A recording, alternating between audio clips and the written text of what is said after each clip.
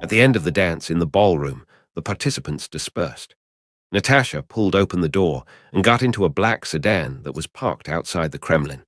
This was the brand new Volga just assembled in the Gorky automobile plant a few days ago. It had smooth lines and unique decoration, which fully embodied the unique industrial aesthetics of the Soviet Union. The Volga was once known as the high-class car of socialism and the pride of Soviet industry, and then it was widely used as cars for executives. Once imported into China, it became a special vehicle for state leaders. On the surface of this black car, there was a KGB sword shield emblem. Although Taras was the manager of the Red Room, he was a senior executive of Leviathan. However, according to the professional habits of the master spy, one must assume the look when they go out to the battlefield. Taras had always used his KGB identity to do things. Apart from several core executives of intelligence departments, almost no one had heard of Leviathan. He was like a ghost, hiding inside the Red Empire, silently nibbling away at the power and penetrating the center. "Is that what Superman said to you?" Taras frowned. Things were a bit beyond his expectation. In the script at this point, Superman would have taken Natasha into his fancy suite and started a night full of fire and passion. The other party would find out about Natasha's identity, but it shouldn't be right now. Close skin-to-skin contact was needed to understand the heart. After chatting for a while, Superman bluntly identified Natasha and wanted to meet with him. This was wrong. Taras had a grim, paralyzed expression, not showing his anger. He was shocked to hear the news from Natasha. Superman wasn't interested in you. Taras temporarily put the idea of meeting in the back of his mind. Rashly sitting in front of Superman, in case the conversation fell apart, he didn't know if he would survive. He focused on Natasha, his icy eyes sweeping over. The latter's charming body trembled for a moment as if being targeted by a wild animal and subconsciously felt fear. Taras was the mentor of all the students in the Red Room and also the harsh father and a cruel devil in their eyes. When he appreciated a person, he wouldn't be stingy with his praise. When he was disappointed in a person, he wouldn't hesitate to impose punishment. "I think, the general, he should be interested in me," Natasha said with slight hesitation, remembering Superman's flirtatious gesture of reaching out and hooking her chin before he left. Taras was silent as he gazed at the chick sent by the Red Room. Natasha was wearing a bright red backless dress tonight, with a tailored waist. It highlighted her beautiful curves. People couldn't take their eyes off of her red wine wavy hair as if it was a burning flame. Natasha was still very young. She was a slender young woman, far from the stunning and charming beauty of the future. But this naive haze, like an apple that wasn't fully ripe, was more attractive to male creatures, making them want to take a bite. After all, men were single-minded. No matter what age they were, they would always prefer young, beautiful, lively girls. This pure fetish wouldn't change because of anything. Therefore, Taras was surprised. It was reasonable to say that Superman had no reason to be uninterested in Natasha. Could it be, as Igorova said, Superman had a certain fetish? Preferring the mature ones, or have a soft spot for married women. Taras was well informed and had met a lot of business tycoons. Those rich people who were satisfied with their material life would always have all kinds of strange, special fetishes. This wasn't surprising. As the head of the intelligence agency, Taras was privy to many private matters. For example, certain dignified politicians like to be whipped and have candle wax dripped on them.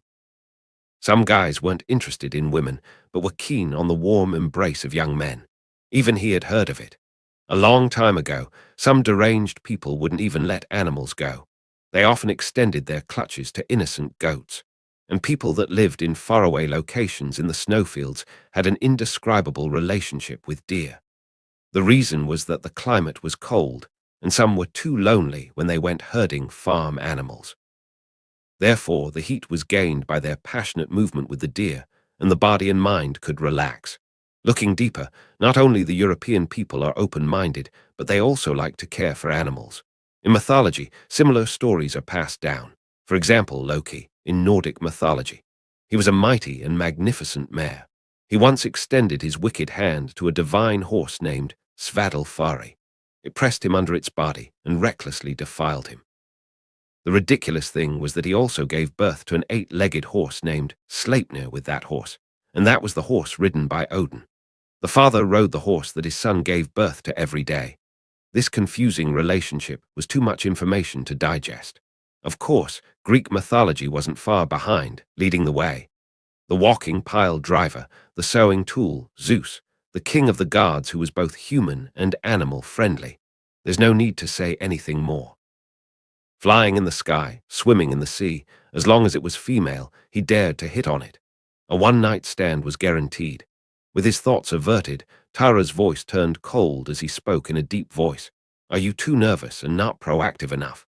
At that time, he chose Natasha because he wanted to find a clean female student with a simple background. In this way, she wouldn't be easily investigated by SHIELD, and it would be convenient to approach Superman. However, Tara's ignored one point because chicks were often no match for eagles. They would easily roll over. I'll report this to Leviathan. You stay close to Superman. I will arrange for you to accompany me throughout the Red Square Conference. Tara still wouldn't give up and had to deliver Natasha with both hands. As for meeting Superman, since Hydra put forward the plan, let them have a headache.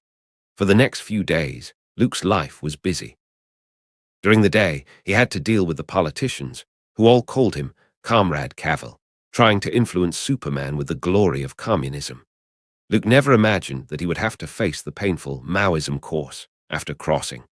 Even worse at night, Natasha was an untrained chick who had no evil thoughts about the bed for the time being. But the Red Room seemed to be taking into account the cold weather in Moscow and sent women to Luke in different ways. In addition to following the whole process, Natasha acted like a secretary. Every day, 2 or 3 female students with different temperaments and excellent values were sent to parade in front of him. Tara's, the master spy, like a pimp in a clubhouse, would silently ask Superman, which massage therapist do you think is pleasing? You can take her back and enjoy. I wonder what Hydra is thinking. Luke sat in the lobby of the Kremlin building, automatically blocking out the noise in his ears. Tara's should have conveyed his meaning to Baron Strucker truthfully. Presumably, it wouldn't be long before he would get a reply. He hoped Hydra understood what was best for them.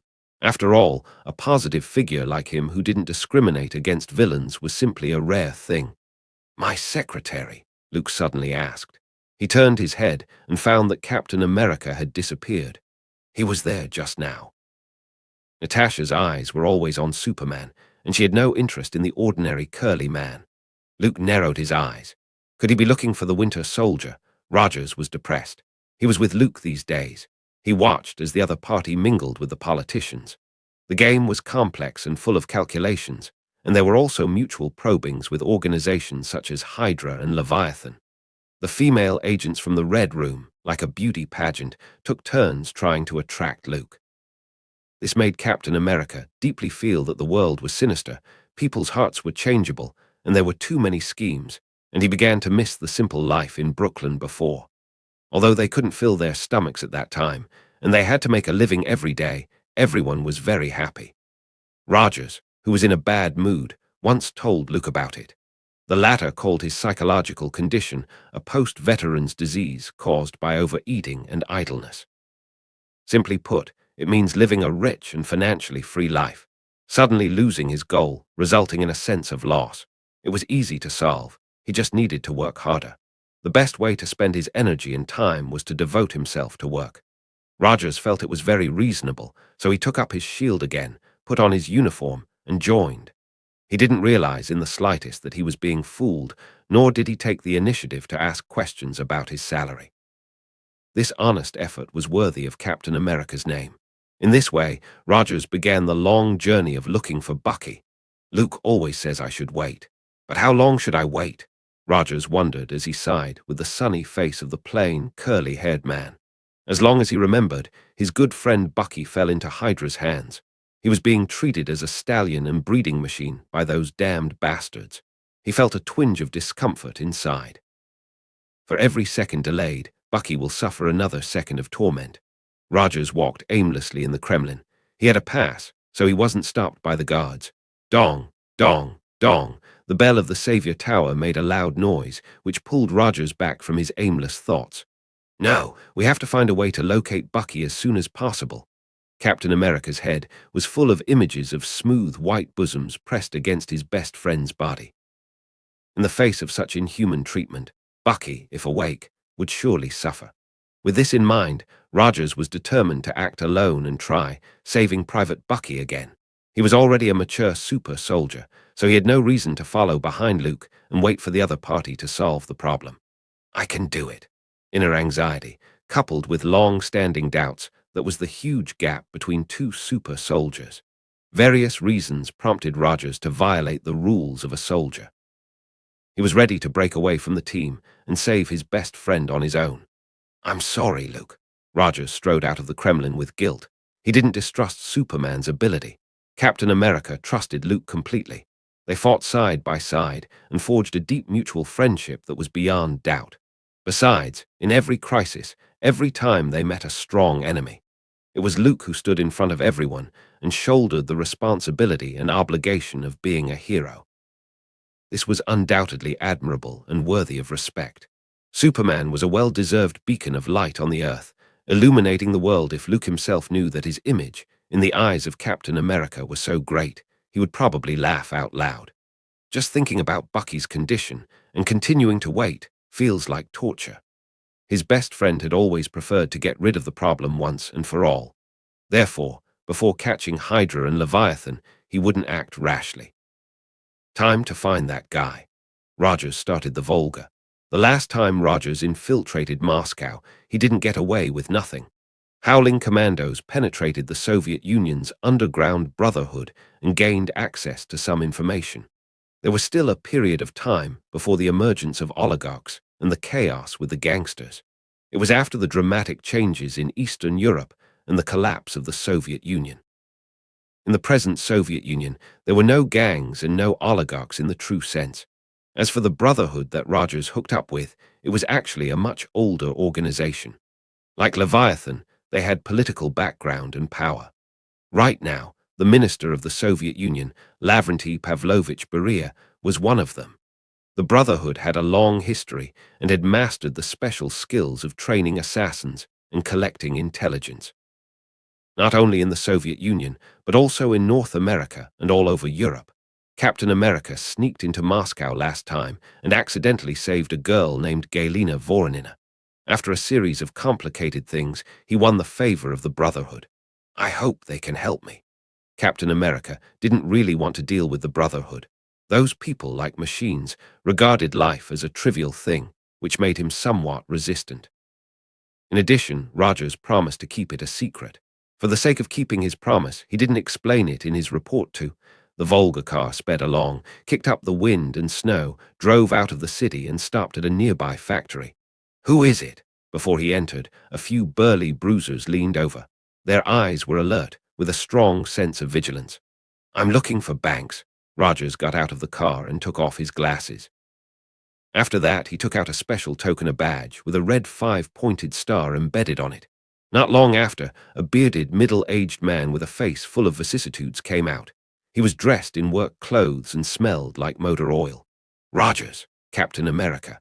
The man named Banks smiled and wiped his hands on his already dirty work clothes. Is it for Barnes? Rogers nodded. In his opinion, the Brotherhood was as knowledgeable as Luke. In terms of intelligence channels, they weren't much worse than huge organizations like SHIELD and Hydra. You're really lucky. Banks bowed his head and thought for a moment, then said, because of the confrontation between the two superpowers, the situation has always been tense and delicate. In Bulgaria, Czechoslovakia, and Romania, there were several assassinations during this period. The victims are all high-level. The murderer is. Banks glanced at Captain America and faintly said, for the sake of saving Voronina, I won't charge you this time. The murderer is the Winter Soldier. The outside world knows nothing about which organization he belongs to and what his origin is. However, no matter how clever the beast passes through the jungle, it will leave traces. After an investigation by the Brotherhood, he should be the James Buchanan Barnes you are looking for. Banks took a picture from the pocket of his work clothes, obviously already prepared. Rogers took it. The figure in the photo was very blurry. They were wearing a half-face mask, riding on a military motorcycle. He didn't know why when he saw those cold eyes, he felt they were very familiar. Bucky. Rogers carefully put the photo away and turned to ask, "So, how do I find him?" Banks raised an eyebrow but didn't answer. His meaning was self-evident. The free information ended here. "What do you want?" Rogers was also very direct. He knew that the Brotherhood sold intelligence in various ways. People could buy it with money or exchange something. "I don't want money." Banks smiled heartily and whispered, "I want Hydra to get the hell out of the Soviet Union."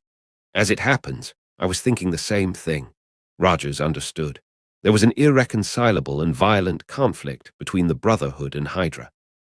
Winter Soldier would go to Minsk to debrief after completing his mission. Banks, who got the reply, told him about Bucky's whereabouts. It was an abandoned collective farm. It's heavily guarded and difficult to approach. Holding back the joy in his heart, Captain America thanked Banks and sat back in the Volga car. "Should I tell Luke?" Rogers hesitated. He didn't know whether Luke would let him go or stay put and continue to wait. This is a rare opportunity. Steve is too impatient. Captain America's actions didn't escape Superman's sights. He left the Kremlin and got rid of Natasha, standing above Moscow, overlooking the Earth. Since coming to Moscow, several forces hidden in the Red Empire had jumped out one after another. After seeing Atlantis' bloody lesson with Namor and the others, the villains had realized that it was useless to approach him the hard way. When they couldn't solve the problem, they would die right then and there, and their whole family would be sent to heaven. It was a high-risk gamble with a very low possibility of winning. Winning was nothing more than kicking away the biggest stumbling block, Superman, and successfully moving towards the peak of power.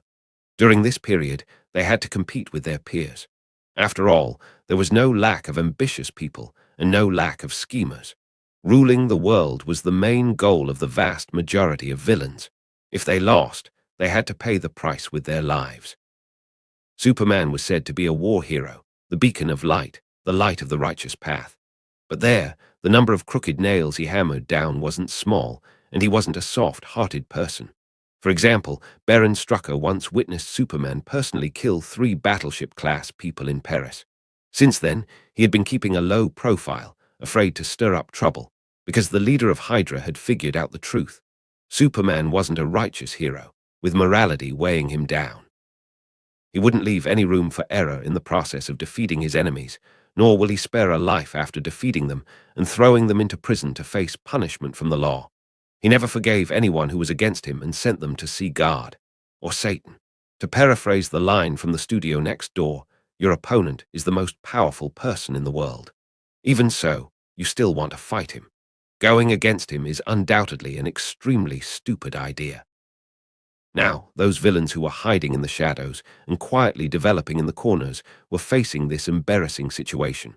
What they used to fight against the enemy didn't work on Superman, whether it was a conspiracy, a trap, or an assassination, ambush, kidnapping, and threats. These common tactics apparently had very little viability on Superman. The other party was like a max-level player in the tutorial village, giving Hydra, Leviathan, or other villainous forces a headache. By definition, such a presence as Superman should be placed in the latter levels, as a superhero in the finale, the savior in a crisis, instead of showing up early, making these gangs of villains helpless. Aware of the problem, Hydra began to adopt the method of appeasement and soliciting. Although they lost the basic dignity of a villain who had to go against the good guys.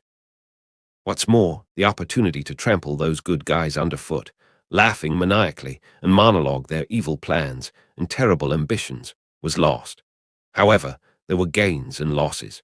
Accordingly, they could survive without having to be killed by Superman's iron fist. It can only be said that this was a path that Hydra never imagined. That's why Luke didn't take the initiative to strike against Baron Strucker.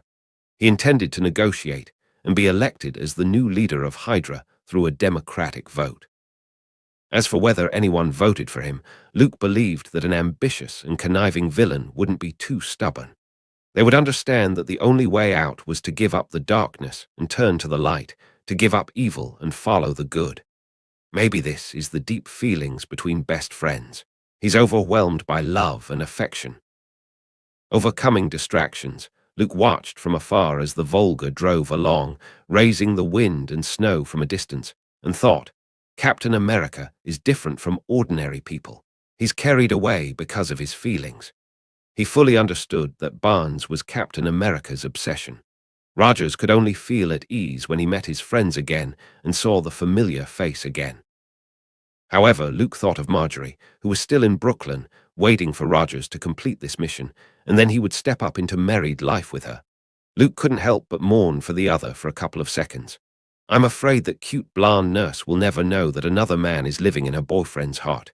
If Steve really got married and Bucky was there, it would have been a classic scene. Luke's mind diverged, and a scene appeared in his head. Bucky, I was here first. Rogers, why is this happening? I'm going to get married, and my best friend is the best man. It's two happy events overlapping. But why can't I? Let's get down to business. He shook his head to get the odd scene out of his head. Luke wrapped himself in his bio-force field and tore through the air like a cannonball. Now that Captain America had acted, there was no need for him to wait any longer. The cold wind hit Rogers' face like a whip. The Volga car had run out of fuel, and he replaced it with a military motorcycle made in Germany. Captain America wore goggles and an overcoat, like a warrior who traveled thousands of miles to rescue the princess. It was also because his super soldier's physique was different from normal people. Otherwise, in such cold weather, riding a motorcycle would freeze people silly. After a long 10-hour journey, he changed from car to motorcycle to train. Rogers finally arrived in Minsk, a city with a history of almost 1,000 years. However, there were no old houses or places of interest in the streets and urban areas. During World War II, Minsk was occupied by the German for 3 years, and the smoke and artillery of the war destroyed everything. It wasn't until the Allies won that the city was rebuilt on the ruins of Minsk, with the Sverdlovsk River as the central axle. Rogers wasn't a tourist, and he wasn't in the mood to experience the customs and atmosphere of Minsk. He followed the information given by the Brotherhood and found the long-abandoned collective farm. As Banks said, the perimeter of the farm was heavily guarded, with patrol guards constantly rotating. In all directions, east, west, north, and south, there stood a guard post similar to a sentry tower, on which several machine guns could be faintly seen. This reminded Rogers of Hydra's camp and recalled the feeling of being on the battlefield. How do I sneak in and find Bucky? Captain America hid in the thick forest and looked out at the collective farm not far away. He really wanted to be like Luke, a cannonball smashing into the tight encirclement. Then, under the hail of bullets, Bucky would be rescued from his deep suffering. I might be able to do it. Rogers suddenly realized he was already a battleship class rather than an ordinary super soldier. Hydra's fire attack shouldn't be a fatal threat to him. The longer I stay with Luke, the more I get used to the brutal, no-brainer approach to solving problems. Captain America held the vibranium shield and took a deep breath. Bucky, I'm coming to save you. Steve is acting out of character. Luke had his arms across his chest and stood high above in the sky. With his eyes looking down, he could see Captain America hiding in the thick forest. It would seem that the other party was observing the surrounding environment and considering how to sneak into the heavily guarded collective farm without disturbing others. But before long, Rogers put the vibranium shield in front of him and smashed the gates to the farm like a cannonball. This blatant, reckless style of doing things was nothing like the cautious nature of Captain America. I didn't expect Steve, a cautious man, to learn an assassin's method of no one will notice if there's nobody to notice. Luke lamented, rampage in, break through the heavy siege, and eliminate all the enemies. This was the most common method used by Superman. Compared with Captain America's long journey, Luke arrived in Minsk long ago. The former took 10 hours, but he only spent a few minutes. After that, he found a hotel to stay in and experience the local customs. Luke originally wanted to finish the mission of saving Bucky before Rogers arrived, and by the way, have a face-to-face conversation with Hydra. However, considering that the former disregarded the principles of a soldier and left the team by himself to travel thousands of miles to meet with his friend, he couldn't help but dismiss the idea. The long wait was for the satisfaction of the moment they met. But Steve and Bucky, in fact, may not want to meet in this way. Luke glanced lightly as if he thought of something interesting, and his mouth slightly tilted. Da-da, da-da-da. Seeing a stranger breaking in, several machine guns mounted on the sentry tower spewed out. The heavy fire, unsurprisingly, all hit the vibranium shield. Although the red and white round shield coated with a big 5-pointed star could only block Roger's upper body at most, no one shot at his lower body. It was as if the shield had an amazing effect on people, and they couldn't take their eyes off it. Ding, ding, ding. Seeing a bullet hitting the center of the shield, Luke groaned. Are these Hydra guys having a shooting competition? Seeing who could shoot more accurately. Of course, Captain America's vibranium shield was where his 50% protagonist aura came from. It didn't surprise Luke. It seems like Hydra's tech hasn't been significantly enhanced since the end of World War II. Luke looked at the battlefield, which was one-sided, and shook his head.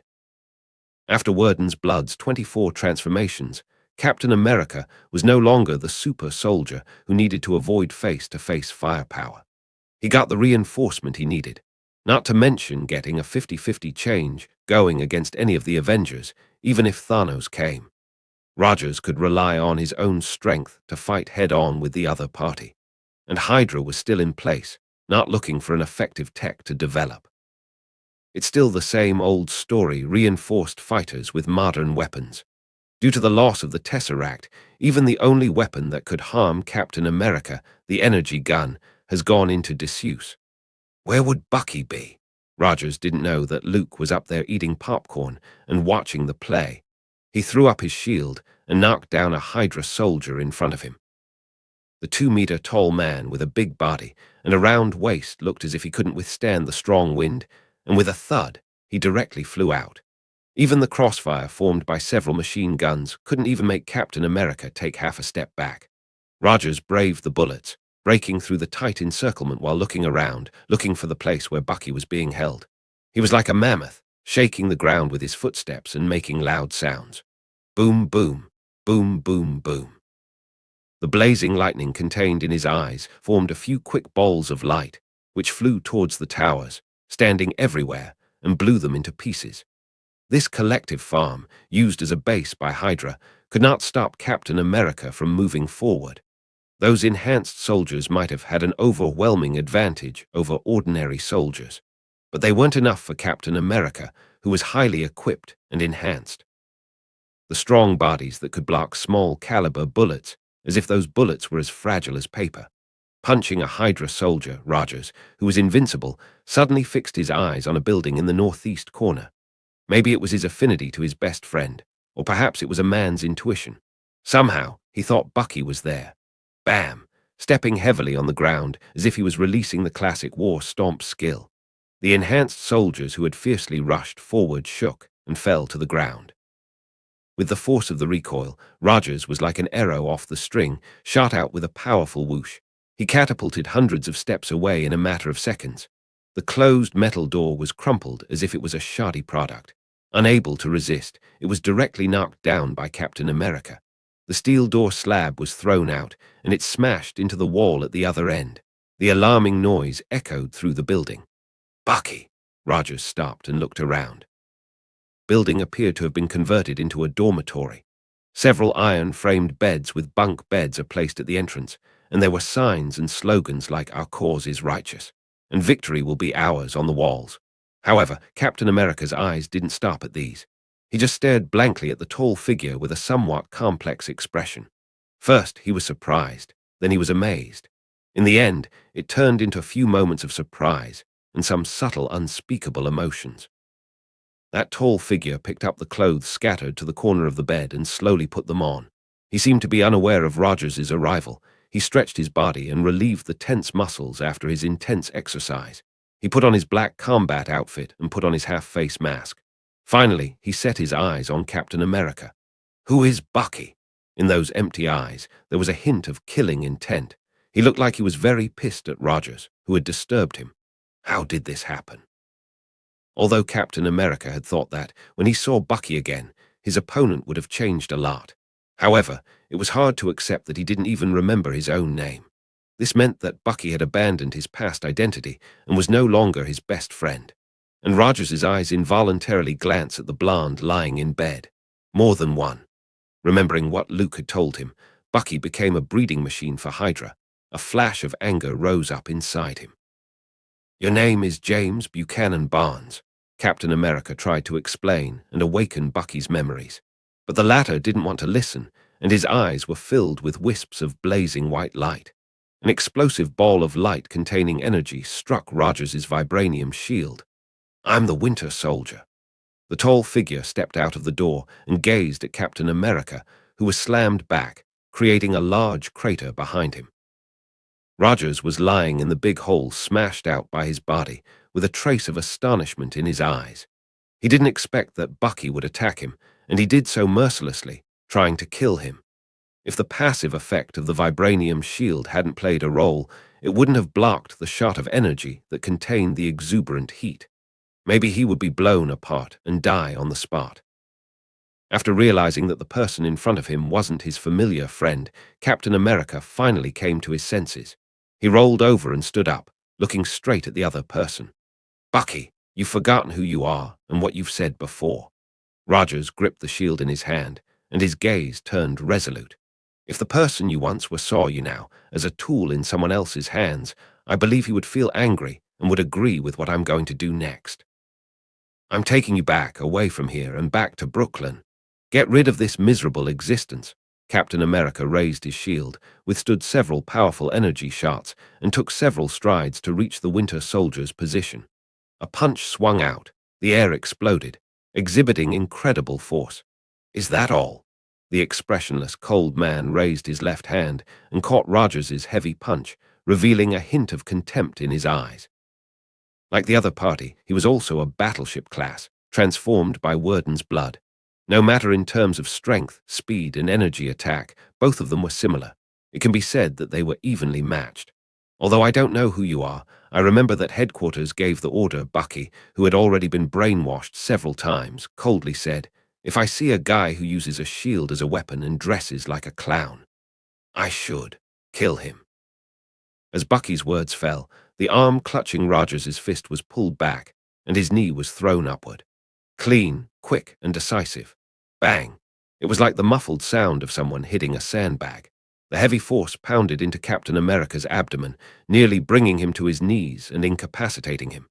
With a strong will, Rogers struggled to overcome the excruciating pain in his head and threw out his shield before Bucky could launch his next attack. The Winter Soldier seemed to have a lot more experience in combat than Captain America, so he extended his arm and firmly took it. "You don't look like a veteran," Bucky said so. "Your body is getting rusty and slow. No belief in winning, no determination to kill your enemy." A fist smashed into Roger's face. The bones of his nose breaking sounded, and the hard bones abruptly shattered. A string of blood rolled down. With only a few rounds of hits, Captain America, who had rarely suffered a defeat, fell into a disadvantage. "Ah, this is domestic violence." Luke looked down and saw the two men fighting. Compared with Rogers's passive parry, Bucky was much more active. It was like a storm of punches and kicks, occasionally interspersed with a few shots of energy blasts. The flat ground was full of ditches and potholes. Two, battleship class, like humanoid machines, constantly collided in the most primitive way. "If the situation continues, it looks like Steve is going to lose." Luke could see that Captain America was always thinking of his old feelings and always left room for them. The brainwashed Winter Soldier had no psychological burden, and every punch and kick was aimed at the vitals. Boom, boom, boom, boom, boom. Several spherical lightning bolts, like tracking missiles, traced a dexterous path and circled around Rogers, who was dodging, and then instantly exploded. Terrifying waves of air tumbled up, like tons of explosives ignited all together, releasing rampant energy. Luke was slightly surprised to see that the Winter Soldier was obviously better than Captain America in terms of control. Hydra must have given Bucky special training, while Rogers, on the other hand, had very few opportunities to fight after the war. It wasn't surprising that one was better than the other, resulting in a one-sided battle. "I'm Steve Rogers. I live in Brooklyn, and I have a friend named Bucky." In the smoke that spread out, labored words and violent panting could be heard. Almost half of the tattered long trench coat was destroyed, and his whole body was covered with charred marks. Captain America, who looked awful, slowly walked out. "Leave Hydra. Leave this place, Bucky." Rogers stared deep into his eyes, seeing that physical persuasion won't work.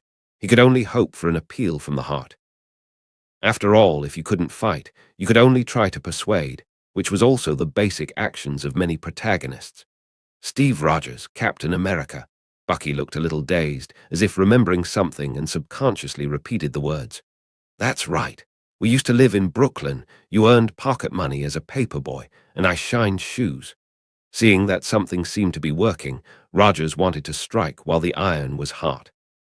As he walked forward, he approached Bucky. While slowing down his voice, he softly said, Your father served in the 107th Infantry Regiment, and you joined it later on. Remember? The Winter Soldier couldn't help but lower his head, and his eyes looked even more confused, as if he was struggling, trying to remember. Bucky, did you forget all those warm, funny, and meaningful things? Captain America continued to talk about their past, hoping to shake the other's memory and awaken the other party's inner self. I remember, when Rogers was about to walk in front of him, Bucky suddenly raised his head, and a cold light burst out of his eyes. You're the enemy. The moment he made a sound, his palm reached out like lightning and quickly strangled Captain America's neck. Caught off guard, the latter was struck. I am considering whether to kill you now or to take you back to the organization.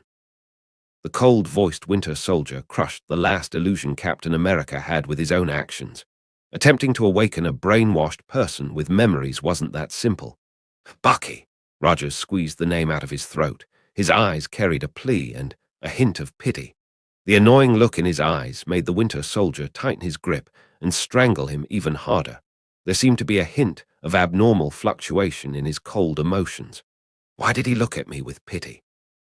This question came up in his mind. Forget it. Let's settle it right now. Bucky was a little distracted, as if some kind of memento mori scared him, which was emerging. To keep himself calm and undisturbed by external things, he even went so far as to give up his intention of bringing Captain America back to Hydra. Kill him. On the other side, the rational brain urged Bucky to take action. He tightened his palm even harder, like cast iron, so he could wring the other's neck. Advise you to let him go, Sergeant Barnes. The dark red cloak was blown by the wind and rolled like a wave. The tall and straight body slowly descended, landing on the ground. Who are you? With a wary look in his eyes, Bucky held Rogers, who was in a death grip, in front of him. As a veteran who set foot on the battlefield, he was an ace killer with an incredible amount of experience. His keen instincts told him that this uninvited guest was dangerous. I am another friend of yours. Luke smiled slightly as he turned toward Rogers and said, Hold on, it might hurt a little. The latter's red face was full of confusion, and Bucky didn't understand the other's meaning. They just saw Luke take a step, and then the Winter Soldier, who was holding a hostage, felt a sharp pain. His chest felt as if a heavy hammer hit it, and his bones were about to crack. Then he heard the booming explosion that shook his eardrums, and a fierce gust of wind hit his face, painfully blowing him back. Finally, he saw the upright figure standing in Bucky's original position. As for Rogers, Luke took him away from the Winter Soldier, but his collarbone was slightly misaligned, and he felt a painful crick in his neck. Hiss! Your plan to rescue a hostage is too crude, Captain America said, craning his neck. Leaving without authorization, I haven't penalized you yet, Colonel Rogers. Luke's face was stern, displaying the authority of a general. We'll go back and write a report and seriously reflect on it. Rogers obediently admitted his mistake, which was indeed his fault. Forget it. I'll take care of Bucky for you. Luke shook his head. He just said it casually. He didn't really want to blame Captain America. This was his best friend, so it was understandable. The most that could be done was to remind Rogers' girlfriend to pay more attention to Bucky and be careful of being cheated on. He doesn't remember his past at all. Captain America cracked his neck back and spoke in a downcast voice. Considering that he almost died at the hand of the Winter Soldier just now, the lucky feeling of surviving reminded him that the man standing in front of him had become a loyal tool of Hydra, not an old friend who grew up with him in Brooklyn. I can remind him of who he really is, Luke said lightly. Then, under Rogers' surprised gaze, he walked towards Bucky, whose sternum was cracked and couldn't move. What's your name? Superman asked in a commanding manner. Boom! A ball of lightning was ready to strike in the Winter Soldier's eyes. Luke's mouth tilted. He stretched out his hand on the other person's face and held their head. He slammed it to the ground with a straight face. Bang! The solid ground was smashed into a deep crater, and Bucky, who wanted to release his energy blast, fell to a dizzy state. "What's your name?" The Winter Soldier, who had been strictly trained never to divulge any information, still intended to answer Luke's questions with actions. He endured the sharp pain in his sternum, and his foggy mind grabbed Luke's right arm with both hands and twisted it backward. The latter's upright figure was as steady as a mountain, without the slightest hint of wavering. Bucky's resistance was like a child facing a towering tree. No matter how he kicked, there was no response. Bang! A second time. A whack to the ground. "What's your name?" Luke continued to ask. Bucky gritted his teeth and refused to say anything. He was the most powerful fighter in Hydra and the most loyal member. How could he easily give in to others? Bang, bang, bang, bang, bang. Bang. Luke was like a rigid machine, asking questions over and over again and smacking him down over and over again. An unspecified number of smacks later, the Winter Soldier, who felt that his bones were going to break, weakly said, "Barnes." "My name is James Buchanan Barnes." "Good, you finally remembered who you are." Luke dropped Bucky, who was almost at his last breath. He turned to a dumbfounded Rogers and said, "Steve, look, he remembers." It was 2 hours after Baron Strucker learned that the collective farm had been invaded and that the Winter Soldier had been taken away. For the previous Hydra, it would take 40 minutes at most. This fully reflected the weakness of the residual party and its complete inability to roll out an extensive and timely intelligence network. Back to the clock 2 hours ago, Baron Strucker was at the Savior Tower with peace of mind, considering Leviathan's suggestion that was, having a face-to-face conversation with Superman. The other party had already expressed their meaning and asked Natasha to convey it. Whether it's Leviathan or Hydra, they had to make a choice. Testing Superman's patience was unwise and dangerous. Besides, using countless means couldn't compare with serious and sincere positive communication. The only thing that Baron Strucker should worry about was probably his personal safety. If Superman wanted to catch Hydra and pull the fishing net out of it was equal to sending his own head out the door, a purely idiotic act. "Zemo, what do you think of the god-like human? What is he really trying to do?" Baron Strucker clasped his hands on the table and looked at Zemo, sitting opposite him. The other was the only person who had gained his admiration and was entrusted with important responsibilities in the entire Hydra remnant party. On the one hand, it was because Zemo had the same origin as himself. Having joined the SS under Führer, there was no doubt about his loyalty to the organization. On the other hand, there was also a serious talent shortage in Hydra, and there were no elites available. The scientists were all packed away by Dr. Zola and delivered to the then Strategic Scientific Reserve. Only the intelligence department was retained and was absorbed by Baron Strucker. "I'm not sure." Zemo shook his head. He wasn't so arrogant to think that he understood Superman like the back of his hand and could guess what the opponent was thinking. How could an ant guess what the giant was thinking? These were Zemo's true thoughts. The difference in their positions was too big of a gap. The results obtained from the psychoanalysis were naturally flawed beyond measure. Judging from the past actions of the god-like human, he often does surprising things, things that the outside world won't expect.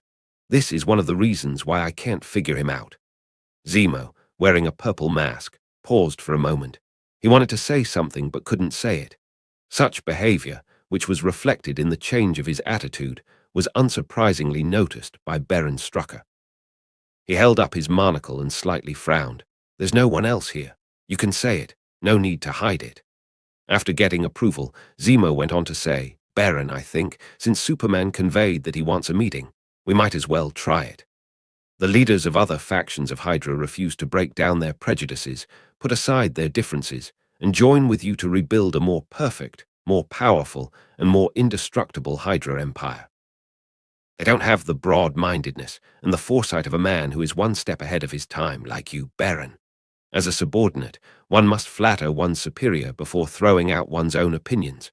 This wasn't only a hidden rule in the workplace, but also one of the cheat codes for promotion and salary increase. Baron Strucker was very pleased by this, even though he knew it was flattery. It was nice to hear, and people couldn't help but smile when they heard it. If you can talk, say more. The leaders of other factions indulge in power, only care about their immediate interests, and wouldn't go far. Omitting hundreds of words of praise, Zemo then said, If we can take the lead in getting a connection with Superman, get the recognition of the other party, or even reach a partnership by promising a portion of the benefits, we can gain SHIELD's support. In turn, use this support to bring the other factions into your hands, wouldn't it be? Zemo didn't make it too clear, but the meaning was obvious. Use to deal with the other Hydra factions and hold Superman's support tightly. Their future would be bright. Baron Strucker frowned even more tightly and looked at Zemo with a strange look. This guy isn't a spy hiding inside Hydra, is he? Bent on selling the organization to Superman. Such thoughts passed his mind, but then disappeared. Baron Strucker shook his head lightly. Zemo had served Hydra well and had shed blood. He shouldn't be so suspicious of him. This proposal seemed tempting, but failed to impress Baron Strucker. Zemo, Hydra and Superman aren't on equal footing, and we can't guarantee our own interests at all. The bald-headed Baron was clear-headed, not biased, but worried. The only result of an unequal dialogue is to repeatedly give in, until everything is given away. Zemo bristled, seemingly holding a different opinion. He thought that what Hydra had lost was nothing compared with the benefits they could get. That was Superman, the most vocal and powerful person in the world. This was the same as a once strong and established company facing a rising global giant. Continuing to maintain pride, not accepting acquisition, they would only be slapped to death by the surging tides. Within the Red Empire alone, there were two major organizations, namely the Brotherhood and Leviathan, competing with them. On the global scale, other Hydra factions, as well as various forces, could completely overwhelm them. In addition, mutants, inhumans, all kinds of aliens from the dark world, magicians, and so on. How could there be any room for Baron Strucker? But if they joined the ranks of global giants, they might get the opportunity and capital to rise again. Endure it for 3 years, and then grow silently, reverse the attack from the people at the top. That was what Zemo was thinking. When he thought about this, the corners of his mouth couldn't help but quirk up in a weird smile. Zemo, do you have a different opinion? Baron Strucker's inquiry pulled Zemo back to reality. He shook his head repeatedly and denied, I didn't think about it properly. Baron, you have a far-sighted vision. At this point, the conversation came to a standstill. The silent atmosphere ran through the room. The call from Minsk rang, and Baron Strucker picked it up. In a matter of seconds, his face changed from shock to anger to frustration. The call didn't last long, but the bald-headed Baron soon put down the receiver and slumped on the chair. This time, he even lost his last card and wasn't even qualified to sit at the table. Maybe you're right, Zemo. After a few minutes of silence, Baron Strucker's eyes showed a touch of bitterness, and his ambition was doused with cold water. Losing the Winter Soldier meant losing the last hope of cloning an Aryan Superman. There was no bargaining chip for cooperation with Leviathan, and Tara's, the master spy, would soon attack him. What happened? Zemo asked in a low voice. Superman took Winter Soldier away, which may be a sign or a warning from him. Baron Strucker answered. He is telling us that Hydra has no choice but to obey or die a silent death like Red Skull. He waved his hand, seemingly discouraged, and instructed Zemo, have Leviathan send a message. We'll accept a meeting. Tomorrow, in front of Vladimir Ilyich Ulyanov's mausoleum. The latter nodded, showing a trace of joy on his face, completely devoid of the frustration that Baron Strucker had. Wasn't it better to work with Superman than to live in the Soviet Union? The emergence of a strong individual was bound to give rise to another strong force. Perhaps Superman had no desire to become a dictator, but there was no denying that sooner or later the world would be overshadowed by his presence. His opinion will determine the situation of a country and a continent, and everyone will have to show him respect. Invisible dictatorship is still a dictatorship, Zemo thought so. He left the room and stood at the balcony of the Savior Tower overlooking the Kremlin. The new era belonged to Superman and also to the new Hydra. On the west side of Red Square, in front of the magnificent mausoleum built with red granite and black feldspar, Baron Strucker and his confidant, Zemo, arrived early. They stood under the solid pedestal and looked up at this solemn and simple building. The body of the man, who was praised as a mentor by people, was placed in a glass coffin inside the mausoleum, and his body was covered with the Soviet flag. There were a lot of people there, and every Soviet who passed through Red Square or famous tourists would come to pay tribute. You also came. A Volga car stopped, and Baron Strucker saw Taras, the master spy, come out. As a former member of the KGB and a senior member of Leviathan, his appearance was much more high-profile. After giving a few orders, several groups of guards rushed to the Red Square and set up a perimeter around the mausoleum to prevent pedestrians from approaching. Hydra can't defy Superman's will, can Leviathan? Taras said so. Baron Strucker silently thought. When did villains become so humble, having no dignity at all? I heard that your trump card, the Winter Soldier, was taken away by Superman. The sympathy from the bold Baron didn't last long, and Taras awkwardly made small talk. Barnes was Superman's former comrade in arms, and it's normal for Hydra to return the person.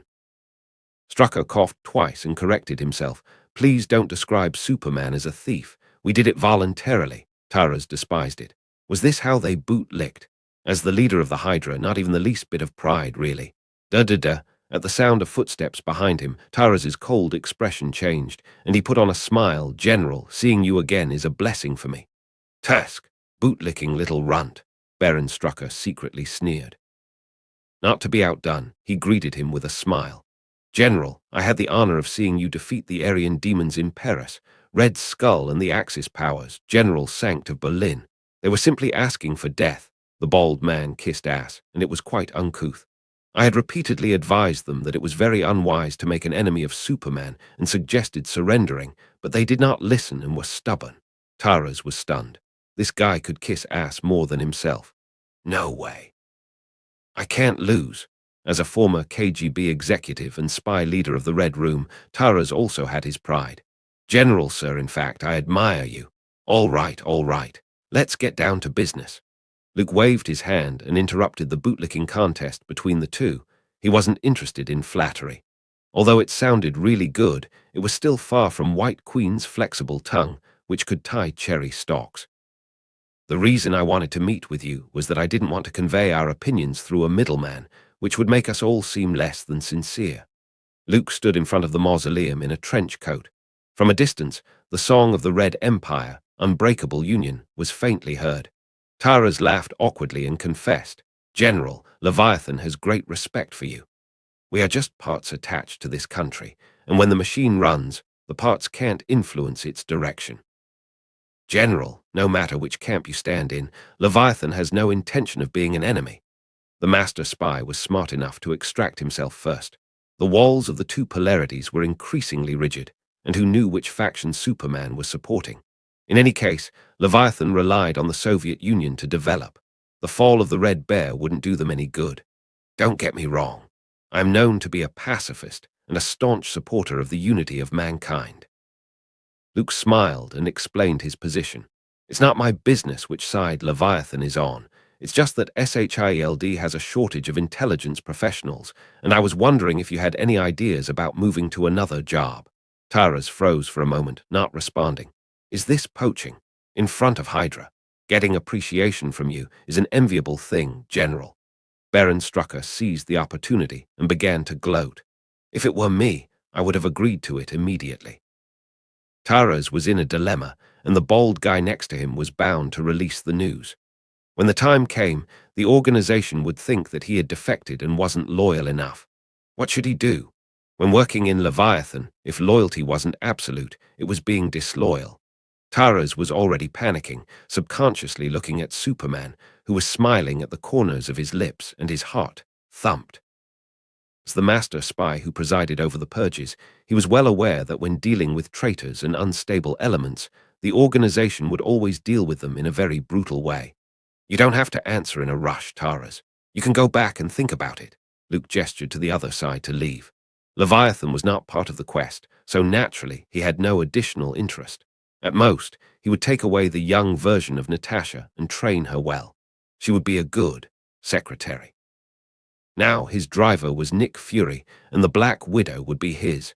Then deal with Thor, and the achievement of gathering the Avengers' senior members would be half complete.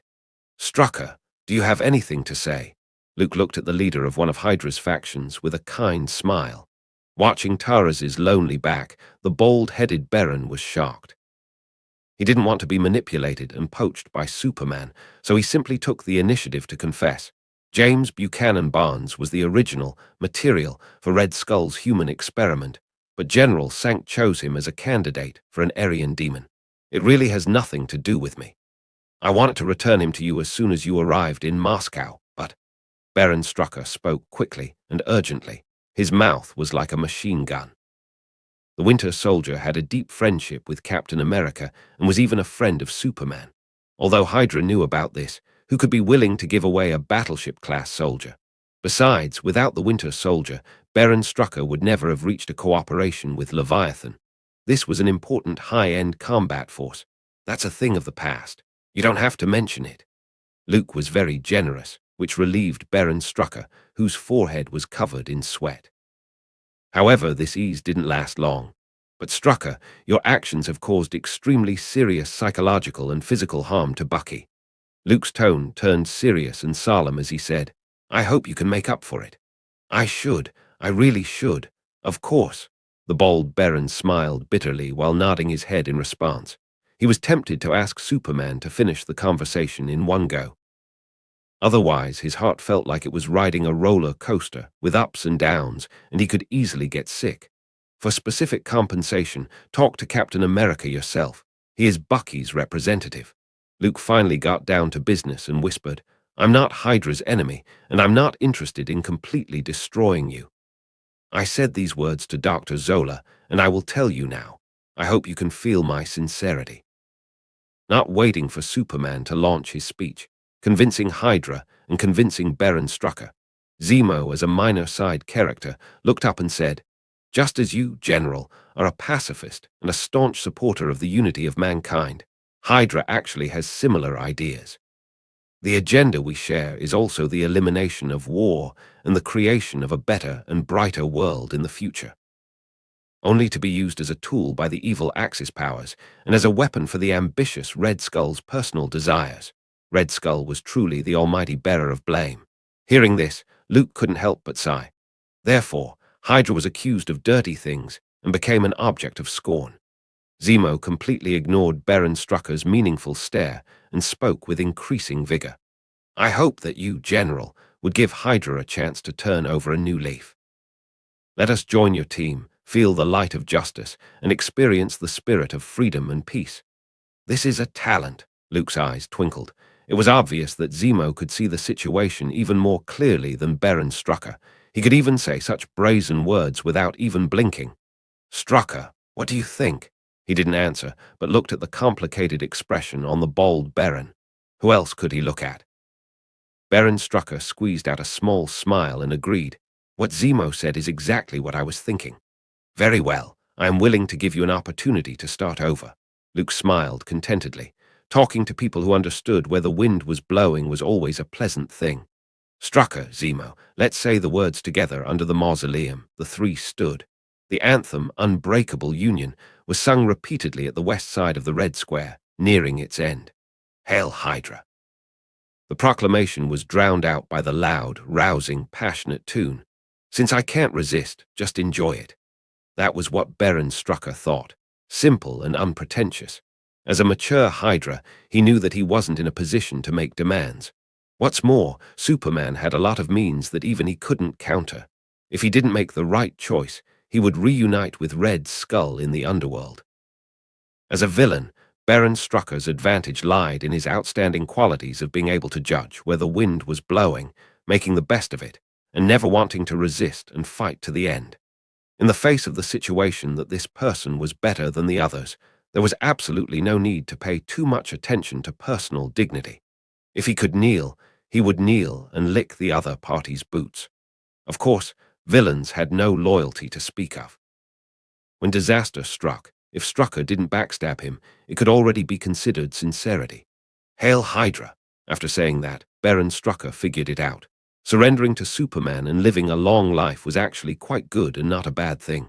As Zemo said, with the help of SHIELD, all the stubborn Hydra faction leaders would be taken down. Today, they are indifferent to me. Tomorrow, I'll pull you all down. A step ahead of the others, he joined under Superman's banner. In the future, he could mingle with the big guys.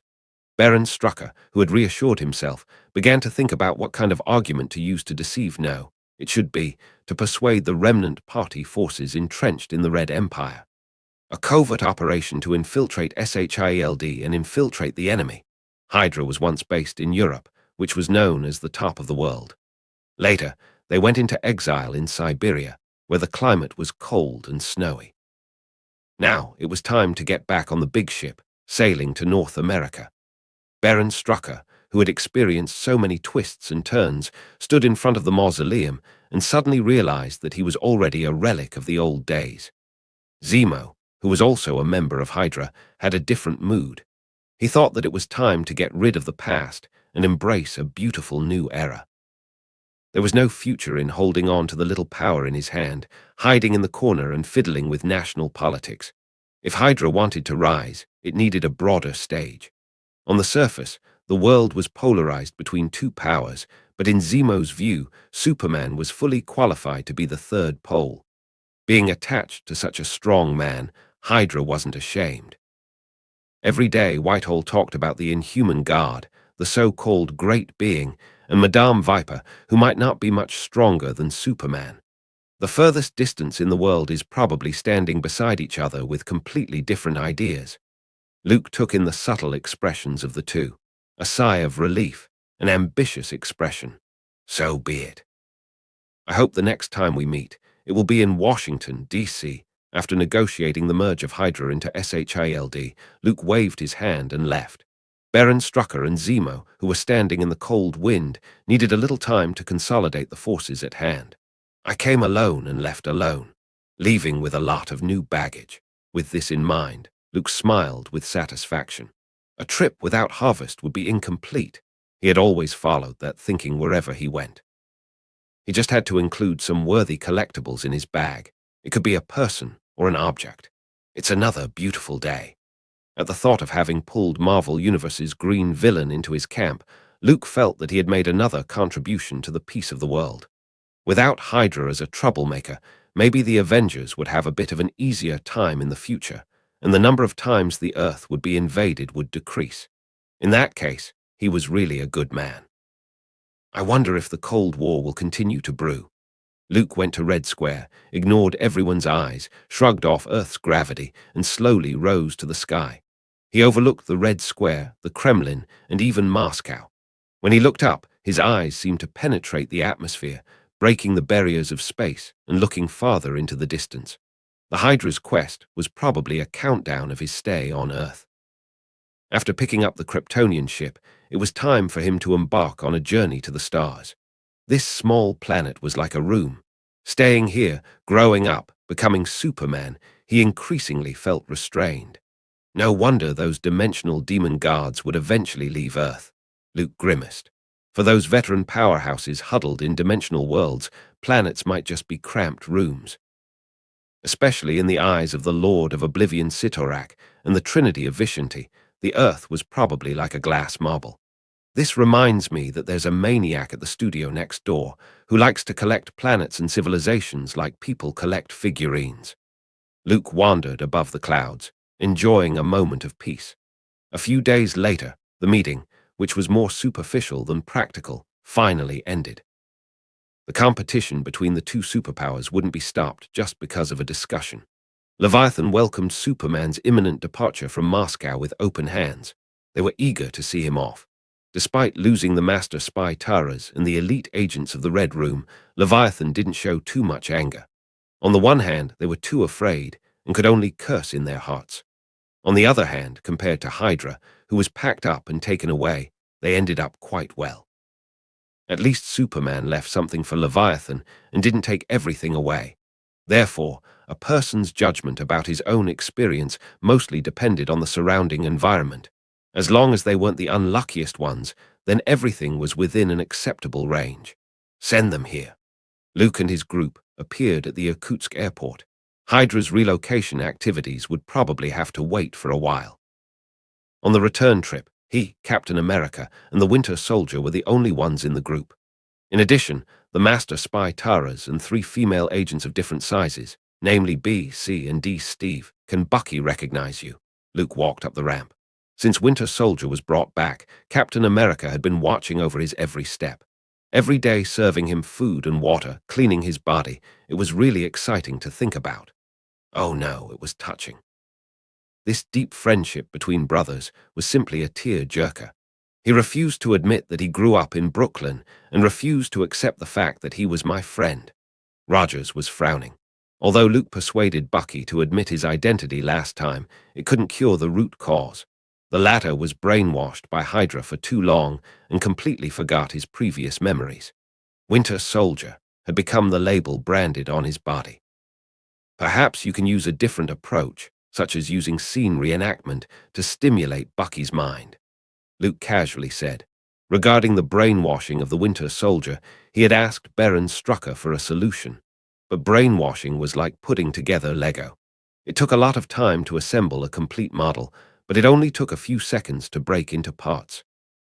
Hydra's brainwashing technique stimulated the mind with various physical pain, cut the complete memory into pieces, and then instilled new perceptions. The general idea was similar to reinstalling a computer operating system. Once installed, restoring the previous data needed a lot of technical work. Reenactment? You mean, take Bucky back to Brooklyn, let him walk through the old familiar places, and awaken his deepest memories? Rogers's eyes lit up. It was a good idea. No, those aren't deep enough and stimulating enough. Luke's mouth slightly tilted as he suggested. Steve, I remember you said that after this trip to the Soviet Union, you would go back to Brooklyn and marry your girlfriend, right? I still remember that you told Bucky that you would ask him to be your best man when you got married. Simply put, why don't you just complete that lifelong vow, stimulate Bucky's memory, and awaken his emotion at the same time?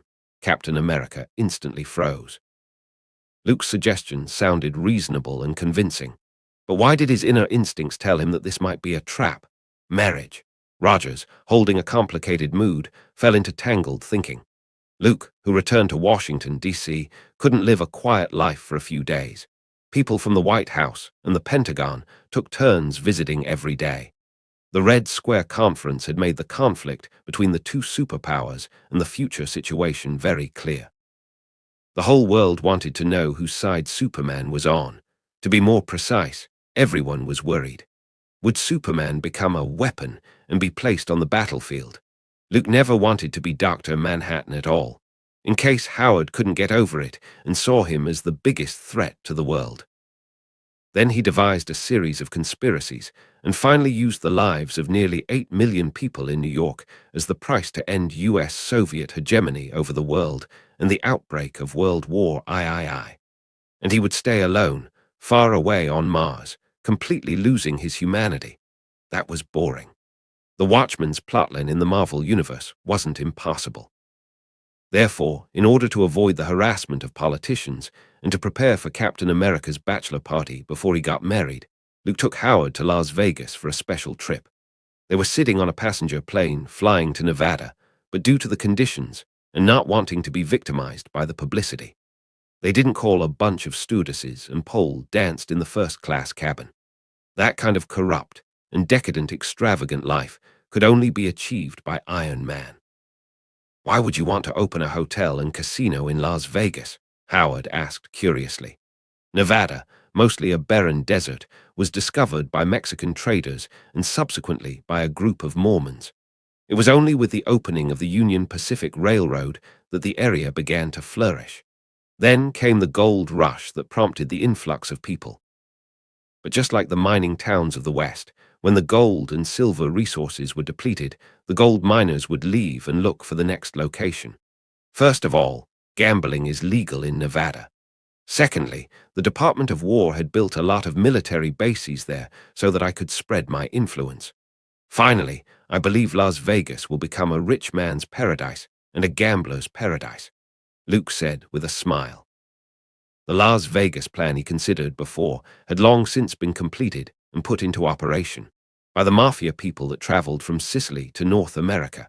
At Luke's behest, they didn't compete with their compatriots for turf, nor did they have any conflicts with the Irish people. Casa Alessandro, a newcomer, brought his brothers over to gain a firm foothold in New York. They only managed the underground casino business in a few blocks. In Luke's words, let them practice first. Running a casino wasn't easy. From security to customers to chip exchange, capital circulation, and so on, they needed to accumulate experience. Most of the gangsters had no skills. Apart from using violence, not many knew how to use their brains. That's why they were keen on high-risk businesses like smuggling and drug trafficking. In legitimate businesses, there were thresholds in place. The Wall Street stockbrokers' favorite clients were gangsters before, because they were quick to pay and never asked about the financial status of the account. It was just like the entertainment circle of later China, where the most popular investors were the coal bosses. There were great similarities in nature between the two. Later, there was also a shocking case in which a daring con man, disguised as Morgan Stanley's to-level broker, tricked the heads of the 5 Italian families, and even the accountant hired by the mafia didn't notice anything wrong. Just half a month, the swindler had extracted nearly $1.5 million and then slipped away. Of course, later, the heads of the 5 families issued a wanted notice. With greater efficiency and speed than the federal police, they caught the man 4 months later. As for his end, the swindler wasn't dismembered or drowned, but in accordance with legal procedures, locked up in a local prison. 2 weeks later, he died of a rectal fissure. It was said that he had roommates 4 times. From fierce men to perverts, each roommate had a special interest in men. It was daily torture. Finally, he was overwhelmed and died of a rectal fissure. This incident also revealed that gangsters were good at fighting and getting revenge. But when it came to economic thinking and dealing with wealth, it was the complete opposite. Luke didn't want Alessandro's gang to become thugs who were dependent on him and could only do illegal business. The more stable the social environment was, the less room there would be for gangs to survive. Sooner or later, they would wash up on shore. Why not stop going to the sea from the beginning and reduce the stains on their bodies? Just like the saying, the way to get rich is written in the law. The existence of profitable business was basically illegal or in the gray area. The only thing worth investing in a free and democratic country, was probably gambling. From the past to the present, there were 2 kinds of businesses, business of the flesh and gambling. They had never been outdated and were always a hard-wired human need. Paradise for the rich. I do have many friends who are attracted to Las Vegas. Howard pondered, but the Vegas, this time, wasn't known around the world yet. Its name only spread in the small circle of rich people.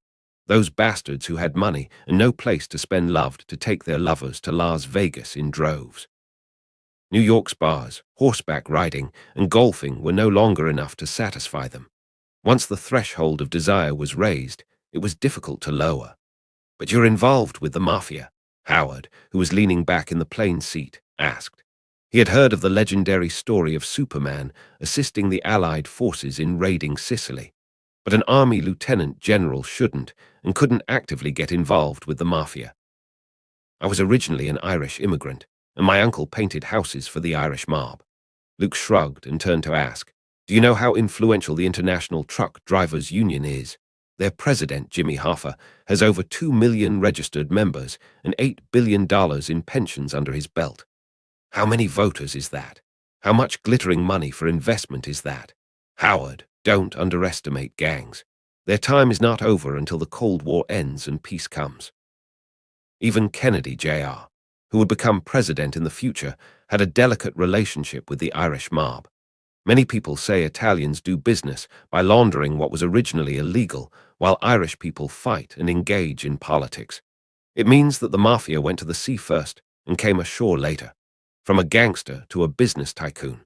And the Irish specialize in uniting unions, making political contributions, and investing in politics. Their greatest success was probably sending Kennedy Jr. to the White House, but it didn't turn out so well. The Kennedy brothers weren't as disciplined as their father. There should be fair trade and exchange of benefits. After they came to power, they turned around to fix the problems of collusion between unions and the mob before they could even warm up their seats. That's true. Jimmy Hoffa has always been the man of the hour. Howard looked at the scattered clouds, ended the topic about gangs, and brought up another matter. "Rogers is really going to get married," Luke nodded. His thoughtless words were listened to by Captain America. A wedding to awaken a former best friend seemed like a solid plan on the surface. Steve is going to spend his last night of bachelorhood in Vegas. When talking about this, Luke was in high spirits. On the other hand, in Las Vegas, an old man with a fedora and a silver cane appeared in the deserted desert. Perhaps the sun was too hot and the temperature was too high. His figure looked distorted. "I can smell a tantalizing scent." The old man sniffed, and his mouth opened with a smile, like a hungry diner seeing a feast on the table. "The last time I was here, there was nothing here." The old man muttered and stepped forward. It was as if the space shortened automatically. He quickly disappeared into the desert. The insatiable greed, the inexhaustible lust. It's more like hell than hell. The first time Howard arrived in Las Vegas, he was captivated by the city that never sleeps, standing in the desert. It was like a hot girl clad in tulle, sexy and charming. There was an urge to explore and discover more. "You should have brought me to a wonderful place like this earlier. I'm sure Rogers would have loved it too." Howard was sitting in a stretch limousine and enjoying the roadside scenery through the window. The roaring waves and undulating curves reminded people of the beaches and bikini girls in Hawaii. Steve, with his old-fashioned personality, may not know how to enjoy such a degenerate life of luxury. Luke shook his head and smiled. Compared with Howard's status as a capitalist, Captain America was a national hero. True, if we say a dirty word in front of Captain Rogers, we might get lectured. Howard exhaled. A few days ago, Luke took Mailner, then Rogers took his girlfriend, and Howard was left alone to act as a third wheel. They held a family party together in Brooklyn. As a result, Howard said, "Oh shit," and was seriously lectured by Captain America. Don't swear in front of Captain Rogers. It had become a classic phrase, circulating in. The Italian family business seems to be doing well. Howard and Luke had just got off the plane when members of the mafia came to greet them. Moreover, it was a big spectacle, with an extended version of the convertible luxury car and 4 police motorcycles with the Las Vegas Metropolitan Police Department logo clearing the way. Of course, any visitor who comes to Las Vegas would be protected by the mafia as long as they enter the casinos and spend money. Luke smiled and lightly said so. So, thieves and robbers stay in the old city. If they dare come to the new city and attack those guests, they would be cut off by the mafia and thrown into the desert to feed the vultures. The police in Las Vegas were only responsible for maintaining law and order in the old city. As for the order in the casinos and hotels, it was the job of the gangsters.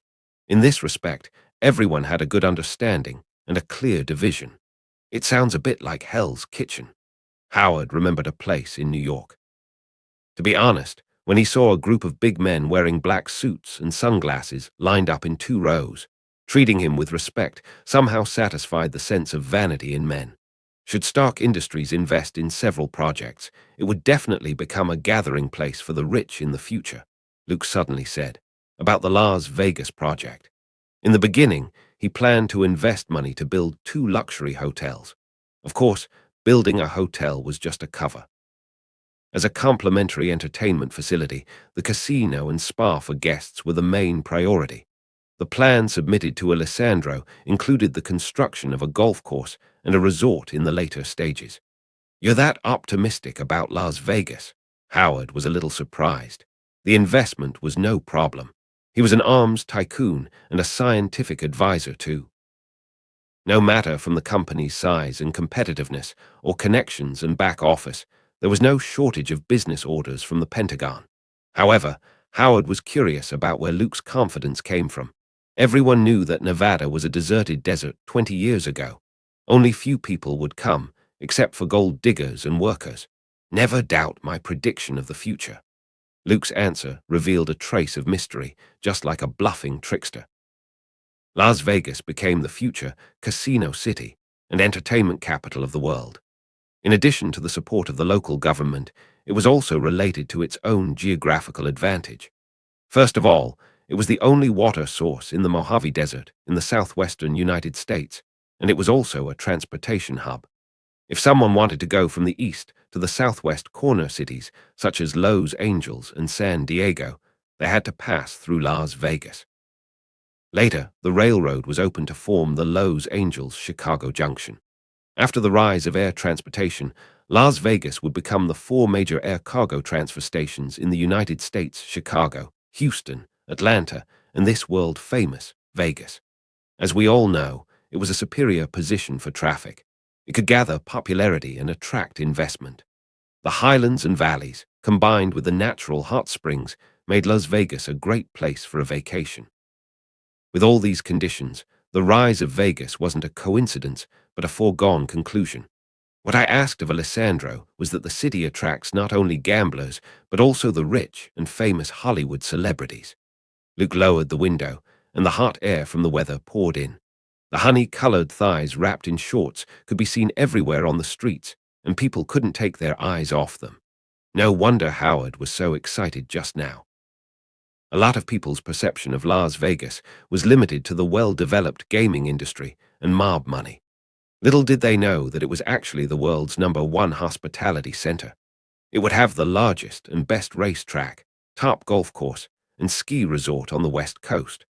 Because of its special climate and non-industrial environment, it was one of the best places in the United States for lung disease treatment.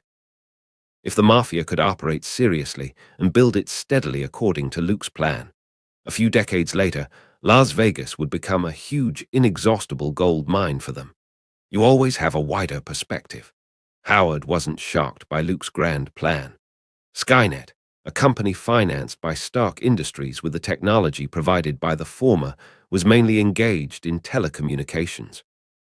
Scope of its business development, as well as the research and development technology, were basically implemented according to Superman's vision. AT&T, which was the owner of Bell Labs, was unable to resist Skynet's dominance. You know what? I recently found a chief financial officer, Howard sighed. He's a very capable and insightful young man. He admired your proposal, and I feel like he has a pair of eyes that can see the future, watching everything that will happen in the near future. Luke picked his eyebrows. The CFO Howard found was not Obadiah Stane, right? That was the villain that almost brought the Stark family to its end. General, we have arrived at the hotel. The stretch limousine was parked on the side of the road, and a soft carpet was directly rolled out from the hotel to the car door. On both sides stood ladies of various complexions and nationalities, each with their own characteristics. Isn't this a bit too high profile? Howard felt the slight movement of the beauty radar on his lower body, and his intuition told him that tonight would be a sleepless night. General, Mr. Stark, please have a look upstairs. The ladies surrounded the two who got out of the car and walked into the elevator under the envious eyes of tourists. It's boring. Staying at the Mafia's Flamingo Hotel, Howard, who had been having fun for a whole week, was paralyzed on the sofa. His eyes seemed unfocused, and he looked bored. He was bored of the baccarat, Texas Hold'em, and other games. The ski resort was under construction, and there was nothing to do but play golf. He enjoyed the natural hot springs every day, lying in a hot spring pool that could accommodate hundreds of people, overlooking Las Vegas below. It was simply the height of luxury, and there were beautiful women who could give him back rubs and shower him. It sounded like a comfortable life in paradise, but for Howard, who enjoyed new things and got bored very quickly, after experiencing it a few times, he had already lost interest. Even if Alessandro, the leader of the Mafia, had hinted that the hotel's ladies, the sexy dealers, and the waitresses were available to serve. Howard, who could enter a time where he didn't even bother with women any time he wanted, didn't go along with the flow. Even if it was free prostitution, he refused such illegal behavior. Well, the reason for this was, actually, it was because he overexerted his body on the first day he arrived in Las Vegas, playing multiplayer sports. Nevada was the only place in the United States where the sex trade was allowed and considered legal at this point in time.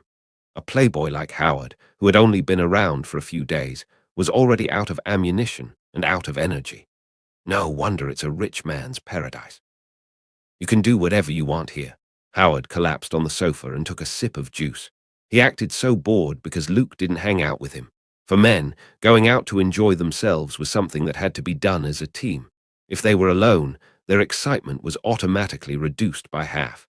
He clearly agreed to avoid the White House, the Pentagon's people, and help Captain Rogers prepare for a bachelor party, but he's still talking about work. Howard complained. Luke had experienced the local customs on the first 2 days he arrived in Las Vegas. Not only did he set a record of winning 43 blackjack games in a row in the casino of the hotel, but he also played all kinds of games. Poker, craps, big six wheels, slot machines, roulette. These games developed by humans weren't a challenge for Luke. Therefore, it was just a short moment of immersion. He pulled himself out and went back to work. Las Vegas wasn't only the casino city of Nevada, it was also a national security zone. The U.S. Department of Energy had established the Nevada test site in the southeastern desert of Nye County, where the military had conducted over 900 nuclear weapons tests. This also attracted a large number of nuclear explosion tourists. The atomic bomb took Nevada by storm and became an instant sensation. There were many Miss Atomic Bomb in Las Vegas, beautiful girls in mushroom cloud bikinis, which was a unique feature. Anyway, Luke was here, and naturally, as a war hero, he had to visit various military bases to pay his respects. So he left Howard in the hotel. This is a rare vacation. How can I waste my time in a hotel room? Howard, who had slept for a while, narrowed his eyes. He touched his mustache and decided to go out and have some fun. Even if he played golf or went to Hot Spring for a while, staying in a room for too long wasn't his style.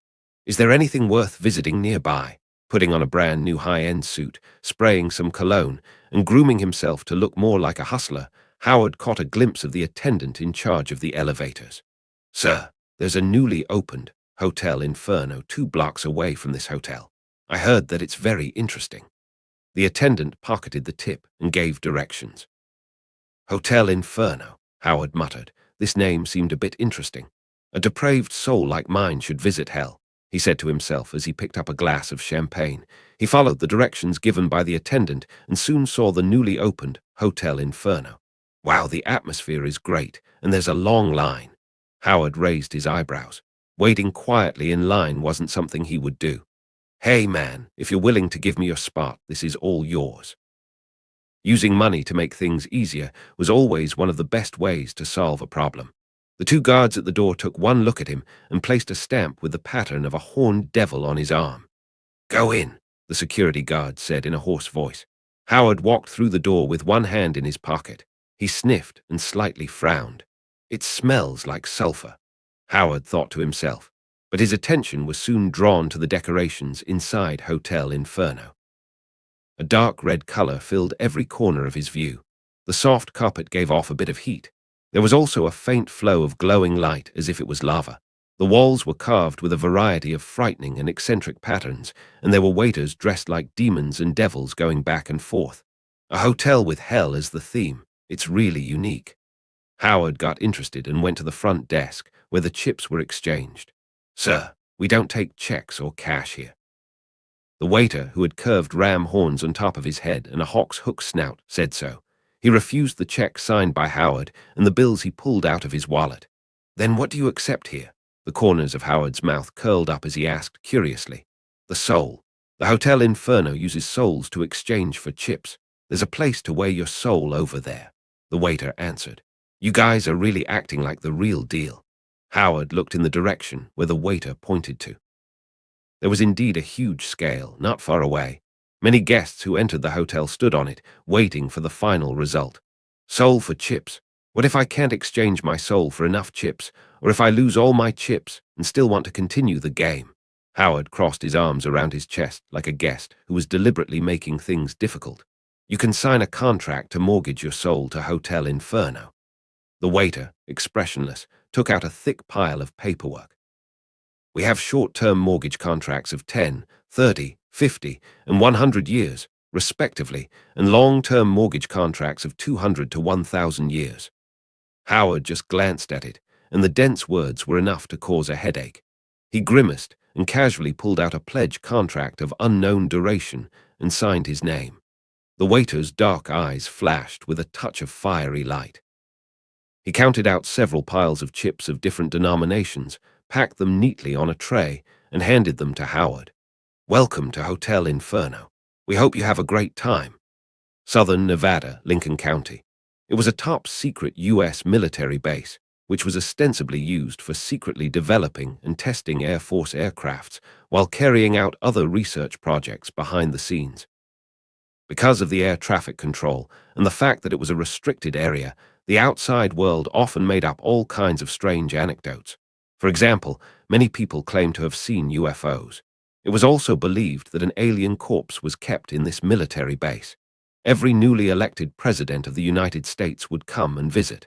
Yes, this was the place that would later be known as Area 51. General, the soldiers are very happy to see you. They regard you as an idol, just like a celebrity in Hollywood. They want to take a picture with you and shake your hand, a military official said with excitement. I'll be in Las Vegas for a while, and when I get a chance, I'll be participating in these fun events. With his standard business smile, Luke took a special tour of the military base with a sense of curiosity. As a result, no alien remains were found, and no frozen Cybertronians were detected. He had to say, this was somewhat disappointing. The mysterious Area 51 was really used as a bomb and artillery test area. After the end of World War II, it was abandoned and later selected by Lockheed's Skunk Works as a test site for the U-2 reconnaissance aircraft, with a 7,000-meter runway built specifically for it. After the veil of mystery was lifted, Area 51, which had caused so much controversy, appeared to be so plain and ordinary. According to Nick Fury's habit of building safe houses all over the world, this is a good place. Luke looked around and finalized his ideas.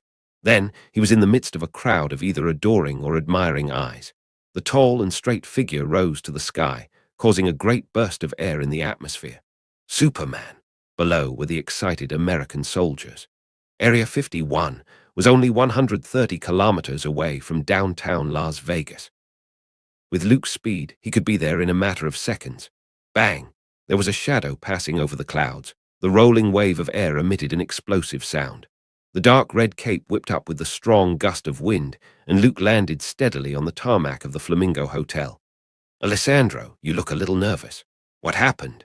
Luke pushed open the tempered glass door and saw Alessandro, the hotel owner, city council member, and mafia boss, with a slightly uncomfortable expression. The Italian man's forehead was dripping with sweat, his eyes were wary, and there was a hint of worry. General, you're finally back. Alessandro looked like he had seen a savior. He pulled out a handkerchief and wiped his face, wiping away the oily sweat. Mr. Stark, who came with you, has been missing for 2 days. Luke raised an eyebrow. It was a bit of a surprise to him that something would happen to Howard, that kind of guy. As a result of the last Essex biotech assassination, the latter became even more vigilant and took his portable armor with him wherever he went. As for the Mark I armor, it was kept in the basement of the Stark mansion.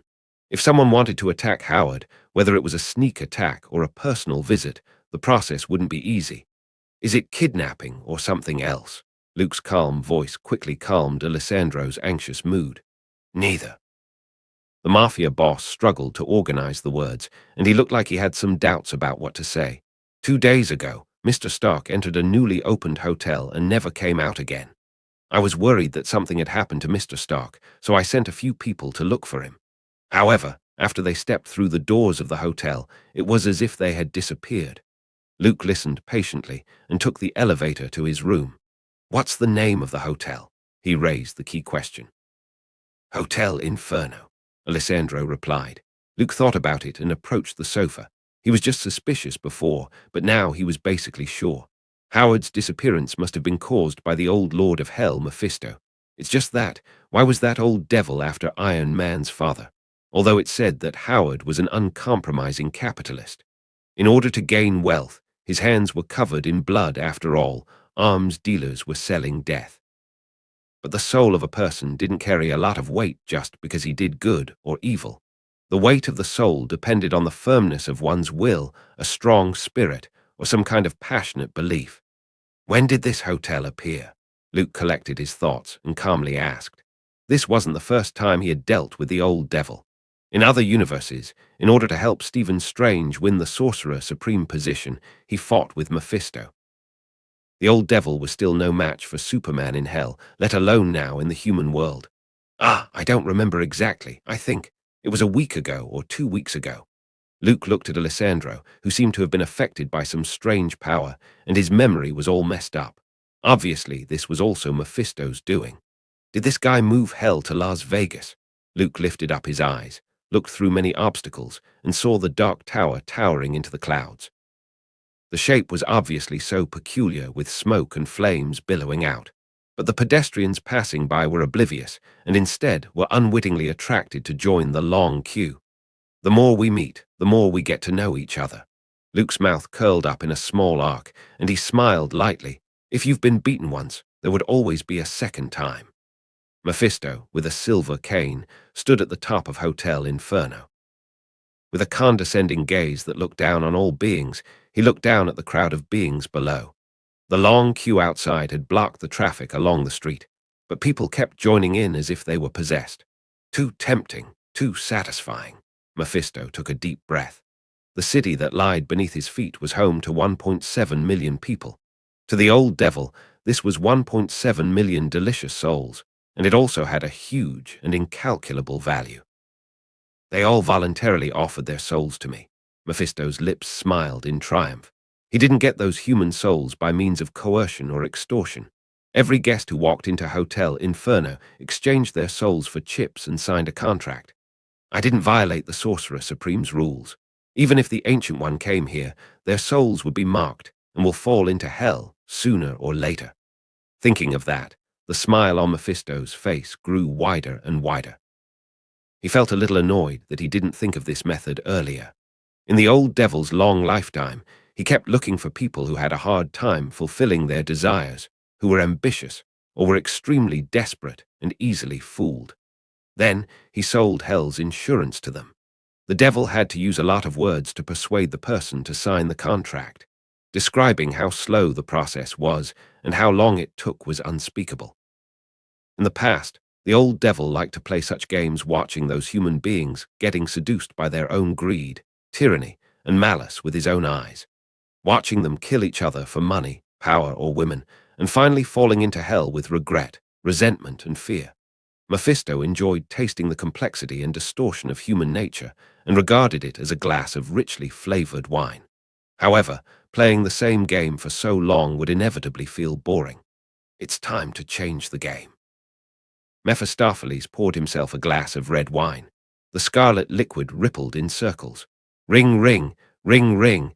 The ear-splitting phone call interrupted the old devil's personal time. Mundus, I hope it's really an emergency. Otherwise, I will throw you into the 9th level of hell, where you will be eaten by evil spirits that have been starving for thousands of years. In the gentlest tone, Mephisto spoke of the worst possible punishment.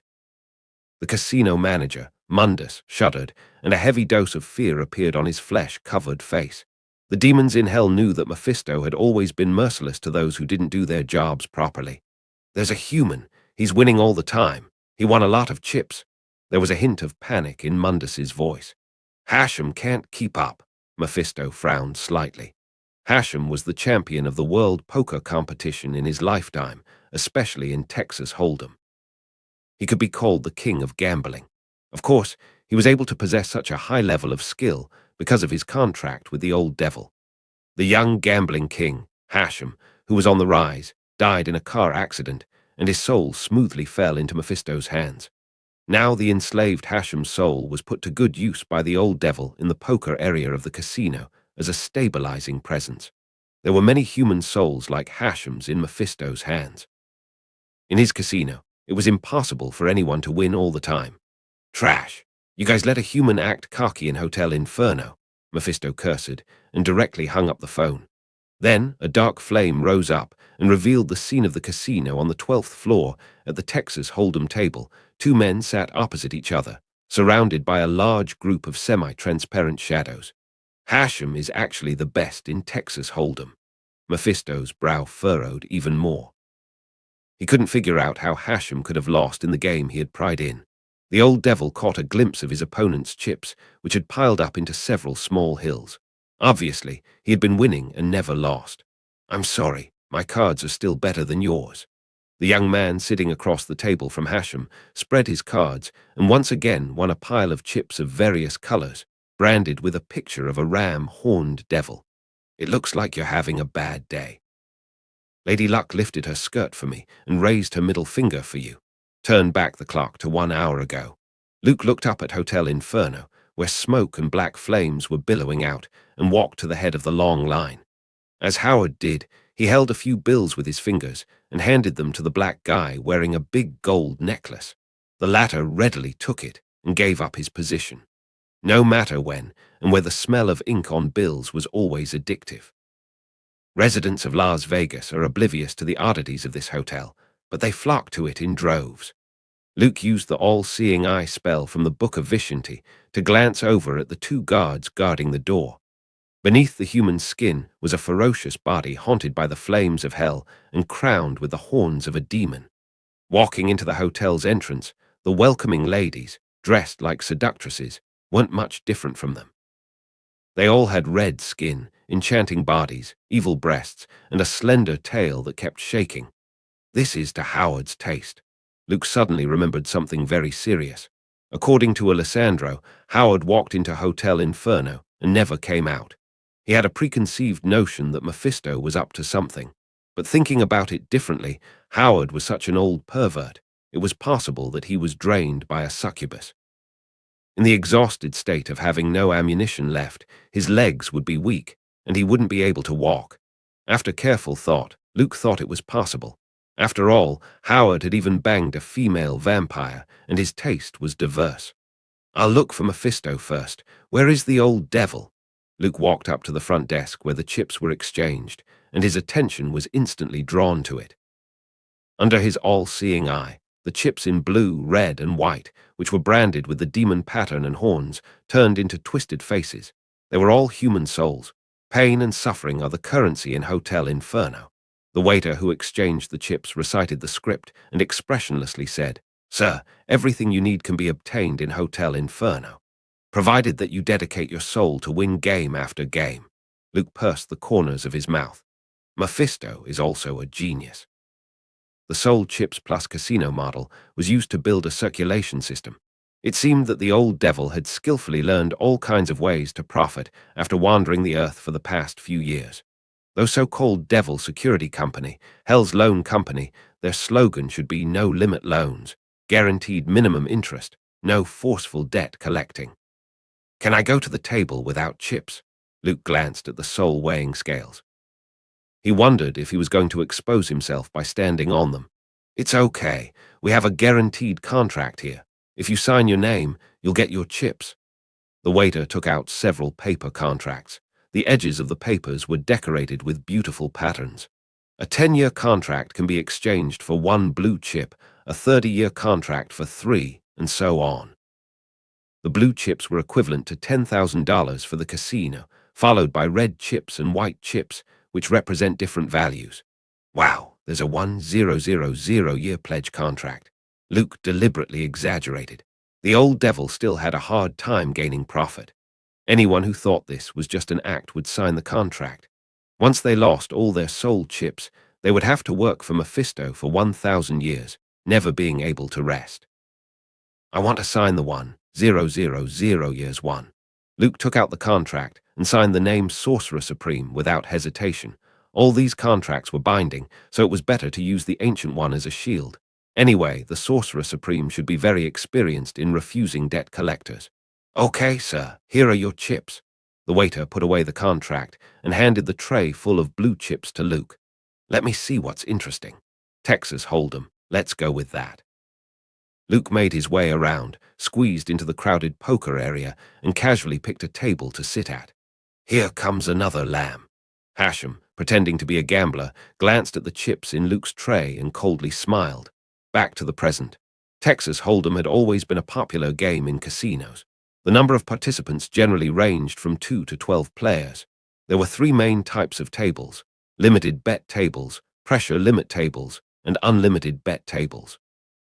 The rules were too complicated to elaborate on, and it was easy for others to misunderstand them as trying to increase word count. So, to sum it up briefly, at the beginning of the game, each player would be given 2 cards facing down. After several rounds of dealing and calling, the player should combine the cards facing down with the cards exposed to make a bigger hand and compare the numbers with the other players. There were about 10 types of cards, from big to small. The biggest one was the royal flush, while the smaller ones include 3 of a kind, two pairs, one pair, and so on.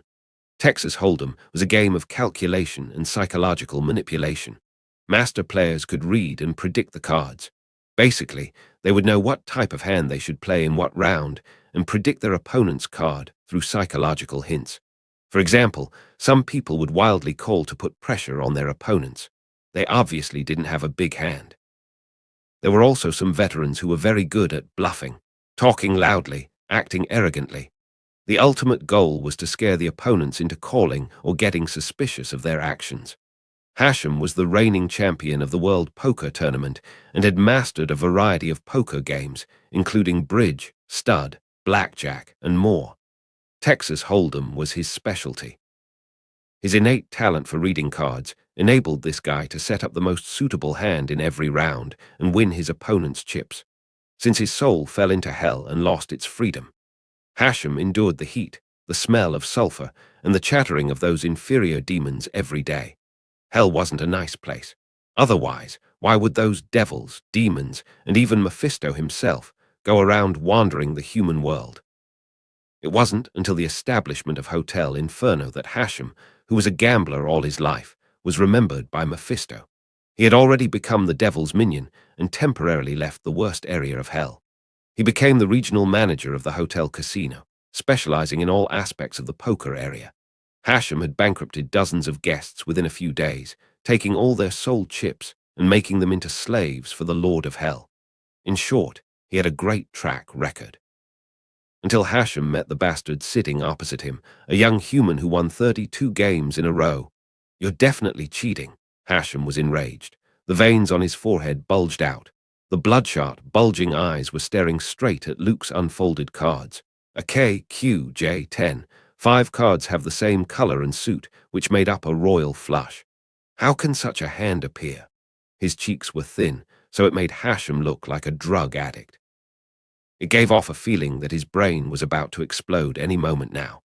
According to his calculation, the occurrence ratio of a royal flush was 30,939 to 1, translating to a 0.003 probability.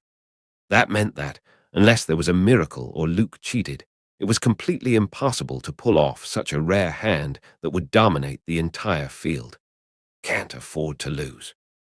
Accusing an opponent of cheating without evidence is a very unpleasant thing to do. A blue chip with the largest denomination rolled through Luke's fingers.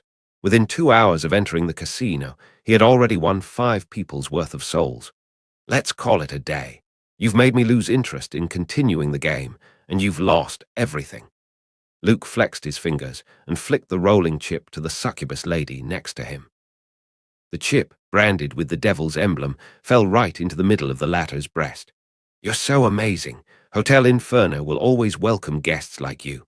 A blue chip was roughly equivalent to 1/3 to 1/5 of a human soul. This wasn't a small amount. The succubus couldn't wait to glue her body to Luke's. Hotel Inferno also had a work assessment. They worked for Mephisto and were able to earn a certain amount of soul chips. The old devil knew how to motivate the employees under his command, and all the demons could enjoy the benefits like social animals.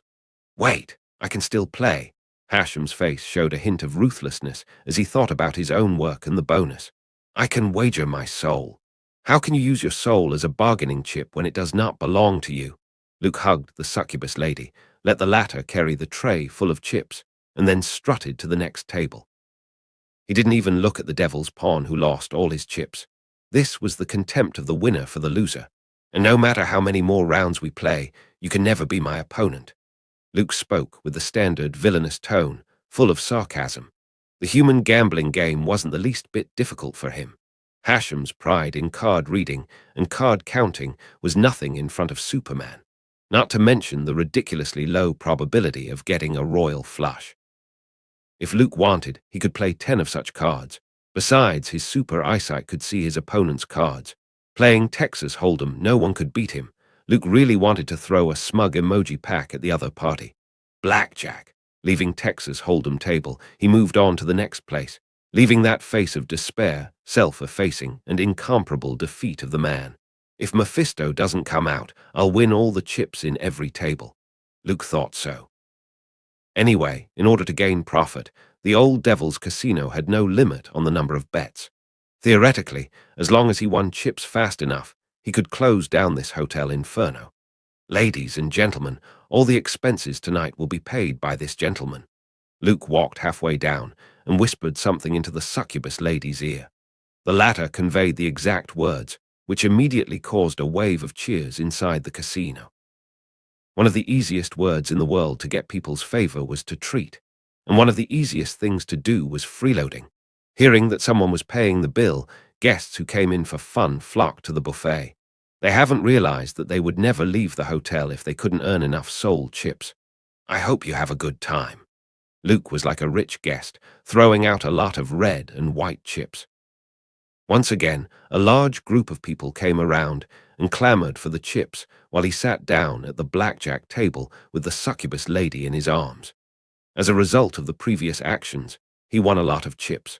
The money he threw away made Luke seem like a god of gambling at this time. Not only did the guests next to him give up their seat voluntarily, but even the sexy dealer's hands were shaking a bit. Luke pushed out all the chips in the tray with a relaxed smile around his mouth and whispered, "Let's get started." This was a calm and relaxed look that made the succubus lady nestled next to him blissfully happy and starry-eyed. She couldn't help but get closer, and her slender tail swung around. Luke kept his eyes open and focused on the table. He wasn't interested in the succubus, who smiled from ear to ear. Even in friendly matches, the player should also be at the level of the Queen of Limbo. Mundus, how many did he win? Sitting at the top floor, staring at the casino, Mephisto's expression was indescribable. The human won 17 times in a row, and each time he won exactly 21. Even across the telephone line, Mundus could feel the Lord of Hell's anger. This kind of behavior would provoke a serious warning from the casino, even if it was a normal casino. What's more, the owner behind Hotel Inferno was Mephisto, an old devil with absolutely no mercy and compassion. "Oh, it's all blackjack. Such arrogance." Mephisto's tone was soft, but the more so, the more his inner anger accumulated. The rules of blackjack were very simple. The sum of cards in one's hand should not exceed 21, that was a blackjack hand, and should be as big as possible. Generally speaking, players would continue to hold when the sum was around 4 to 8. At 17 and above, players wouldn't take any more cards for fear of blowing up exceeding 21. If someone could win 17 games in a row, it could still be attributed to good skills and good luck. But on this basis, not only can he win 17 times in a row, but the cards were exactly 21 that was also a rare hand, just like a royal flush in Texas Hold'em. As long as someone got it, they were sure to win. The disadvantage was the high degree of difficulty and risk. When the number of points reaches 19, the probability of blowing up would increase indefinitely. In order to get enough for 21, Mundus couldn't think of any other method except cheating. It's time to meet this guest. Don't let anyone say that Hotel Inferno doesn't entertain our guests well enough. Mephisto hung up the phone and stood up. The ferocious face squeezed out a smile, and the hellish flames that lingered on his body turned into a red suit. He built Hotel Inferno on Earth just to harvest more souls, but Luke's presence brought the old devil's plan to a slight halt, winning Texas Hold'em with a royal flush. When he played blackjack, he would always get a 21.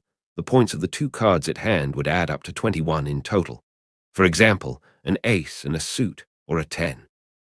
This was simply pointing at the casino owner's nose and saying, "I'm cheating. What can you do about it?"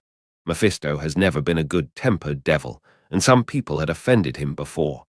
Except for the previous Sorcerer Supreme, this generation's Sorcerer Supreme, and the next generation's Sorcerer Supreme, all the others were dead. With his silver skeleton cane, Mephisto arrived at the casino. He walked straight up to the blackjack table, looked at Luke, and said, "I'd like to play a few games with you." "Okay," Luke nodded and agreed. After gaining the authority of the God of Death set, the light of his soul that was shining like a firefly in the night could finally be hidden. Otherwise, the old devil wouldn't think that he was a human being. If Mephisto could see the light of his soul, he would have seriously considered it. What he was doing would provoke the fearsome entity in front of him. "How about stud poker?" Mephisto snapped his fingers. The waiter behind him pushed a small cart loaded with blue chips, which could cover the entire gambling table. No problem. I also like this exciting method of playing. Luke nodded once again, seemingly oblivious to the fact that the succubus lady sitting next to him had gradually distanced herself. Rush. Stacks of blue chips were pushed onto the middle of the gambling table, one fresh soul after another. 2 for the player and 2 for the dealer. The hands of the sexy dealer, who was issuing the cards, slightly trembled. Looks like you're really confident. Mephisto glanced at his up card and down card and took a sip of the red wine that was served to him. I just feel that Lady Luck seems to be on my side tonight. Luke slightly smiled. He couldn't see the old devil's hand. The black flames were so dense and unparalleled that they wrapped around the area where the old devil was. It seems that this Lord of Hell had sensed that the means Luke used might not be cheating methods in the usual sense. Let's play. Mephisto, who had confirmed his cards and no longer looked at them, seemed confident that he had won. In his long life, he had also been addicted to the gambling games invented by humans. In other words, the old devil was actually a veteran gambler. 19. What do you have to beat me with? Mephisto turned over his down card. The number of points added to the open card was exactly 19. It was just a little bit away from being blown up. The old devil was watching Luke the whole time and didn't find anything unusual about his opponent. No one could cheat in front of him without being found out. Mephisto firmly believes in this. With Luke only having to take one card, a rough estimate of the sum of his points would be between 8 or 10. I win. If you can beat my 19 points, I'll eat this table. The old devil sneered and said so. A glint of fire flashed in his eyes as he looked right through Luke's cards. Sure enough, only 10 in total. You're the one that said it, Lord Mephisto. Luke's lips curved up at the corners, and he spread out all the cards in his hand. Sorry, Blackjack. I was set up, Mephisto reacted, and his eyes, filled with the fires of hell, fiercely glared at Luke, who became the winner. Who the hell are you? The old devil asked with a gloomy face. Thinking of the Sorcerer Supreme, Mephisto couldn't help but remember some bad memories. As the most famous devil in hell, he has dealt with 2 generations of Sorcerer Supremes. Guys like Beelzebub and Samael were all standard hell shut-ins. Only when something amazing happens in hell will they open their eyes and take a look. The rest of the time, they would either be sleeping or eating. They seldom devote their time and energy to this world. And Mephisto was an anomaly. He was keen on doing things and liked to play tricks. As long as he was idle, he would sneak into the human world and find some delicious and powerful souls to improve his diet, luring heroes to fall, enjoying human tragedies, witnessing moral collapse. These were Mephisto's favorite things to do. The so-called getting your feet wet when you walk on the beach. The very active old devil met Agamotto, who was just starting out at that time. The latter was the result of tears from the ancient god Ashtar, who was gifted in magic. He was determined to clean up the world, expel the minions of darkness, and rebuild a stable order. Mephisto, a wily old fox, confronted Agamotto, who was quite rash. At the beginning, the 2 sides were still in an evenly matched state. However, in the world concept of the Marvel Universe, a god's offspring, like Agamotto's growth, was unreasonable, and its plug-ins were amazing and above board. Ashtar, the ancient god, directly poured all of her white magic into Agamotto. It was like someone eating up EXP, instant full-level skills. Later, she gave Agamotto the precious time stone to make a magic weapon. When they met again a few days later, Mephisto was almost beaten to a pulp. Unable to beat him in a fight, the old devil thought it would be okay to play a little trick. After investigating his background, Mephisto found that his mother was an ancient god, and she was a leader. She was better than Ch-Thon, the god of chaos, and Set, the serpent god. Forget it. I can't afford to mess with you. Mephisto, who had always been reluctant to suffer and had an explosive temper, silently swallowed the broken teeth with tears of blood and treated everything as if nothing had happened. The old devil endured in hell for hundreds of years, until Agamotto retired with honor. He swaggered into the human world, thinking that he could finally make his mark. At this time, his heart was proud, thinking that Taj had lost Agamotto and everything was under his control. Therefore, Mephisto, who laughed so much that his mouth was crooked, took the initiative to create some trouble for the Ancient One, and then he was beaten to a pulp. Moreover, the Ancient One, who inherited the Sorcerer Supreme position, was even more violent than Agamotto. Not only did she beat Mephisto violently in this world, but when she was in a bad mood, she also opened a portal and went to hell to beat him up like a sandbag. For some time, Mephisto was the unlucky sandbag. Therefore, the feelings of jealousy and hatred towards the Sorcerer Supreme were completely burned into the old devil's bones.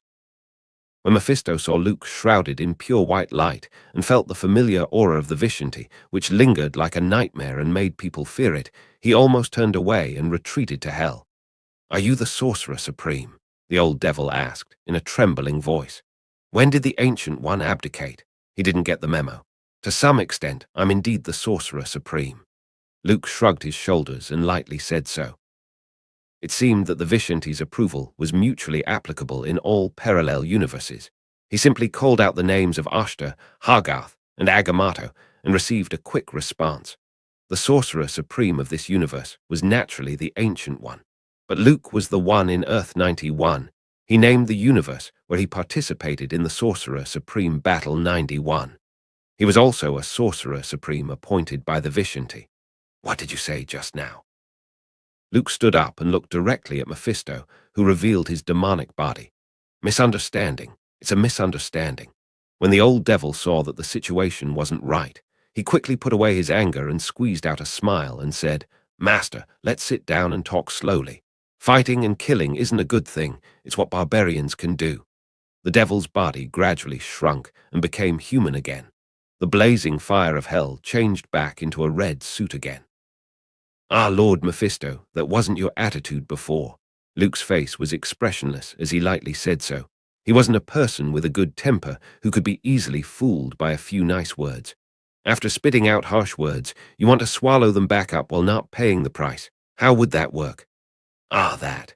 I just lost the match and lost my temper for a while. Please don't take it to heart." Mephisto skillfully lowered his posture, and it's not the first time he's given in to the Sorcerer Supreme anyway. The dignity and reputation of the Lord of Hell were certainly important, but his own life was more important. Not every devil could repeatedly survive in front of the Sorcerer Supreme, and despite all kinds of death. Mephisto survived for so long, it was all because of the speed of his persuasion. Moreover, Hell didn't have rules, saying that pride had to be above everything. The powerful had to survive and continue. Being able to live for a long time was considered a great thing. In the perception of the creatures of hell, a moment of strength was of no use. The longevity of one's existence was the essence. "Lord Mephisto, I'm not a narrow-minded person who has no tolerance and is vindictive."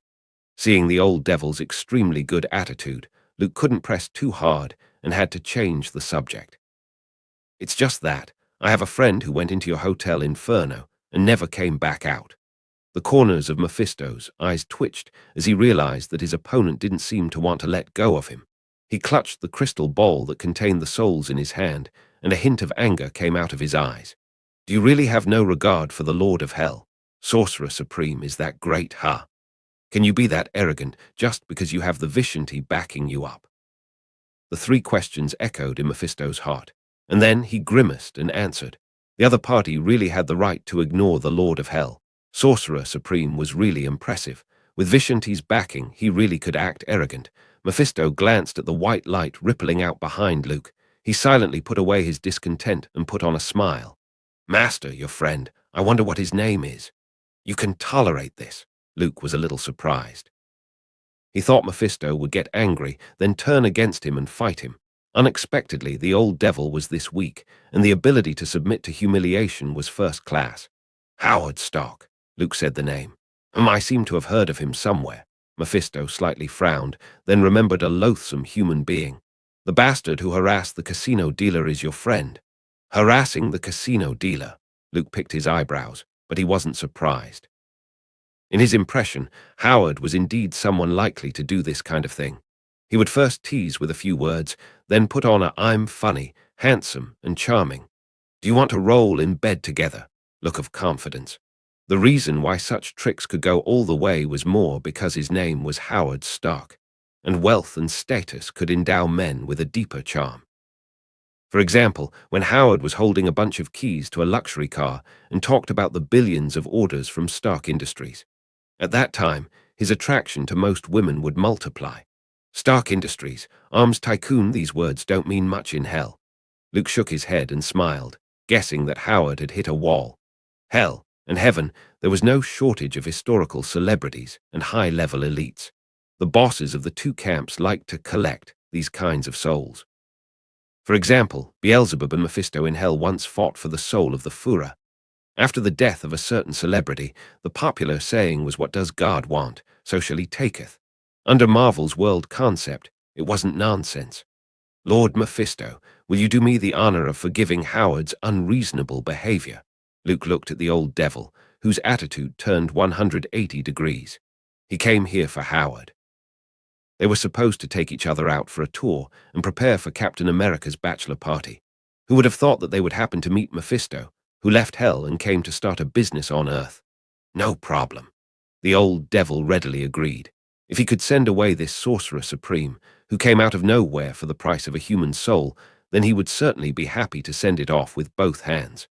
Then, in place of Howard, I thank Lord Mephisto for his generosity. Luke's eyes flashed as he kept his smile. He spoke well, but he had other plans in mind.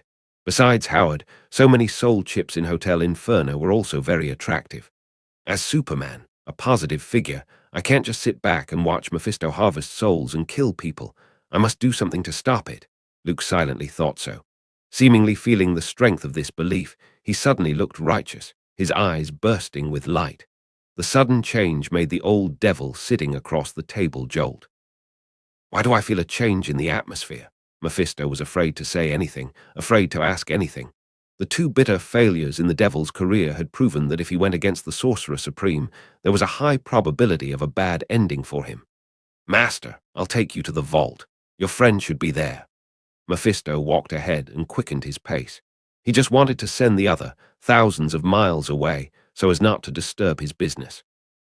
When did such a young Sorcerer Supreme appear on Earth? The old devil thought as he led the way. The familiar aura of the other party's power from the Vishanti was absolutely impossible to fake. The blessing of pure white light, this was a treatment that only the Sorcerer Supreme could get. The authenticity of the identity was unquestionable. Mephisto isn't trying to lead me into some kind of trap, is he? When the old devil was speculating about Luke's identity, the latter was also in doubt. Usually the better a devil's attitude towards you. Like a nanny, he had to be ready for everything. And he should be vigilant, watching out if the other party had dug a deep pit, waiting for him to step in. Here we are. After crossing the corridor outside the casino and taking the elevator all the way down, Mephisto took Luke to Hotel Inferno's vault. He took out a bunch of keys, raised his hand, and waved back the demon security guard with a round waist, and opened 3 thick and solid alloy doors. What's the point of this? Luke narrowed his eyes. Mephisto, the Lord of Hell, actually set up a whole set of human security systems in his hotel. This wasn't his style. When in Rome, do as the Romans do. "Master, please." Mephisto opened the last door of the vault. A dazzling golden light filled his eyes, almost blinding Luke. The gold bricks were stacked neatly, lighting up the large vault. In just a few days, Mephisto harvested so much profit. Luke was a little surprised. In his all-seeing eyes, those golden bricks were twisted souls, all of which were marked by hell. "Howard Stark, please wait a moment, let me look for it." Mephisto paced slowly, holding the crystal ball in his palm as if searching for the personal information of every soul. Before long, his eyes were fixed on a golden brick. "That's him." Picking up the gold brick, Mephisto respectfully handed it to Luke. The latter caught a glimpse of it, just as Franklin's head would be printed on the bill. Howard's face was also on this brick, but it was slightly distorted with fear. Yes, look at this mustache. Luke also didn't need Mephisto's help and crushed the gold brick himself. An illusory shadow jumped out. "Save me! Luke, you're finally here!" Howard, in a ghostly state, shouted for help, eager to hug Luke's thigh. Presumably, the treatment of a soul being harvested by the old devil wasn't good. "Calm down, Howard. Every time you have fun, you seem to get into trouble." Luke soothed the other's emotions and smiled lightly, from vampire to the Lord of Hell. "I hope you keep up the good work." Howard smiled, not answering. "Master, your friend's soul is returned and his physical body is in the guest room upstairs." Mephisto lowered his posture as he walked outside. The implication was obvious. Get out of here. No rush. Luke pinched Howard's soul into a chip, put it in his pocket, narrowed his eyes, and spoke with a smile. Lord Mephisto, your vault is really good. Really spacious and sturdy. Mephisto's heart jolted once again. He had no intention of chatting with Luke at all, and tried to pull the other side out again after a perfunctory sentence or two. There are countless souls in the vault. It seems that you, Lord Mephisto, is not only proficient in gambling but also making money. It's just that. Luke paused, glanced at the anxious old devil out of the corner of his eye, and continued, I'm curious about one thing. Do you have a legal business license? Have you paid your taxes on time? If none of the above, then you are operating without a license and conducting tax evasion, which is an illegal act. I am obligated to have you rectified, corrected, and punished. A series of question marks appeared above Mephisto's head. You want me, a devil from hell, to obey the law? Unlicensed business, tax evasion. Mephisto looked dumbfounded. Can human law still be administered in hell? Yes, Lord Mephisto. First of all, I don't have any prejudice against hell, and I keep the same attitude towards devils and demons. Luke held his head high and spoke in a loud voice. So this is definitely not personal or revenge. Mephisto's face was full of disbelief. You're obviously targeting me. Master, aren't you stretching your hands too far? The old devil said with a sharp tone and an eerie voice. Don't treat the human world as camouflage, calling the shots yourself. The rules formulated by the Temple of the Three don't need to be observed by human beings. Similarly, the laws of the world are invalid for masters and the devil. Besides, what position do you have to intervene in human law? Didn't Taj claim to be independent of the world and never ask questions about the world? Mephisto clasped his arms over his chest and kept sneering. He was suppressing the anger in his heart. If he weren't afraid of the pure white light, the power of Vishanti, he would have rushed up and ripped off the other party's head. Not every sorcerer supreme was as powerful as Agamotto and the Ancient One. The old devil thought so. Taj had produced 2 generations of powerful people in a row, and it was bound to fail once in a while. I have repeatedly tolerated it because of my good manners, not because of fear, Mephisto tacitly said. He felt that his patience was approaching a critical point. The other party was a sorcerer supreme, but he came here and lectured the devil about the law. Was he that idle? Mephisto had been doing this all his life. Why should he explain things to a mortal? Not to mention obeying the laws of the federal government, he didn't even care about the commandments issued by the Temple of the Three. If he had nothing to do, he would sneak here and wander the world. Tax evasion, being charged with this. The old devil wanted to laugh. If they were able to do so, the IRS would have to come to hell and collect the missing taxes from him personally. You mean I'm not qualified? Luke's tone was the same as usual, not much anger. Whether on Earth, in hell, or in Taj, there's a set of rules for proper operation, Mephisto said in a deep voice. Random interference will only lead to worse consequences. Even if my Hotel Inferno doesn't conform to human laws, you shouldn't be the one to deal with it. The old devil continued to use words to squeeze his opponent, trying to force him to stop. He had made it very clear that human laws couldn't control hell. Even if he could manage it, it's not the Sorcerer Supreme's responsibility. I'm sorry, in fact, besides being the Sorcerer Supreme, I'm a Lieutenant General of the Pentagon and the Director of... Luke's mouth turned up as he placed all his cards on the table. He looked at Mephisto, who once again looked puzzled, and slowly said, with my identity and scope of power, I can replace the tax bureau to deal with social vermin who operate illegally and evade tax. So, let's continue to talk about the immediate suspension of your Hotel Inferno and the payment of the fines. The old devil's brain was a mess. His thoughts were like intricately intertwined threads that he couldn't sort out. Who the hell are you? After a long silence, Mephisto asked again. When he first came to the human world, he didn't have the habit of reading newspapers or watching TV, so it was normal for him not to know who Superman was. It doesn't matter who I am. The focus of the matter is what are you going to do, Lord Mephisto? Luke put away his smile, and a touch of menace appeared in his eyes. Are you going to resist the law or accept punishment violently? The pure white light suddenly glowed brightly. Terrifying fluctuations shook the area. The solid and thick vault seemed to be crumbling and ready to collapse at any time. I am the Lord of Hell, and human law can't restrain me. Mephisto's face twitched with the most ruthless tone. He uttered the most persuasive answer. But since Sorcerer Supreme is acting on its behalf, fine. Luke regretted it a bit. He wanted a chance to whack the old devil. After all, as the Sorcerer Supreme, if he didn't beat Mephisto, it felt incomplete. But the other party did well. If he were aggressive, he would easily look like a villain. It's okay to make mistakes, as long as you correct them. Even when dealing with the devil, I will remain fair and impartial. Luke smiled and looked at the neatly stacked and incalculable number of gold bricks. Mephisto was a little flustered. The Sorcerer Supreme isn't trying to profit from me, is he? What does he need souls for? Taj didn't belong to either of the two camps, heaven or hell. The Trinity of Vishanti had little demand for souls. If we compare the earth to a large market, heaven and hell occupy a position of absolute monopoly. About 80% of souls flow into these two camps, and only then would the various guards and dimensional demons get their share. As for Hotel Inferno, first of all, you don't have a business license, which is illegal. According to the normal path, you need to close down immediately and resubmit an application to the municipal government, and by the way, cover a certain number of fines. Luke looked back at Mephisto, who was nervous. This isn't an unsolvable problem. The local government in Las Vegas is very supportive of entrepreneurs like you.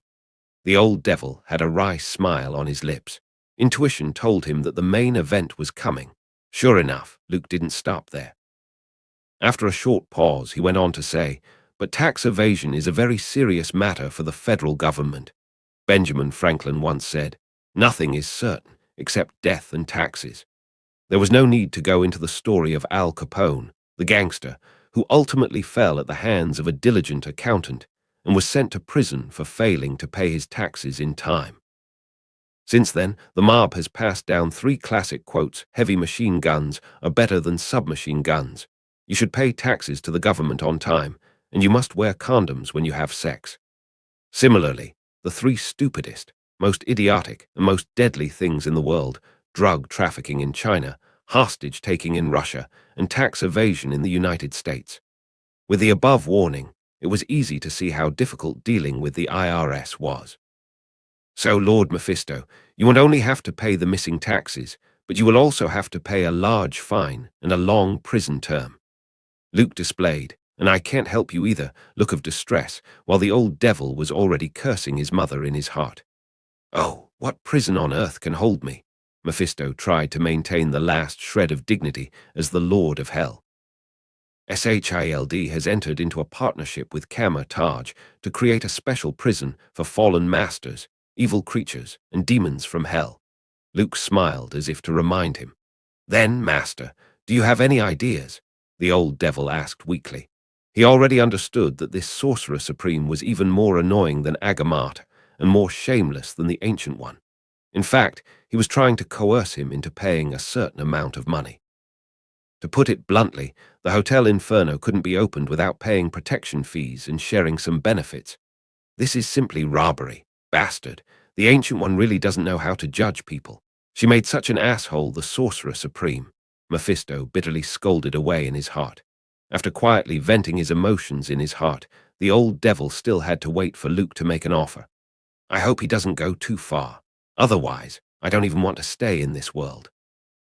Lord Mephisto, have you ever considered bringing in the other great devils of hell to create a complete joint stock company? Luke picked up a gold brick and lightly said, the market in Las Vegas is too small. We can expand this business to the whole world. When the time comes, being listed in 3 years, becoming one of the top 10 in the world in 5 years, and surpassing heaven in 10 years. It won't be a problem at all. Mephisto was dumbfounded once again. Hell Group. A chain of hotels all over the world. Mephisto found himself in a passive position against this extremely young Sorcerer Supreme during the conversation. From beginning to end, he was like a dog on a leash, being led around.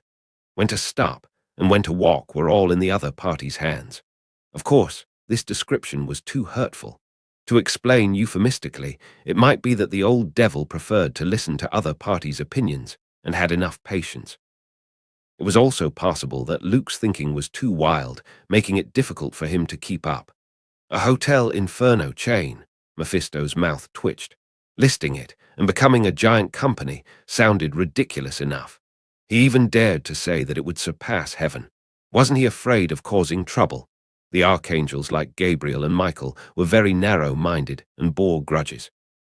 The old devil took the spirit of vengeance created by God and made it his own slave, thus ending up on the blacklist in heaven. The two sides had fought many times, each winning and losing. For example, Faust, a famous poetic drama in literary history, was based on real events. The archangel Gabriel used the soul of the human, Faust, as bait and tricked Mephisto. For a positive person like me, heaven shouldn't mind me saying a few offensive words. Luke shook his head and laughed. Compared with the studio next door, where God was the supreme being, the identity of God in the Marvel Universe was much more ambiguous. He rarely appeared, and hardly ever appeared in person. Even the existence of heaven was introduced later. Originally, there were only 9 kingdoms on Earth, but in the original sin event, the 10th world, heaven appeared. Right now, there wasn't much known information. It was said that there was a country where angels inhabit, and there were 2 pairs of wings on the backs of the creatures living in it. Several thousand years ago, the leader of heaven betrayed Asgard. In a rage, Odin off heaven from the other 9 realms in Yggdrasil and exiled them completely. But in this story, God was still in the background and didn't directly appear. According to the answer given by the Marvel Universe Travel Guide, the Lord of Heaven wasn't God, but the Queen of Angels. Otherwise, Odin wouldn't have made such a bold move as to exile to heaven.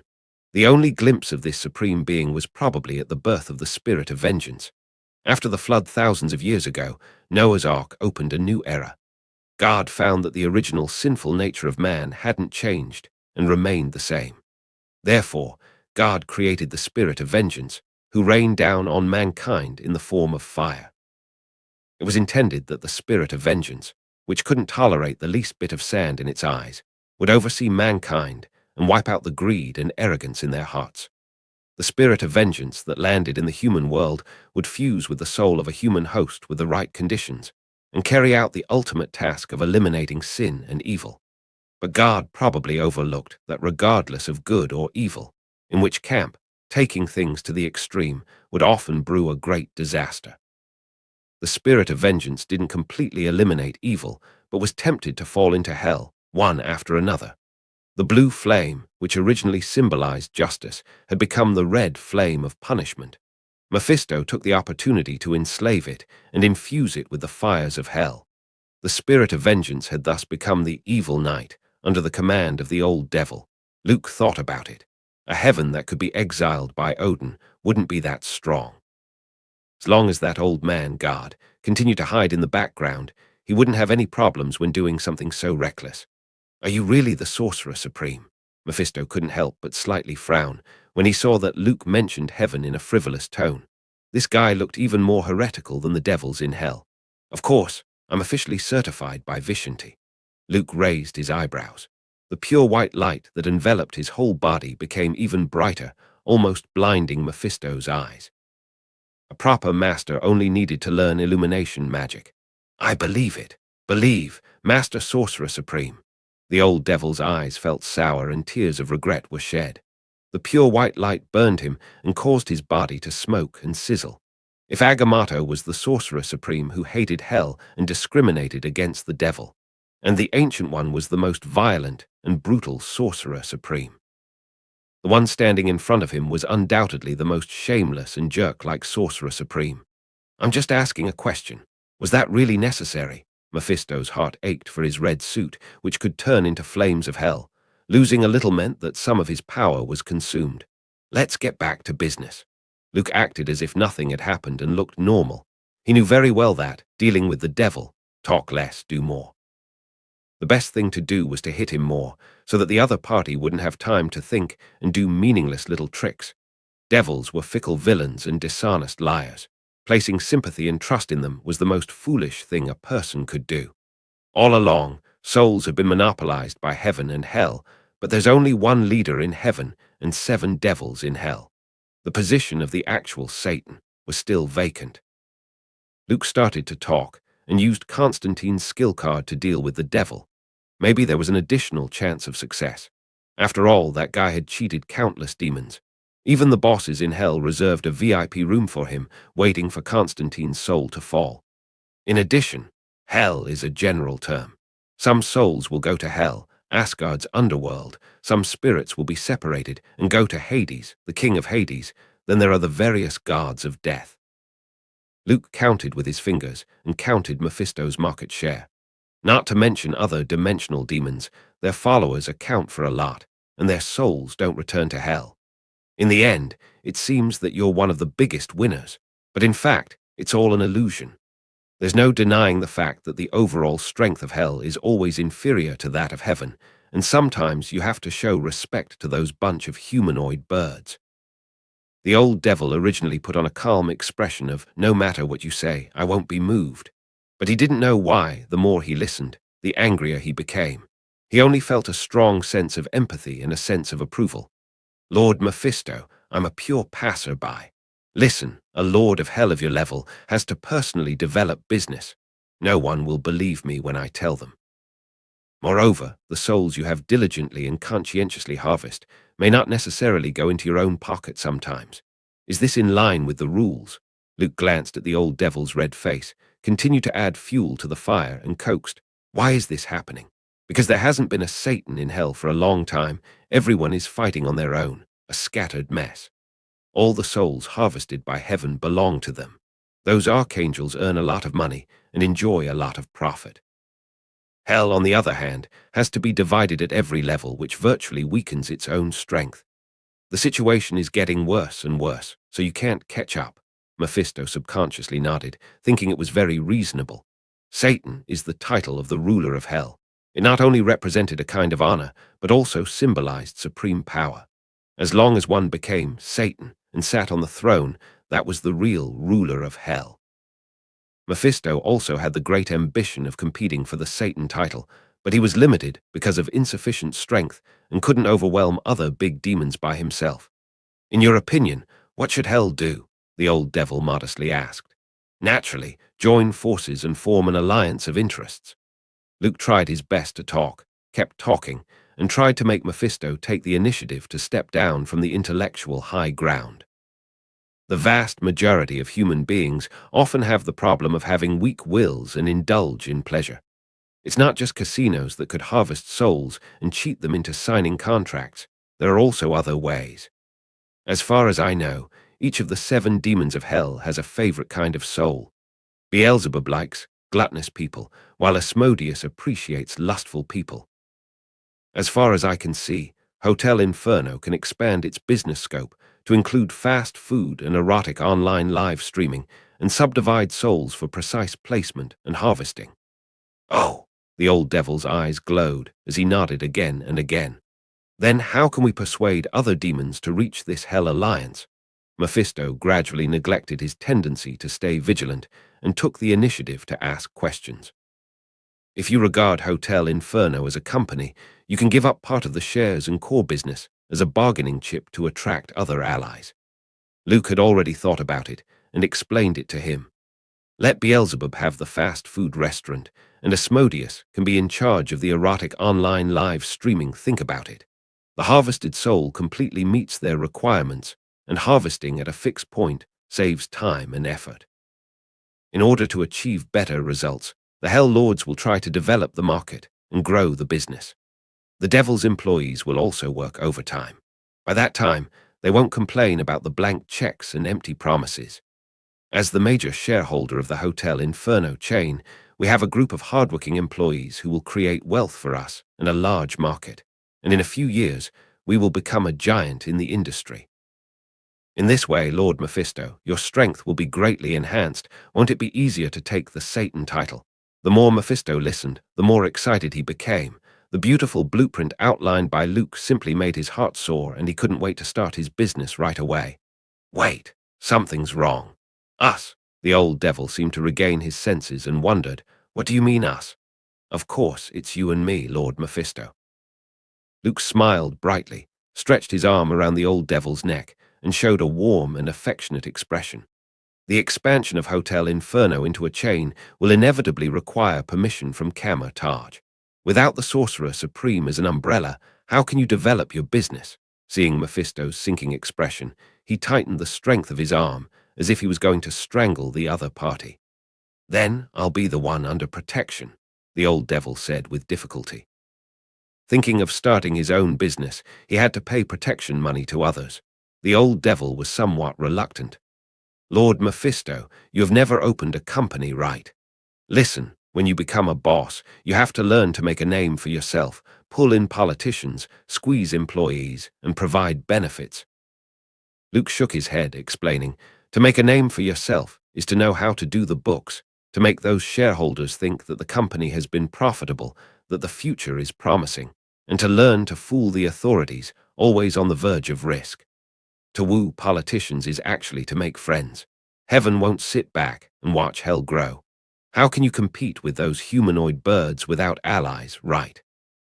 Bringing in a sorcerer supreme can not only help you avoid the obstacles encountered in the development of the company, but also add an ally for you. Why not? Don't have a psychological barrier, Mephisto. You must know how many people want to kneel down and ask for this blessing, right? But they have no way to get it. The old devil looked confused, but gradually realized that Luke was right. If the Hotel Inferno chain could be built so easily, it wouldn't have waited until now, let alone be his creation. Seeing Mephisto's face of approval and trust, Luke had to lament that the Constantine skill card was simply a killer move against the devil, the Lord of Hell, who was famous for his cunningness and scheming. Under his babble, he lost the intellectual high ground. The old devil already began to imagine a beautiful Hotel Inferno chain becoming bigger and stronger and listed in the stock exchange. Mephisto aspired to win the Satan title in one fell swoop and become the veritable ruler of hell.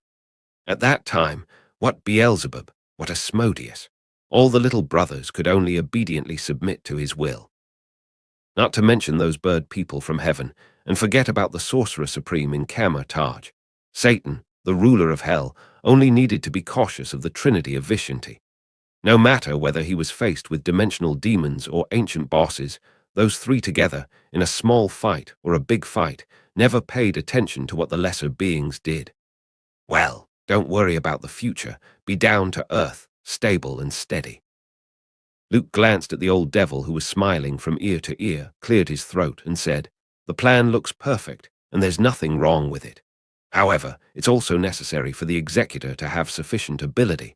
Otherwise, it would just be all talk and no practical meaning." Mephisto coughed in embarrassment, realizing that he was a little carried away. Before starting a business, thinking about listing was just too far off into the distance. "Master, I think your plan is very feasible."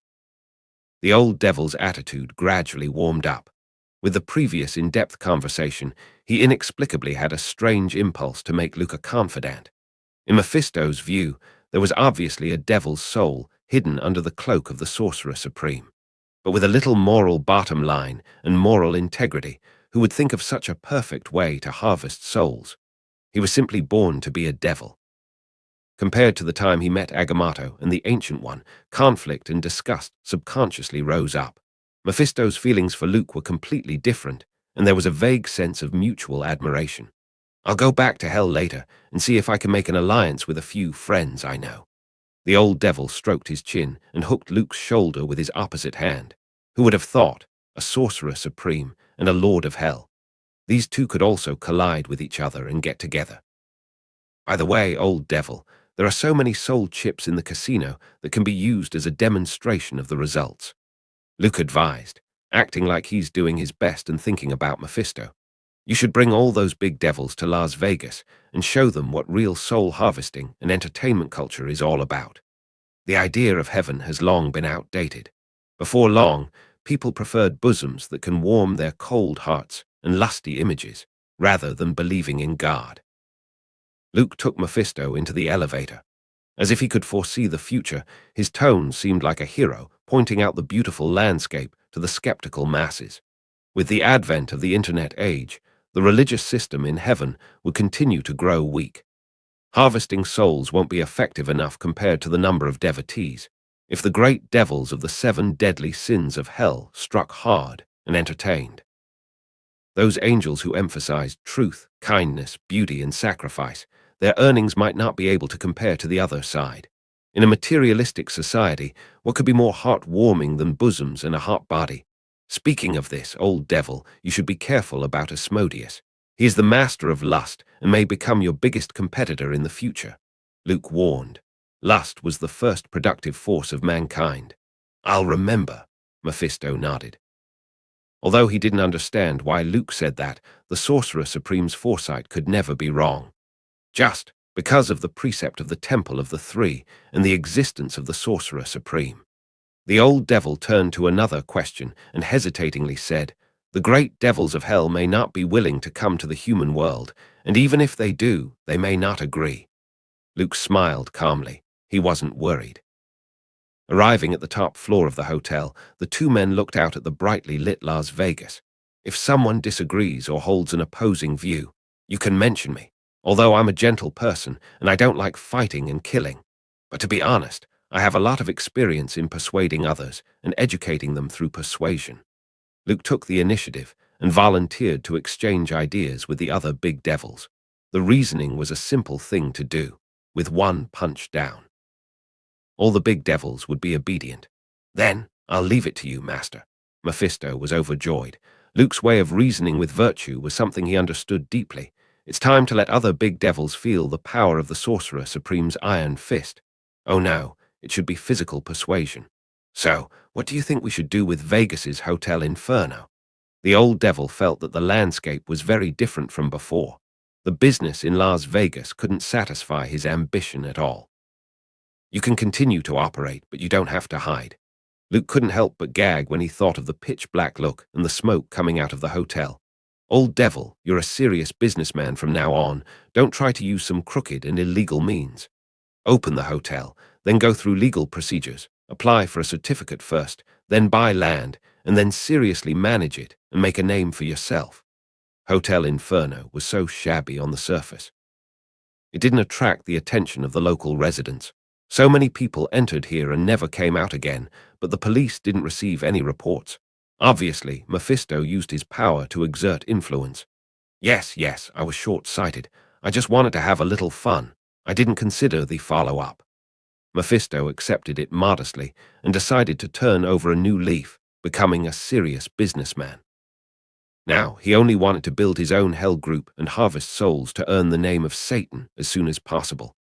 Old devil, a big devil with ideals, abilities, and entrepreneurial passion like you will surely succeed. I have my eye on you. Luke patted the other on the shoulder encouragingly. "I'll definitely work hard to lead hell, to become bigger and stronger than heaven."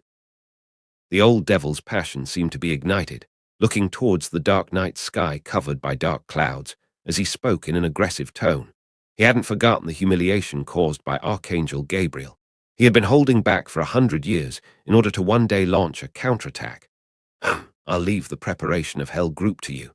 I'll come and cut the ribbon on the day of its establishment." Seeing that the conversation was almost over, Luke was satisfied and ready to leave. Placing Howard's soul into its flesh, he was prepared to go to Kama Taj for a while to report this matter to the Ancient One. The Sorcerer Supreme reaching cooperation with the devils in hell was something unprecedented. "Luke, thank you." Howard's soul was stuffed into its body. When he opened his eyes, he immediately hugged Luke. Provoking Mephisto, the Lord of Hell, is also a talent. The latter was speechless. Every time he took Howard out, he would inevitably get some unexpected gains.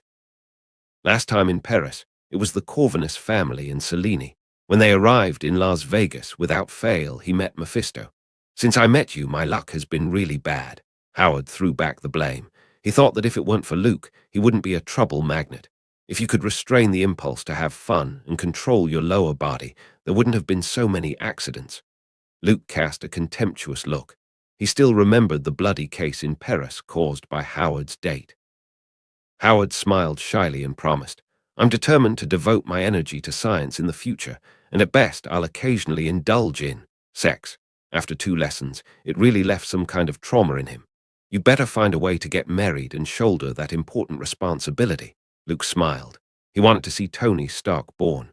Although he had seen him once in that other world, it was the middle-aged Iron Man. Marriage is the grave of love. If you walk in easily, you'll never get out. Howard shook his head. According to the mainstream values of the land of the free, getting married late wasn't a big deal. But after marriage, they had to maintain faithfulness in public at least and couldn't play outside arbitrarily. Marriage is the grave of love, so if you don't get married, wouldn't you die without a burial? Luke mentioned an old saying and whispered, I have a feeling that you will find your grave soon. Howard didn't believe it. He was still a staunch bachelor. I've already told Mephisto.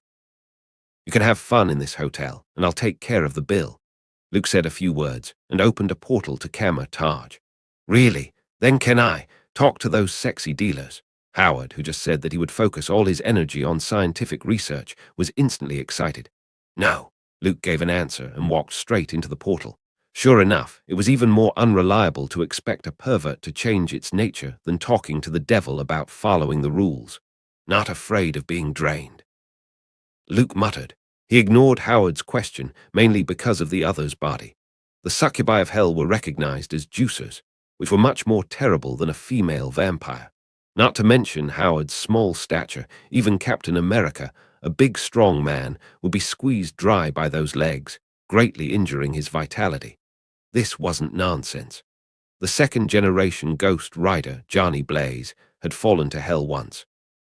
While he mowed down the devils, at the same time he didn't forget to solve his physical needs. As a result, he met an adult succubus. Then Johnny was squeezed to the point that he couldn't even release hellfire, almost ending up being eaten. Therefore, Luke turned down Howard, but it was actually for his sake. Looking around on Earth, the only one who could compete with a succubus was probably Superman. But I'm a decent person. Luke stepped into Kama Taj. And how could a sorcerer supreme sleep with a succubus? If words get out, I might be expelled from the sanctum by the Vishanti. He could imagine a small dramatic scene happening at that time. On the contrary, a young sorcerer supreme in cahoots with hell would be banished from Kama Taj. Yes, leaving Kama Taj, there would be no place for him in the magical world. Let's see how I will live from now on. Luke smiled crookedly and recited cliché lines. Kama Taj is looking for death.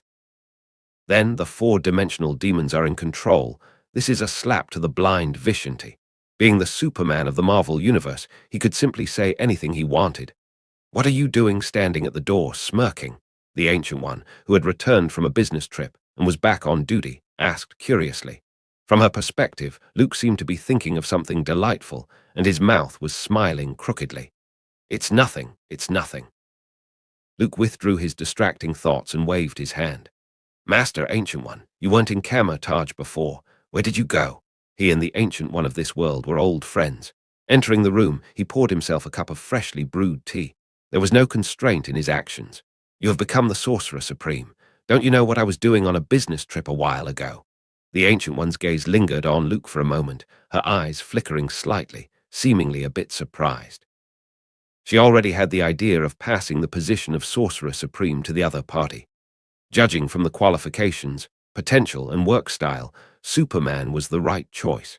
Just as the guardian of Earth and the leader of the Kama Taj, becoming a Sorcerer Supreme still depended on their nature and heart. Luke, a chaotic neutral, it was difficult for him to get the Vishanti's approval. Then again, Stephen Strange, the son of Destiny who wasn't born yet, was destined to take over the Sorcerer Supreme position. She could only dream of early retirement. I'm just a temporary agent. This seat will be handed over to Strange sooner or later. Luke was very compelling. The Vishanti most likely wanted something when choosing him. Although I don't know what happened to the universe where you became the Sorcerer Supreme, your thinking should be correct. Ancient One said in a slow, gentle voice. Vishanti has requirements for one's character. A guy like you, who doesn't obey the rules and often does amazing things, will probably have a hard time getting past Agamotto, who's an old-fashioned guy. His nature would clash with yours. As the Ancient One said so about her teacher, there were no inhibitions in her words. Indeed, he looked very reluctant. Luke recalled Agamotto's tone and expression at that time, which vaguely revealed a sense of helplessness. Don't worry too much. Just think of it as a deal. There are many advantages to being the Sorcerer Supreme. Besides the power given by Vishanti, you also have the right to command the Temple of the Three and access to the full power of Kama Taj, including the magical weapons. The Ancient One picked up the eye of Agamotto hanging around her neck and said in a tempting tone, Theoretically, This could also belong to you. I can't afford it. Master Ancient One, you better wear it yourself. Luke didn't even think about it and simply refused.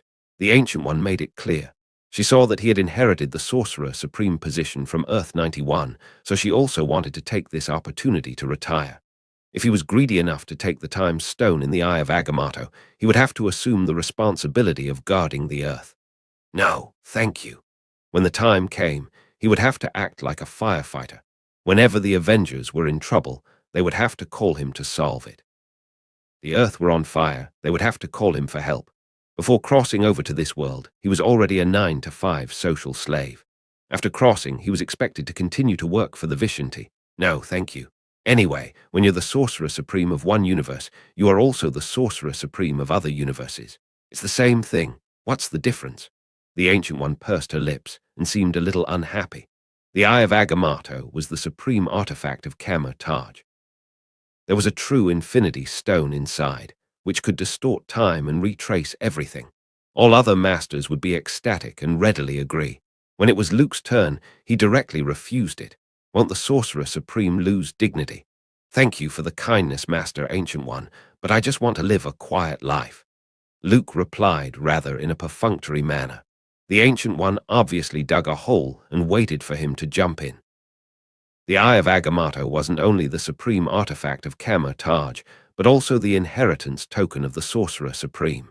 If he really wanted to take it, it meant taking the initiative to take on the Ancient One's job. Although Luke had become a Sorcerer Supreme, how vast were the troubles of this universe? He hadn't figured it out yet. The Vishanti forcibly appointed him, and for the quest reward, he just took the seat. As far as the current situation was concerned, this universe was definitely more complicated than the movie universe. What if he just took the seat? Then the Celestials called, the Living Tribunal appeared, the 5 gods died, and the big event of restarting the multiverse began. What should he do? According to the norm, in the face of the great crisis sweeping the universe, they first needed to sacrifice a superhero. Superman in the studio next door, and the Flash would take this job. For decades, he just waited to be sacrificed. But in the Marvel universe, it's much more complicated, because there was no fixed candidate. Iron Man, Captain America, Captain Marvel, and others have all been sacrificed once or even more. Summing up the rules, Luke believed that the greater the reputation, the easier it was to get this precious opportunity. After all, no one cared about this shit. To sum it up, being this universe's Sorcerer Supreme was a big enough headache. If he became another universe's Sorcerer Supreme, Luke was worried that he wouldn't be far from being sacrificed. Look at the bigger picture, don't be so narrow-minded. The Sorcerer Supreme doesn't need to sacrifice anything. You just need to protect the Earth. The Ancient One seemed to have guessed part of Luke's thoughts. She shook her head and said, "It's most unlikely to suffer from suspicion and malice from anyone." Luke saw the Sorcerer Supreme put on an expression of "I am a positive person, why would I lie to you?" and smiled. She was also a beacon of justice on Earth, the light of the right path, so she occasionally did something that violated the rules. Superheroes only had a higher moral bottom line, but with the right purpose, they would make big mistakes and create disasters. This had become the norm in the Marvel universe. For example, the Ultron crisis, whether in the movie universe or in comics. At first, the purpose of manufacturing Ultron was a good cause. However, the result was unsatisfactory. The former led to the Sokovia incident and the Superhero Registration Act, which planted the seed of the Civil War incident. The latter was even worse. Ultron had become the ultimate villain, dedicated to eliminating all life on Earth, bringing endless death and destruction to the world, which could be called a lingering enemy of the Avengers. In addition, the Illuminati would banish the Hulk, which would lead to the subsequent World War Hulk. In order to prevent an invasion towards Earth, the Illuminati broke into the Skrulls people's planet to show their strength. They were captured, escaped, and chopped their enemies' heads off one by one, leading to the secret invasion. Doing bad things with good intentions made it impossible to end, and the innocent people paid for it. This was completely the traditional scene in the Marvel universe. Therefore, Luke's trust in superheroes had always been kept at a barely passing level. Good people make mistakes, and unlike villains, they always get the punishment they deserve. Good people would suffer from inner torment and fall into self-repentance. But when they saved the world again, their previous mistakes would be forgotten, and they would still be sought after by the public. Luke didn't think this was right. So Agamotto was right about you. You're unwilling to sacrifice for others and have a strong sense of self, which hardly fits Vishanti's requirements. The Ancient One thoughtfully shook the wooden-handled fan in her hand. She didn't have any prejudice against Luke. Demanding others to make sacrifices was no different from being a bandit. The bald master just felt it was a pity. Superman's moral bottom line needed to improve to become the perfect Sorcerer Supreme successor. I was appointed. If the Vishanti thinks that letting me sit in this position could change my thinking, then it's inappropriate for me to be the Sorcerer Supreme. Luke shrugged his shoulders and said so. The hot tea in the cup had cooled down. He took a sip and calmly looked at the Ancient One. Then I'll take back my previous comment. The Ancient One put down the eye of Agamotto after realizing Luke's resistance to words like responsibility, obligation, and sacrifice. She seemed to remember something, and the corners of her mouth curled up. You should know that sooner or later you will face a choice. The Sorcerer Supreme spoke slowly and meaningfully. There is a saying in the East, when the sky falls, a tall man will hold it up.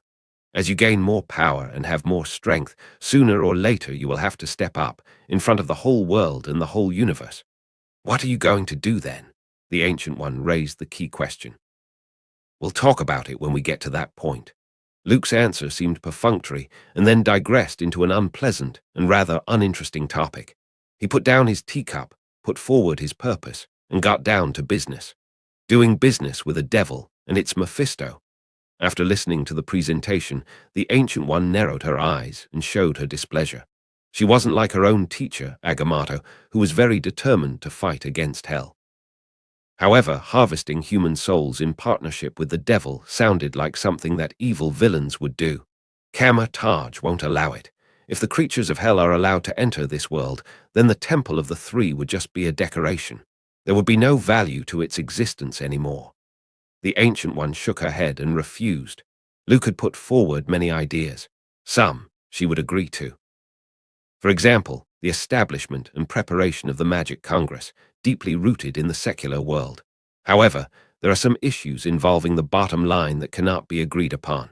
Master Ancient One, you misunderstood what I meant. Luke also knew that trying to get Taj and Hell, Sorcerer Supreme, and the Big Devil to sit at the same table was just a fool's errand. Even if the two sides weren't completely opposite camps, there was no room for cooperation between them. The ultimate destination of human souls is either heaven or hell. Luke held out his finger and outlined the 10 realms. He had read the relevant materials in Taj's library. Only by doing his homework could he persuade the Ancient One with confidence. Different from religious books, where you can enjoy happiness in heaven and suffer in hell. In fact, heaven and hell are just two vast dimensional worlds. The Ancient One closed the fan. Her eyes were curious, and she seemed to want to know what the other party was going to say. The soul is the currency in circulation, and this sentence is valid in every dimension. Luke pointed to hell on the map and lightly said, whether to heaven or hell, the essence is the same. The soul is considered consumable and cannot be recycled. In other words, once a human being dies, there is no possibility of rebirth or reincarnation. In this case, what's the difference between heaven harvesting souls and hell harvesting souls? The Ancient One clapped her hands twice to express her appreciation for Luke's long-winded speech. Her mouth turned up, and she softly laughed. No wonder you and Mephisto could hit it off. Compared with human beings, you're more like a devil, good at compelling people. Is that a compliment? Luke asked as the corners of his mouth twitched. An impartial assessment. The Ancient One said. The two people in the room were silent for a moment. The Sorcerer Supreme, sitting at the top, then gave an answer to Luke's previous question. Heaven or hell, Taj is not on either side. However, the forces represented by the two camps are both light and dark, and Taj favors the former. The flow of souls into hell is indeed no different from ascending to heaven, as both use them as consumables that support the existence of the dimensional worlds. But there is one difference. The devils and the demons of hell are born to spread the seeds of chaos and evil. Although heaven is, disingenuous, angels still maintain the basic principles of justice and righteousness. The Ancient One denied Luke's idea of the Kamar-Taj choosing a side. Between the black and white of heaven and hell, the Sorcerer Supreme clearly leaned towards the former. Then the three sanctums too. Luke didn't stop there. He had guessed the Ancient One's answer. Cooperation wasn't something easily achieved. To put it bluntly, the image of hell wasn't as bright as the surface of heaven. Companies need to face regulators, and the three sanctums could take on this part of the responsibility, which could constrain hell. Luke, as if the business was a cake, took the initiative to cut a piece and serve it to the Sorcerer Supreme. The rules and regulations are determined by the Kamar-Taj, while the Hell Group represented by Mephisto would need to play according to our rules so that most of the problems could be avoided. As for the so-called harvesting of souls, it is only to give them a stamp in advance for their final destination. This doesn't constitute a crime or being evil. Luke, who had his head held high and was very dignified, paused and then said, even the Vishanti wouldn't turn down a soul that came on their own. And Kamar-Taj can also benefit from it.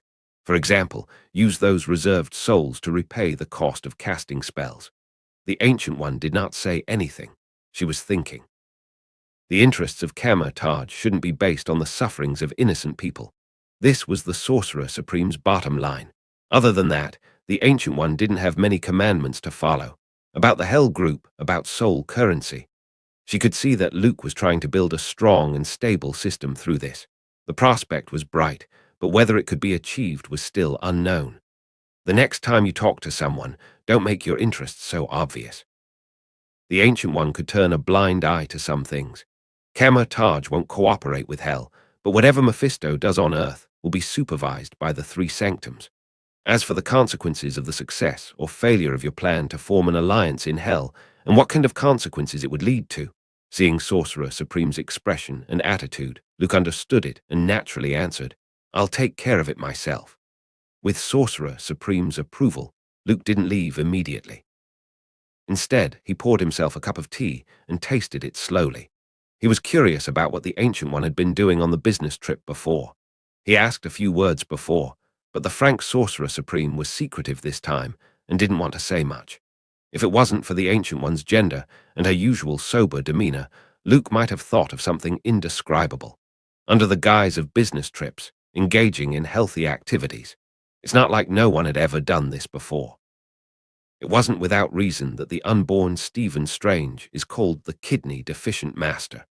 In addition to that, he always dropped the ball at critical moments, losing his magical power and defeating a demon guard when he's powerful and pulling a muscle when he was weak.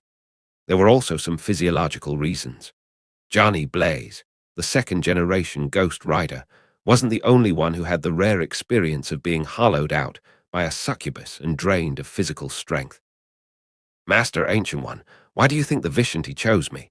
Luke changed the subject. There was no free lunch in the world. If so, he should be mentally prepared to lose everything.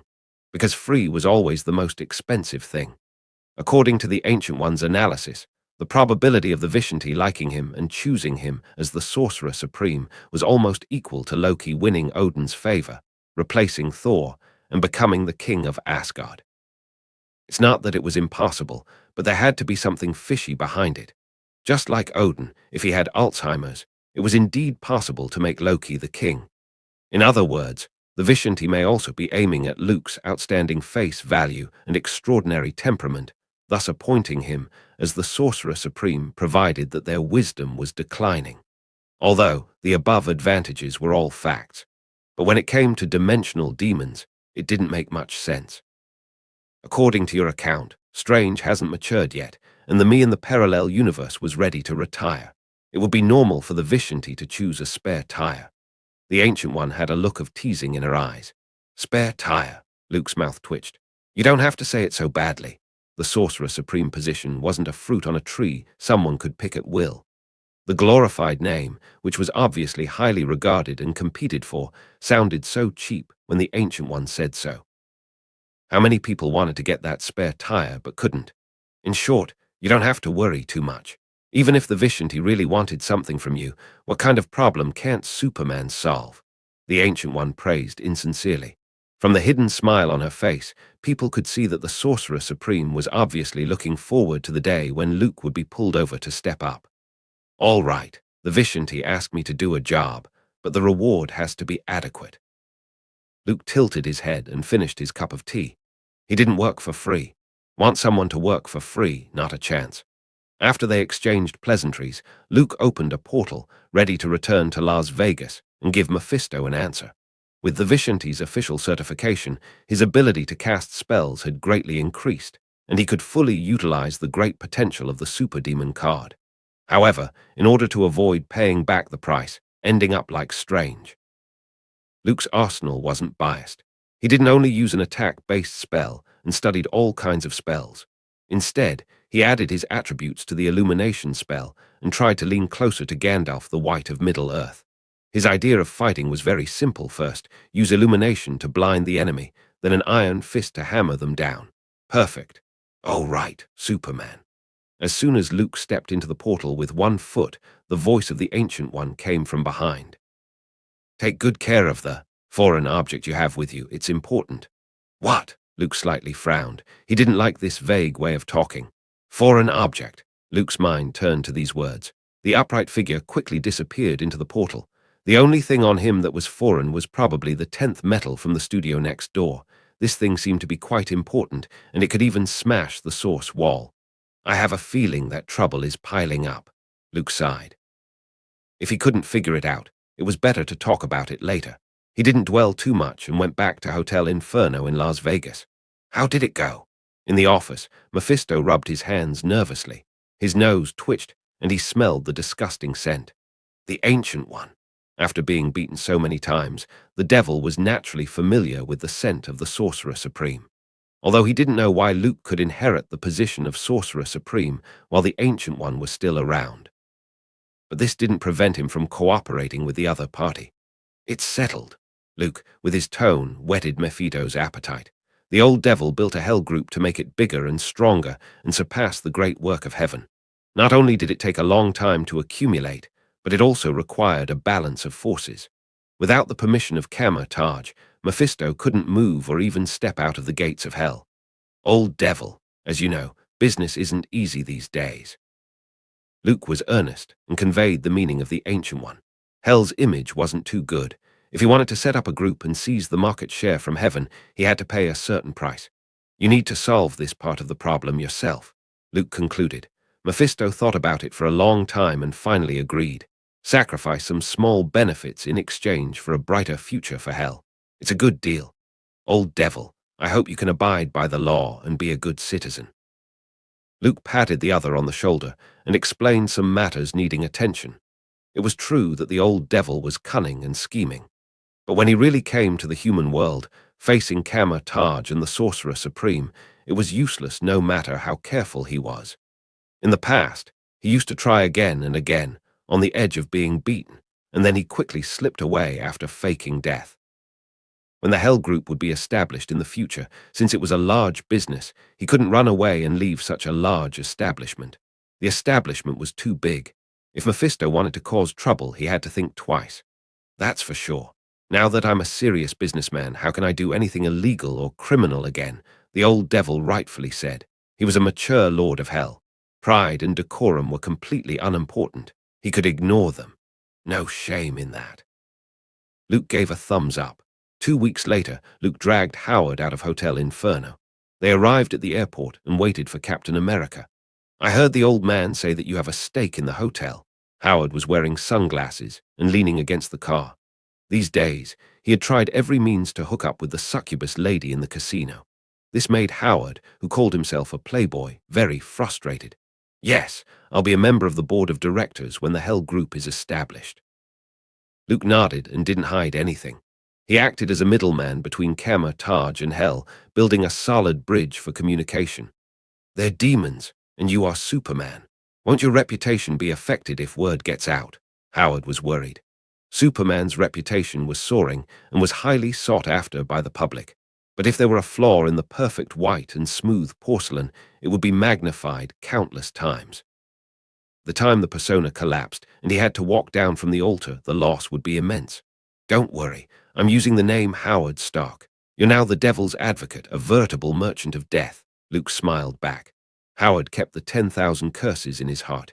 He was considering punching Luke in the face, but the pain would only be on himself, so he gave up the plan. How could you discredit me without permission? Howard was very angry. He didn't want to get involved with the devil. If it got out, it would have a great influence on Stark Industries and his own image.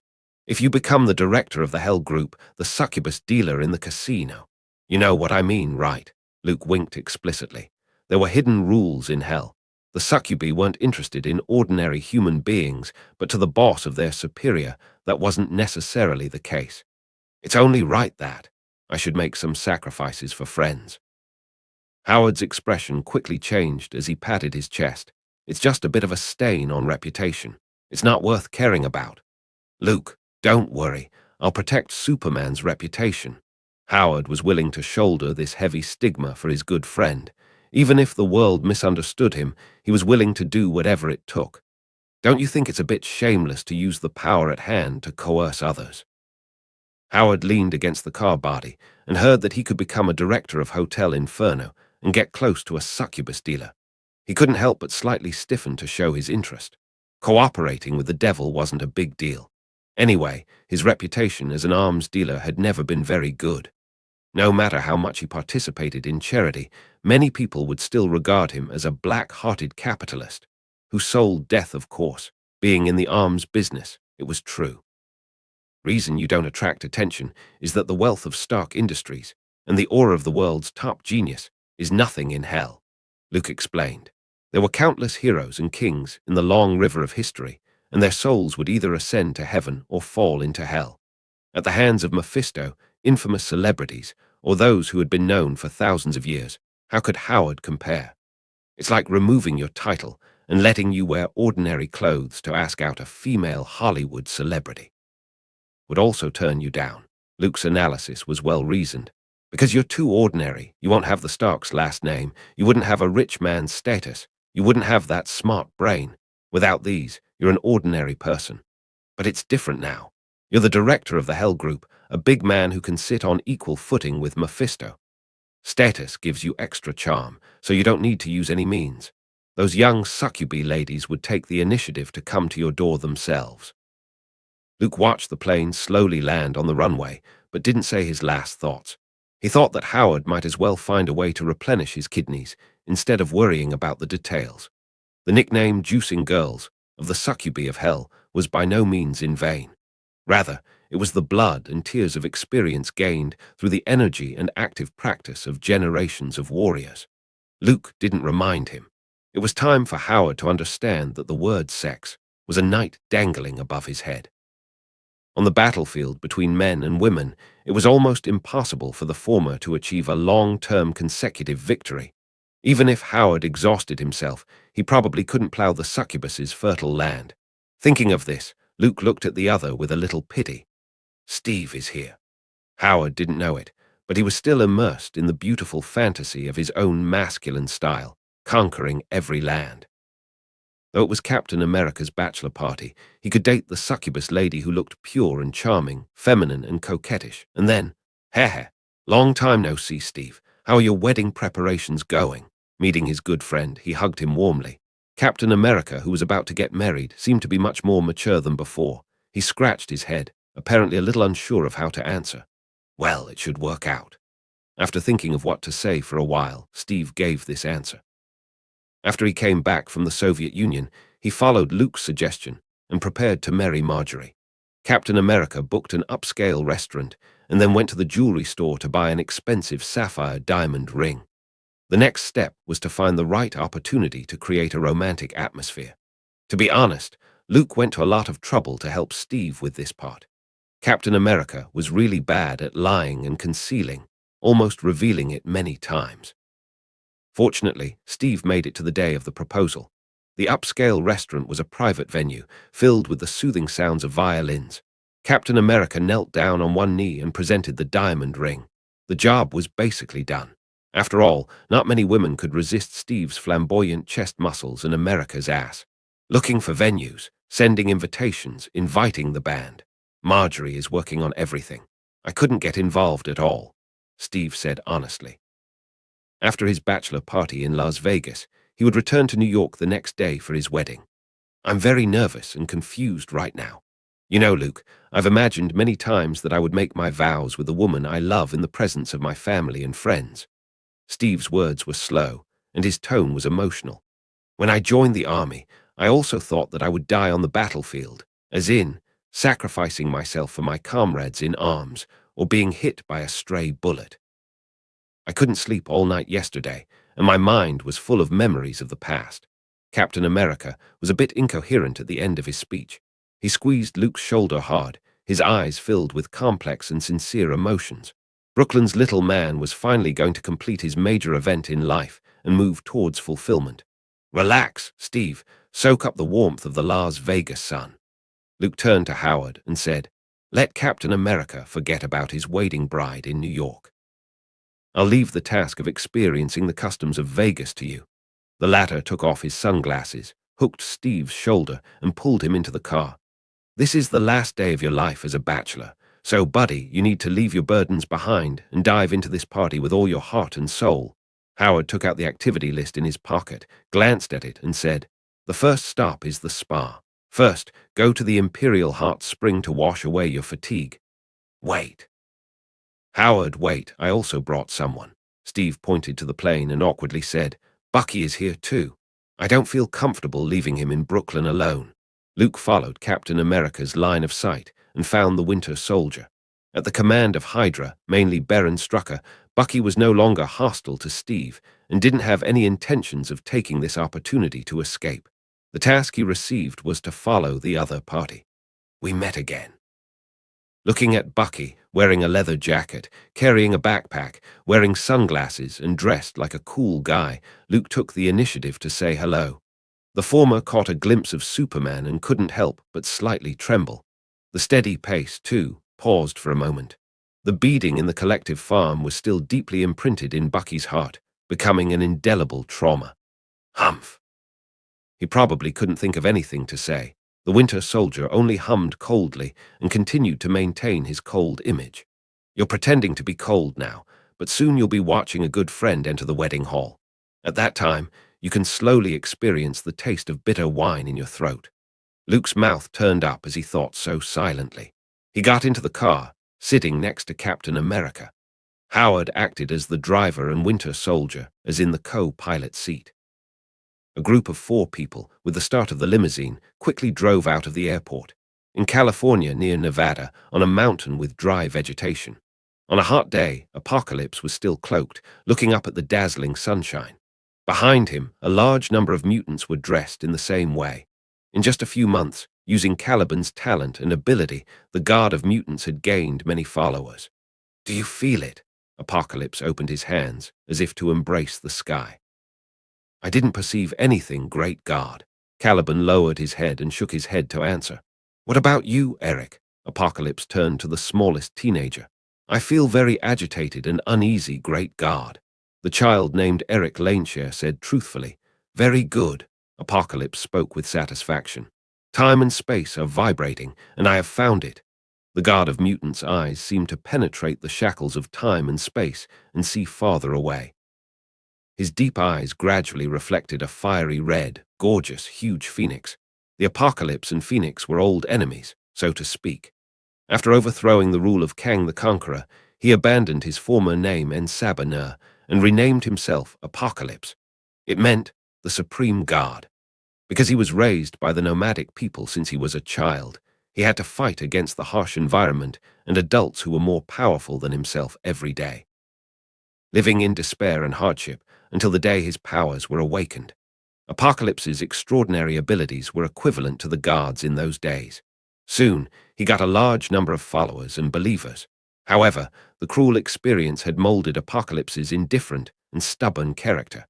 Similarly, he was a firm believer in the law of the jungle, the survival of the fittest.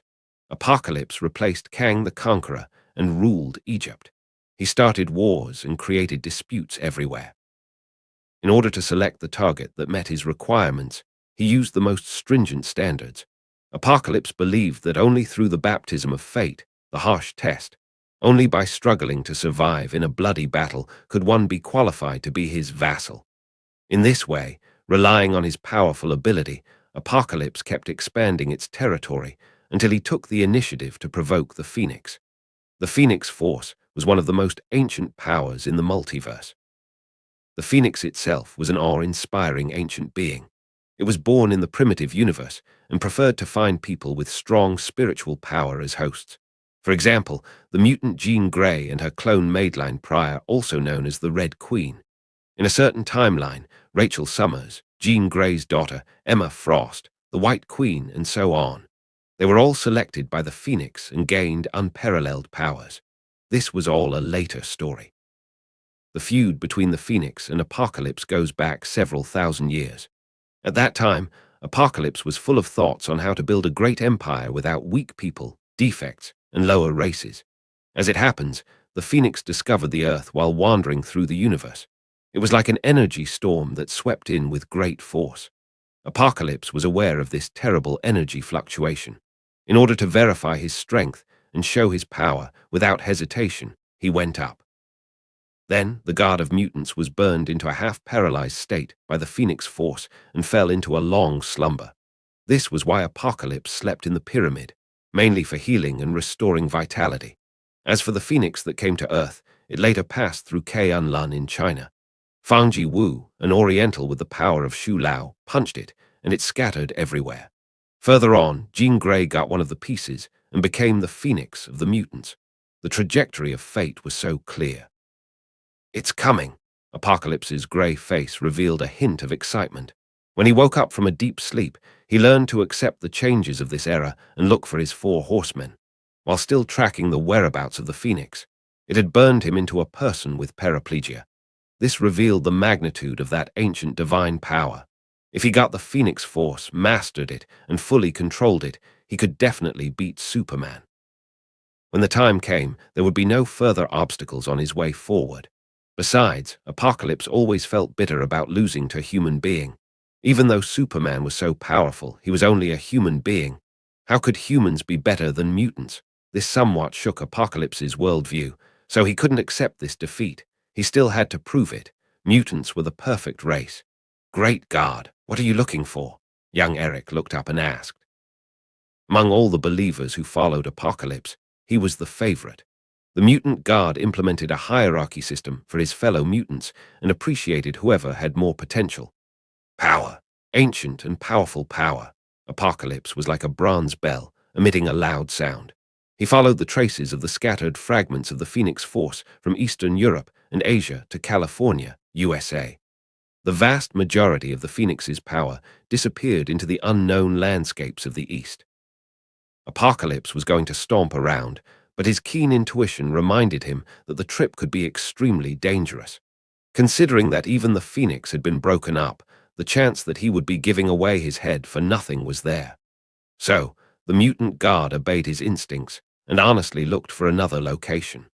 The part of the power scattered in Eastern Europe had become faint and almost disappeared. Apocalypse could only collect the residual Phoenix Force while searching the area with the most energy distribution. Finally, he found the complete Phoenix in California. "This will be the most beautiful existence you have ever seen in your life," Apocalypse's deep eyes, reflected by the fiery red Phoenix. It was getting bigger and bigger. After a few seconds, like throwing a stone into the calm lake, the space vibrated with a clear ripple. Not only did the future Magneto, young Eric, but the other mutants also felt it. Their inner emotions became restless. Like boiling water, it kept gushing up. The Phoenix Force was the fire of creation of the universe and the embodiment of life and spiritual power of the universe. It was normal for its appearance to cause a change in people's emotions. After a few minutes, the rippling space was like a cracked mirror with several shocking black crevices. After a while, those gaps gradually widened. In the nihilistic space, a fiery red color suddenly rose up. The Phoenix, a huge flaming Phoenix, opened up the space, spreading its wings and chirping. The terrifying psychic storm was like a cannonball hitting Apocalypse's shield. Even if its body was broken up, the reassembled Phoenix Force still can't be underestimated. The tall Apocalypse stood in front of the mutants. The purple light energy shield, like a solid wall, blocked the Phoenix Force. The flaming phoenix opened up the space and spread its wings. The paradoxical atmosphere of destruction and creation, new life and death, was simply enchanting. I can harness it. Apocalypse found that Phoenix had indeed become much weaker, and his self-confidence rose inside. He raised his arm. The surrounding space suddenly sank. As if filled with glue, it slowed down the Phoenix's movements. Then, Apocalypse firmly gripped his hand. The invisible power of his mind turned into a huge palm, clutching the flaming Phoenix tightly. Shriek, shriek. The dazzling fire that destroyed matter rolled up a wave of blazing flames. The space seemed to melt. The gap was getting bigger and bigger. Apocalypse's face showed a painful expression. His grey palm had become charred and black, leaving a faint scent of burnt meat. It can cause damage to my body even through my mind. The mutant guard was a bit surprised. He subconsciously retracted and then clenched again, squeezing the huge phoenix that was about to fly away with its wings. How could I give up this great opportunity? Apocalypse revealed a ruthless expression. Ignoring the pain in his hands, he increased the output. The extremely strong psychic power restricted the phoenix. As if the two sides were wrestling in the air, neither could overpower the other, gradually falling into a stalemate. Sizzle. The phoenix seemed to feel the pressure. It shook its wings, and the open space was shattered again. The horrible flame broke out and melted Apocalypse's energy shield. In order to protect himself and the children he had gathered with great difficulty, the mutant guard had to withdraw his strength. This allowed the phoenix to seize the opportunity. It flapped its wings and disappeared in an instant. Space transfer. Where can you go? Apocalypse grunted coldly and left a sentence. Stay here, don't go anywhere, stepped into a portal and followed it. Why do you want to soak in hot springs together? It feels strange. Howard clasped his arms in front of his chest, squeezing the corner of the towel, sitting on the edge, dilly-dallying and refusing to get into the water. He looked at Luke and Steve with sad and angry eyes. The strong and perfect lines, the solid and healthy chest and abdominal muscles. By contrast, he had been doing scientific research all year round, and he hadn't done much physical exercise. He looked like a chubby couch potato. Sure enough, when there was something to compare with, he would suffer the most damage. Don't be a pussy, Howard. Luke leaned back against the pool, tilted his head back, and said so. The lower half of his body was wrapped in a towel and submerged in the moderately warm water of the pool. A glass of chilled sparkling wine and a variety of fresh fruits were at hand. Come on down. Don't worry, we won't laugh at your size. Luke joked as he put a soaked towel on his face. The strong muscles full of power relaxed, and a sense of sleepiness and lethargy spread. Somewhat sleepy, Luke squinted his eyes. Enjoy this rare peace and quiet. What are you talking about? Stark men are always proud of their prowess. Howard quickly sat in the hot spring pool. No male creature would accept people questioning their courage. It's just that he tried to stay away from Luke and Steve, a superman and a super soldier. Being caught in the middle, Howard experienced the feeling of being the poorest man for the first time. Steve, why are you getting married while you're this young? Howard, a staunch bachelor and lover of singlehood, didn't understand Captain America. Days of debauchery and one-night stands were fun. If he got married, he would face a lot of problems. Howard imagined changing diapers, singing lullabies, and telling bedtime stories for his children in the future. He couldn't help but shiver. It was terrible. How could he devote his limited time to such trivial things? You don't understand. Steve glanced at the prodigal Howard and shook his head. When you have sex with a woman, it's just a short moment of pleasure. Howard, it's hard for you to understand. When you open your eyes in the morning and find a person lying next to your bed, she would gently smile at you, hold you in her arms, then make you breakfast. Howard grimaced when he saw Captain America show a faint smile and spread romantic, sentimental longings heartily. Holding a purple grape in his mouth, he spoke in a muffled voice. Those women who date me can do the same things, as long as I'm willing to show generosity or give them a good time. Steve's face looked speechless. No matter what the topic was, it would always become dirty when it came out of Howard's mouth. This was probably some kind of unique talent. I've heard Jarvis complain many times. You take different women to Stark Mansion every night. After sleeping, you run off to work in the laboratory, and he has to clean up after you, Luke said lazily. He's probably the one who wants you to get married the most in this world. Howard was embarrassed. It was just a momentary relief when he had no scientific inspiration and felt bored. He won't even remember the names of those women. Anyway, it was just one night, so there was no need to know too much. That day will come. Howard chuckled as he looked out the window. The sunset was shining on Las Vegas. Then the sky turned red. A huge phoenix suddenly appeared, rapidly approaching. Did I drink too much? Howard rubbed his eyes and wondered if he saw things. Although he had seen vampires, werewolves, and hell demons, but he was still a staunch atheist, a scientist with the spirit of exploration and thirst for knowledge. It looks like tonight's bachelor party will have to be postponed. Luke, who was still sleepy, took off the towel that covered his face. He simply stood up from the hot spring and walked over to the window. Ah, Luke, I know this thing of yours is magnificent, but there's absolutely no need to show it off. The corners of Howard's mouth twitched as he happened to be sitting nearby. He turned his face away. Although I don't know who brought it here, it must be in big trouble. Luke didn't pay attention to Howard's words. He put a bath towel around him, but some things just couldn't be covered up. What is that? Captain America, who noticed the anomaly, also stood up and walked in front of Howard. The latter really didn't know where to look, so he had to raise his head and look at the ceiling. Please stay away from me. I will definitely have nightmares tonight. Howard looked helpless. Taking a bath with his good friends was terrible. That's the Phoenix. Luke was no stranger to the three ancient forces of the Marvel Universe. He fought Than, the god of chaos, in the sky above the White House. The other party had used the chaos magic as bait to lure him into becoming his envoy. Chaos magic could rewrite reality.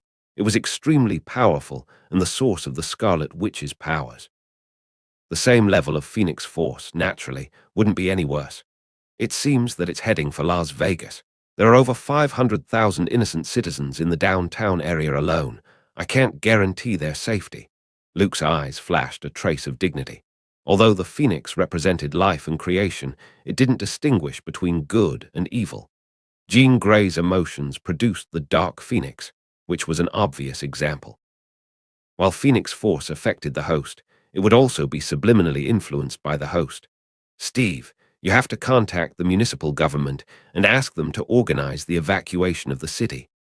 Luke changed into his Superman's battle suit and told him, those who don't have time to evacuate can be taken to Hotel Inferno. Howard, you also follow. Don't even think about putting on power armor to help. This isn't Hydra's reinforced soldiers. Steve nodded, quickly removed the towel around the lower half of his body, grabbed the folded clothes and put them on. Seeing this, Howard's trauma expanded again. He felt that his eyes were going blind. I need to see 100 women naked to forget this.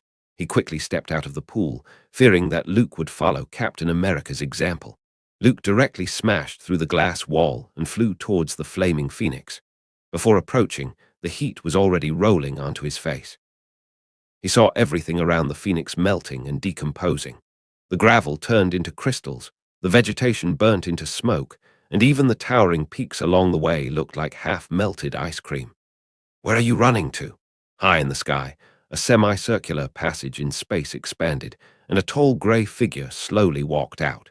He wasn't afraid of the exuberant heat emanating from the flaming Phoenix, and his cold face revealed a hint of a smile.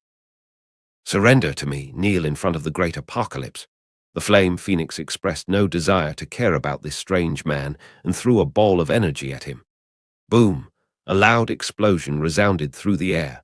Being closely chased by Apocalypse, the Phoenix looked up and hissed, and the waves of flame rolled. Its attitude was arrogant and contemptuous. It was as if it had no regard for this mutant god. Even if it wasn't the same as before, and its own strength was greatly weakened, this cold attitude remained unchanged. Humph, weak creature. The Phoenix emitted such a thought. The flaming wings flapped violently, sending a wave of incandescent flames into the sky.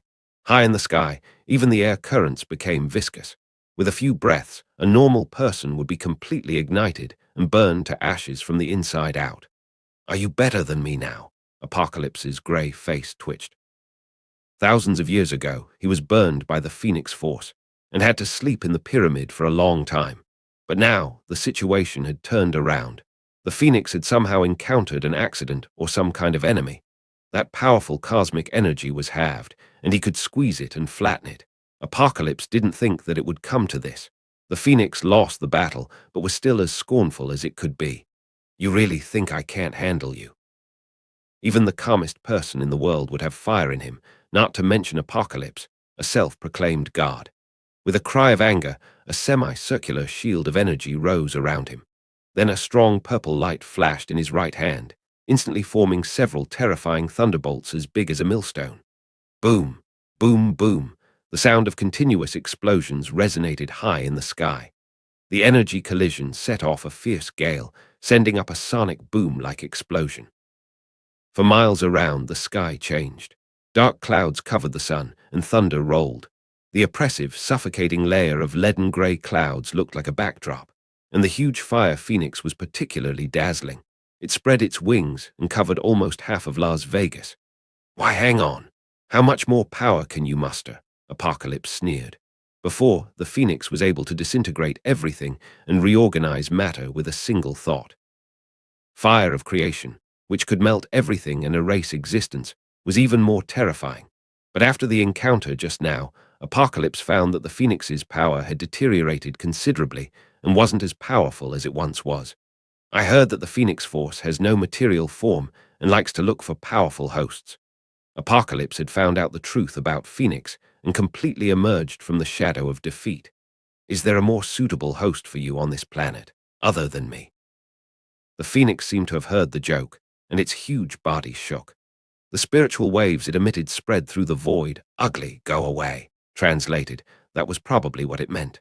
The hosts chosen by the Phoenix Force were both male and female. It might be related to its aesthetics, with women being the majority and men being involuntary. One of Kaeon Lun's strongest iron fist of all time, Fangji Wu, who shattered the Phoenix's form, needs no introduction. A standard Oriental girl with a beautiful presence. Jean Grey, White Queen Emma Frost, Cyclops Scott Summers, Wolverine Logan, Colossus Magic. In terms of looks, they all fluctuated around the upper middle range.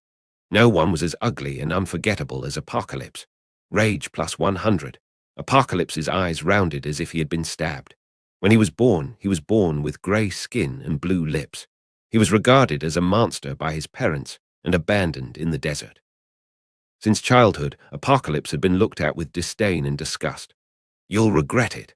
Apocalypse's eyes turned white as he used his abilities. One by one, lightning bolts as thick as a child's arm struck down amidst thick dark clouds. Like a silver fence, it surrounded the flaming phoenix.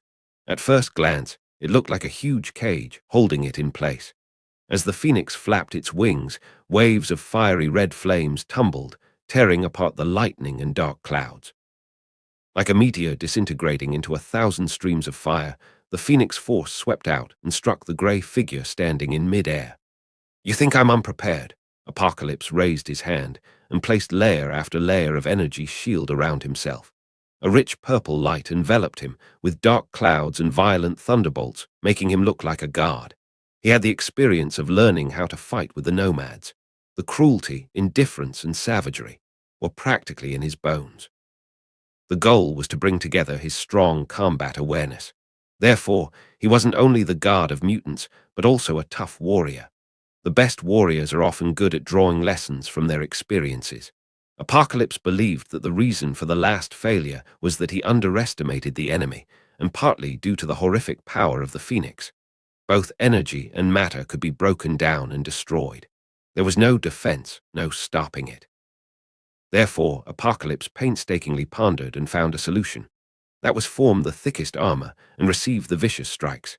Anyway, he has a good body and high defense, so as long as he didn't burn, he could withstand the full output of Phoenix Force. As it happens, the tidal wave of flames that raged through dozens of layers of Apocalypse's energy shields was somewhat overwhelming. The tall figure wearing metal armor, like a hard reef in the heart of the river, remained tenacious. He strode forward against the billowing flames that could melt gold and iron. At the same time, all the psychic attacks and energy output was directed at the Phoenix. The flaming Phoenix, perched high in the sky, was unable to break free from the lightning cage and could only be passively beaten. The dazzling light radiating from its whole body gradually faded down. Accept your destiny and become the most powerful weapon for me to conquer the world. Apocalypse's face was cold, His right hand clenched into a fist, and a terrifying force filled it. Boom! The mutant guard, equally powerful in the flesh, punched the phoenix. The overwhelming power that could sink mountain peaks was like waving a heavy hammer on a red-hot iron sheet. Sparks erupted. Thousands of bright flames, like falling meteors, fell down. The towering buildings of Las Vegas looked as if they had been built out of the sand, melting and burning in a matter of seconds. Reinforced concrete was fragile in the face of the Phoenix Force's flames. A fight is a fight, but you have damaged the buildings, hurt innocent citizens, and caused great economic losses and property losses to Las Vegas. The clear, smiling voice echoed through the dark and gloomy sky. Boom! A silver lightning bolt struck down, reflecting a dark red cloak and a sturdy figure. Luke stared at Apocalypse with a scowl on his face. Are you going to pay the fine?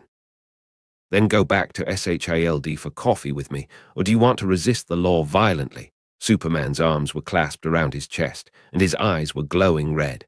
Enemies will always meet. Here you are again, Superman. Apocalypse's confidence was high. After emerging from the defeat of the past, he felt confident. He coldly glanced at Luke. The fear that he had before was gone. With the Phoenix Force at hand, why should he fear Superman? Just on time. Getting rid of two enemies at once will save time and effort. Apocalypse threw a final punch with a terrifying force that pierced through the air as if to break the Phoenix's form apart. Did I give you permission to move? Luke's voice turned cold as he raised an eyebrow.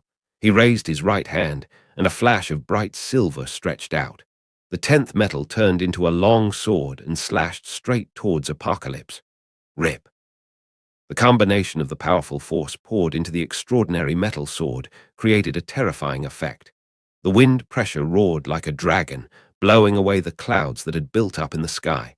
The void split open like a broken mirror, cutting a sharp, straight line. Apocalypse's grey face twitched as if he felt fatal danger. He quickly withdrew his fist and added dozens of layers of energy shields around himself. Then, the guard of mutants still felt unsafe. He activated his natural abilities, body of steel. The grey skin turned metallic and covered his entire body. This always works.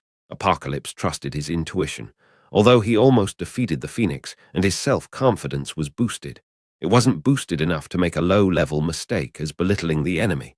Superman was strong, and there was no doubt about that. So he didn't take it lightly. He had to go all out. Apocalypse was able to complete his defenses in a matter of minutes. And then he looked up at the powerful sword that cut through space and tore through the atmosphere. With a flash of silver light, the lightning and thunder, as well as the thick dark clouds, all dissipated. The force of the sword was so strong that it tore through all of Apocalypse's energy shields in a matter of milliseconds. With his bare hands, Superman might have to punch hundreds of times to be able to injure this mutant guard. But with the 10th metal that could kill a guard, he only needed one chance. Just one slash. The light of the sword fell on Apocalypse's steel body, like a burning knife cutting through butter. So effortless, so silky smooth, without feeling the slightest hindrance. Swish! A broken arm flew in the air. It turned into a pulp by the violent air current. That was close. Apocalypse, who was about to be cut apart, was able to move out of the way in the nick of time by using his intuition. If he had hesitated, his whole body would have been split in two. This was fatal. What a terrible weapon. Apocalypse held his broken arm, the wound nearly solidified. The slash was so fast that he didn't even feel a hint of pain. As I said, great en sabiner. Luke, sword in hand, looked towards Apocalypse, who had lost an arm. I hope you can behave yourself and learn to abide by the rules of the new era instead of holding on to your backward, barbaric, and foolish ideas. This could lead you to indulge in a self-important, arrogant personal world-view, ignoring changes in the outside world and causing unnecessary problems. Beneath Superman's feet were the empty streets of Las Vegas. He had to say, Captain America did a good job. He took over the authority of the city council and evacuated most of the city residents through radio and TV news announcements. Of course, there was also Mephisto's help. If it weren't for the old devil's magic, the people of America, who were crying out for freedom and democracy during a city lockdown, might not have been so obedient. I'm a pharaoh of Egypt, a great god king. Do I have to obey the laws of a country that is only a century old and short-lived? Apocalypse's innate ability to shed flesh and blood from the severed wound gradually grew a new arm. This was the terrible thing about the mutant guard. He had too many abilities and was too perfect. It was hard to find his weakness and deal a fatal blow. The Phoenix could beat Apocalypse because it had the fire of creation.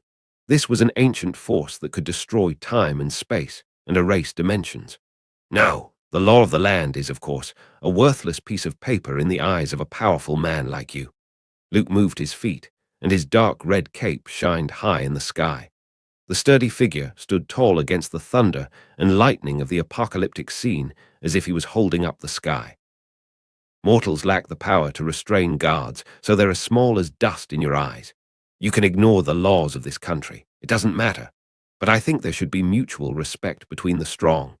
Great Ensabanur, you should at least respect my will and cherish the respect I give you. His voice was calm, without the slightest emotion, as if stating the facts.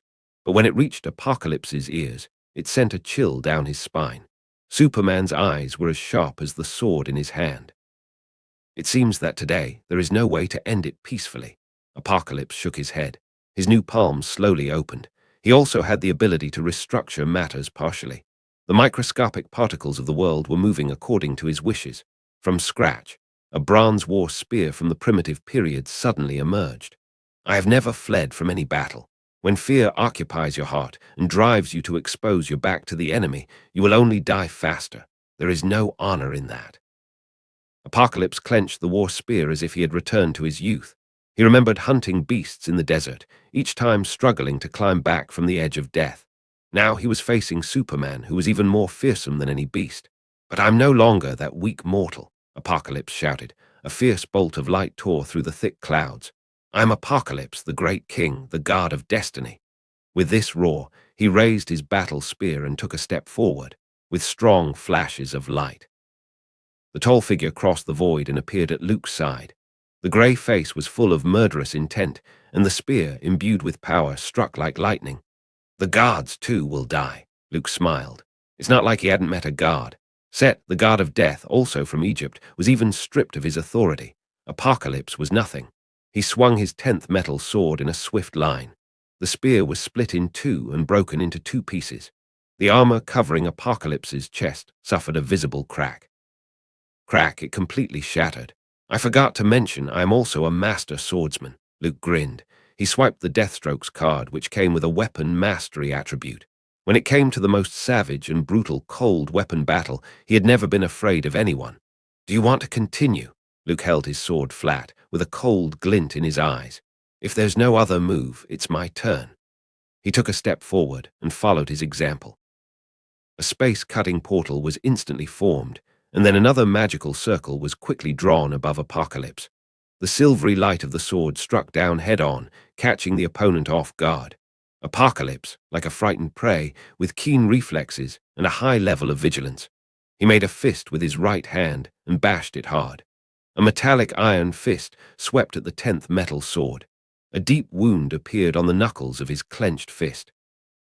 As if unaware, Apocalypse had entered into a state of struggle. This pain couldn't interfere with his firm will. In the empty left hand, another war spear emerged. He raised his hand and swiped the spear out. The heavy force of the blow blasted the air and quickly slashed towards Luke's neck. Boom! A muffled sound rang out. Apocalypse hit the target, but it felt as if all his power hit the air. The figure struck by the spear didn't feel like a physical body, but rather an illusory wisp of air. Then hundreds of Lukes spread all over the sky and surrounded Apocalypse. Superman's a master. Apocalypse's eyes widened with an incredibly shocking expression. How is that possible? How would there be a master that could shatter mountains and crush the earth with a single blow? I haven't given up yet. With a punch to the face, Apocalypse's face looked like a ton of TNT had exploded on it. Only half of his malicious words were uttered. Then it looked as if a grey cannonball pierced the car behind him and tumbled into a shop a block away. His hardened body, enhanced by his natural abilities, dragged a long, deep trail across the ground before slamming into the thick wall. The dust floated around and obstructed the view. With a few sharp coughs, Apocalypse silently pulled himself out of the wall. What a powerful fist! Despite his steel body, the sheer force of the punch caused Apocalypse's internal organs to almost shift, and every bone in his body to cry out as if they were falling apart. A trace of blood spilled from his mouth. His whole body wobbled and was about to fall. Keep fighting. Apocalypse instilled belief in himself and propped up his bruised and exhausted body. He looked up and saw the tall and straight figure arriving in a flash as if he had teleported. The debris rolled up wildly and scattered to the sides. The metal boot was lifted high and swept up at Apocalypse like a powerful whip. Then another uppercut. Boom! The mutant guard, passively beaten, lost control of his body and flew straight upwards. His head smashed through layer after layer of ceilings. Those solid metal materials broke like flimsy foam sheets. By the time the terrifying force had dissipated, Apocalypse had traveled through 37 floors of the building and nearly burst through to the atmosphere. He was floating 10,000 meters in the air, and blood smeared across his grey face. Do you choose to surrender or run away? In a daze, Apocalypse heard Superman's voice. The other person was very cold, without mercy in his eyes, not at all like the superheroes he had met before. When those people fought, they were always full of hesitation and sympathy. They regarded killing as a crime or a last resort. Apocalypse could hear that the choices Superman gave him were just a joke. How could a true warrior, who had no weakness in his heart, let the enemy go? There's no honor in that. Apocalypse's voice sounded weak as he gave his answer. He opened his eyes and caught Superman's movements. Hastily, he raised his arms and tried to block the punch. He would try to regroup and launch a counter-attack, but he was too slow and too weak. The air-bursting fist broke Apocalypse's bones. He was hit head-on by a speeding train at full throttle. Once again, the hard body flew out uncontrollably. Oops, a bit of a blunder. Luke watched Apocalypse fall downwards, smashing a hotel billboard run by the Mafia along the way. To some extent, this was his own business. If I do that again, I would ruin my own property. He shook his head. His dark red cloak tore through the air with a dull burst as he flew towards the site where Apocalypse had fallen. His supervision didn't find the other party through the obstacles. He ran away. Luke raised an eyebrow, thinking that Apocalypse didn't look like a mutant who would strategically retreat. He was at least a pharaoh of Egypt, but he shouldn't be as flexible as the younger generation. If he wanted to run away, he would have done so long ago. Why wait until now? Superman's perception was turned on. With the pure white light of Vishanti, the whole city was under control. Among the mutants, there were also a few with the gift of invisibility. A moment later, Luke discovered Apocalypse's position as the bioforce field opened up. Above, he looked up and saw a steamroller weighing dozens of tons crashing down. High-temperature rays were emitted from both eyes, directly melting the huge metal object. The grey, translucent figure gradually revealed itself. It was none other than Apocalypse. He didn't seem to want to smash Superman with the steamroller, raising his fists upwards in a dazzling gleam. This was the energy absorption ability of mutants, which absorbed energy and violently released it. It was as if two small celestial bodies were floating above Luke's head. The terrifying energies mingled with each other like a giant ball of light. The heat emitted turned the asphalt road where Luke was standing into a sticky puddle of mud. The silvery white flames of light were terrifyingly volatile, and a searing stream of air radiated the powerful heat that could melt gold and iron. Let's go to hell together, Superman, Apocalypse hissed like a lunatic. All his strength was used for absorption and release, just like an extremely unstable suicide bomber. Once the countdown had reached 0, the whole city would be leveled, and Superman was at the center of it all.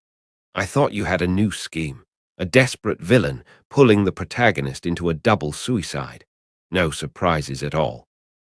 Luke shook his head as the exuberant power enveloped him, putting a degree of pressure on him. Superman had many ways to avoid Apocalypse's desperate attack, but considering the great damage caused by the other party's self-explosion, Luke rejected those choices. Although he never claimed to be a hero, he didn't like to be tied down to a single work style. But as the Ancient One said, when Superman stood at the top of the world and at the forefront of mankind, it was hard to retreat. He had to take his share of the responsibilities, just like how he used his share of power. This was an equivalent exchange. No one forced Luke, but he had to.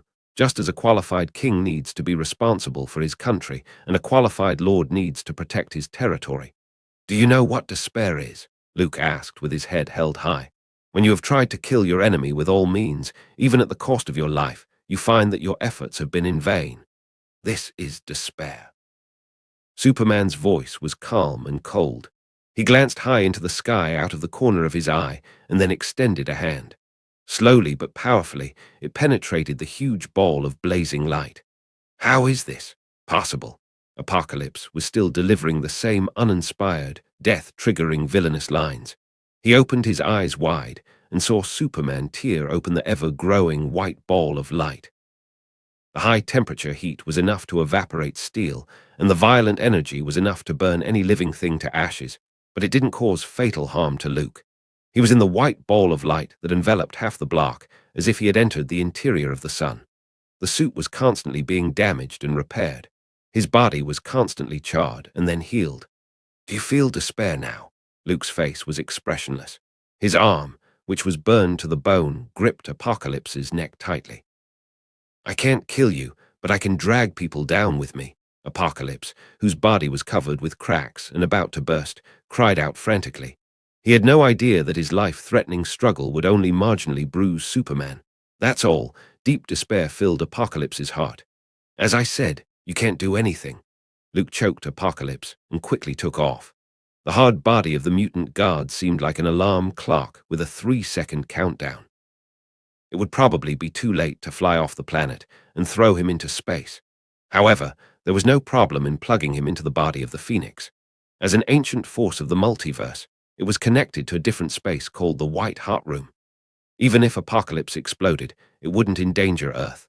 The Phoenix, imprisoned in a lightning cage, saw Apocalypse and Superman fighting further and further away from the battlefield and once again had the idea of escaping. The wings flapped, sending up huge flashes of fire, and tore through a lightning bolt as thick as a column. But before the Phoenix could squeeze out, it saw Luke flying towards it with Apocalypse, who was about to explode. What does he want to do? It first felt confused, and then reacted. Don't come here. The Phoenix's mind fluctuated in panic. It finally recovered 1 or 2% of its strength. How could it be willing to return to the starting point after thousands of years of hard work? I'm sorry, but for the sake of world peace and the safety of the planet, you will have to make a small sacrifice. Luke replied faintly with telepathy. If the Phoenix could make an expression, there would definitely be several question marks on its head. I'm not from Earth. Why should I make sacrifices? And as a superhero, you're the one who should be doing this, right? The Phoenix wanted to say something more, but Luke was too lazy to listen anymore. Apocalypse was shoved into the other party's mouth. Boom, high in the sky, the explosion didn't happen. Only an invisible shockwave dispersed the clouds. Thank you for your sacrifice for Earth. I will remember you. Luke briefly observed a second of silence. Captain America, standing on the top floor of Hotel Inferno, was puzzled. What happened to the big fire Phoenix? Why is it gone? Fuck you. Before the Phoenix disappeared, Luke vaguely felt a telepathic wave of anger. He smiled and shook his head. He must have been hearing things. Despite hardships, Phoenix Force crossed the starry sky and came to Earth to save the people of Las Vegas from danger. It had such a fearless spirit. How could it possibly swear? This obviously didn't make sense. Maybe, it said. Thank you for the opportunity. Luke nodded his head. Phoenix Force came to the Earth, passing through the Western Hemisphere to the Eastern Hemisphere, causing inevitable catastrophes along the way. Now he gave it a chance to save hundreds of thousands of innocent lives and thus completed its redemption. He thought that the Phoenix would surely be grateful, a perfectly logical trail of thought. I am really a kind person. Luke showed a satisfied smile. He not only indirectly saved Las Vegas but also prevented a crisis. Incidentally, letting the guilty Phoenix successfully redeem itself. It felt good to be a good person. What are these? Luke was about to fly to Hotel Inferno and leave the task of cleaning up the mess to Captain America. He consumed so much that he had to bask in the sun for several days before he could recover. The skin and flesh of his arm, which were burnt to the bone, was growing back. The tattered suit was gradually restored to its original state. As soon as the Phoenix disappeared, a cloud of sparks suddenly appeared. They were between illusion and substance, as if they were transparent crystals. In the time it took Luke to observe, several pieces scattered and disappeared or flew away as streams of light. Fragments of. He grabbed a few pieces with a quick glance, and then there was a warm, soft feeling. On closer inspection, there were flame-like patterns flickering and flowing within. It's like eating a super pill. Luke tried to absorb one. He's in good shape anyway, and there's nothing wrong with him. Like flaming crystals, the fragments were transformed into ripples of power that were incorporated into his body. Luke felt a wave of pleasure spreading from his tailbone all the way to his brain. The energy that would have taken days to recover in the sun was instantly recharged like a game character drinking a healing potion, instant full health. Beyond that, he tracked the fragment of Phoenix Force. He vaguely looked into the endless pure white space in which there was a huge cocoon. Countless energy threads were wrapped around it, interweaving with shining light. This was the real Phoenix Force. It was the embodiment of a concept. It wouldn't die. It wouldn't disappear. Even if it had been seriously injured by the Iron Fist, it could reconstruct itself. Even if it were hit by Apocalypse's suicide bomb, at most, it would just go back to the white hot room to recuperate and sleep. Actually, it just strengthened a little bit of physical strength with no obvious increase. Luke said with some disappointment as he withdrew his gaze. This wasn't in line with his expectations. The gap was relatively large. The Phoenix Force was one of the three ancient powers of the Marvel Universe and was one of the most powerful plugins in the universe. Jean Grey got a fragment, became the host, and directly became an Omega mutant. She beat Professor X and Magneto and almost destroyed the world when she went to the dark side. It didn't seem to do much for me, except for a few seconds of pleasure. Luke grabbed the remaining pieces and planned to give them to White Queen to see if she could become a famous Phoenix host. The Phoenix Force seemed to be particularly fond of mutants. In the comics, except for Captain Marvel and Thanes, son of Thanos, the other hosts were talented mutants. If it was given to Captain America or Howard, there was a high probability that it wouldn't have much effect. With this in mind, Luke's interest in the Phoenix Force faded. It belonged to the kind of power that had a high upper limit but was difficult to raise. The Phoenix Force in its full state was a multiverse-class entity. Restart the universe or destroy it, face off against the living tribunal and take on the 5 deities. But the complete Phoenix Force, like a sated Galactus, was a pseudo-concept. There was no such thing. The Phoenix Force's main body wanders the universe in search of a host. The rest stay in the white hot room, channeling the emotions and spirit of cosmic life. The most powerful of all hosts, Jean Grey, had never come close to completing its form. No matter whether it was the Dark Phoenix or the White Phoenix form, it only reached an all-father level. Instead of going through the hassle of collecting the Phoenix Force, it's better to brush up on your reputation. Luke gave up the idea of being a host when he realized that there was no direct ratio between pay and gain. Of course, the main thing was that he didn't know if the Phoenix would retain its previous memories when it was reborn. If he kept it, then there was a possibility that it would beat him to death. Where's the Firebird? When Luke flew to Hotel Inferno, it was all over. Howard finally put his mind at ease and started asking questions like a curious toddler. It completed its heroic mission to save the innocent citizens of Las Vegas and return to its home. Luke leaned into the executive seat reserved for Mephisto and completely reclined. He seemed to have kept Apocalypse at bay, but it took a bit of effort to really tackle the mutant guard. Clearly, I'm a pacifist, so why should I be forced to do anything? Luke shook his head and sighed. As everyone knew, he didn't like violence. Only when he was forced to do would so he use his fists to reason with someone. Work with the municipal government to clean up the mess. The task of counting the losses will be left to you, Steve. Luke left all that tedious work to Captain America, the only one fit for the job. It looks like tonight's bachelor party is a bust. Howard was a bit disappointed. He had a lot of excitement in store for Steve. It was guaranteed to be a new experience that Captain America had never tried before. I don't mind that, but should we postpone the wedding? I can't guarantee that I'll be able to handle everything in Las Vegas in such a short time. Steve was the spiritual embodiment of the American soldier, with a very high sense of awareness. In order to restore order to the locals of Las Vegas, he offered to postpone his own wedding. If this conversation had been broadcast live, many people would have been touched by it. That's not necessary. A team of SHIELD agents will be here tomorrow.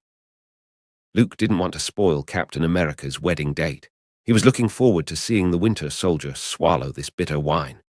I don't think we'll be able to throw a bachelor party, so I'll go back to Brooklyn and make up for it. Howard heard this and winked at Luke. He had an appointment with the succubus tonight. However, Hotel Inferno can hold a charity party with the main theme of raising money to rebuild Las Vegas, with Howard as the initiator and leader of the donors. In order to give Howard, the pervert, a taste of what it's like to be drained, Luke turned and added these words. He also gave Mephisto a knowing look. The old devil nodded quietly, indicating that he would suggest that the succubus should intensify her efforts. After the important things were settled, Luke looked for a room to lie down. Before he fell asleep, he folded his hands and whispered, I hope that Howard's okay. I don't think it would kill anyone. Right, probably. On the peaks of the California mountains, the mutants who were too afraid to move about waited for Apocalypse to return. The great god has fallen. It wasn't until the sun was setting that Caliban, who could sense his compatriots, suddenly fell to his knees with a shocked look on his face. He couldn't accept that the legendary mutant god would fail and die. What? This can't be. Some people were reluctant to believe it. Apocalypse fell. Apocalypse has fallen. Then should we break up? You go back to your Cairo, and I'll go back to my Berlin. It was Eric, the teenager, who finally made the suggestion to break up the group. His feelings for Apocalypse weren't deep, and he didn't regard him as a god like the others. Although Eric thought that the Black King Sebastian Shaw was the nightmare that tormented his life. But it must be admitted that, while he hated the other party with a passion, he also absorbed some of his ideas and concepts. Worshipping a god was something that only the foolish, the backward, and the weak do.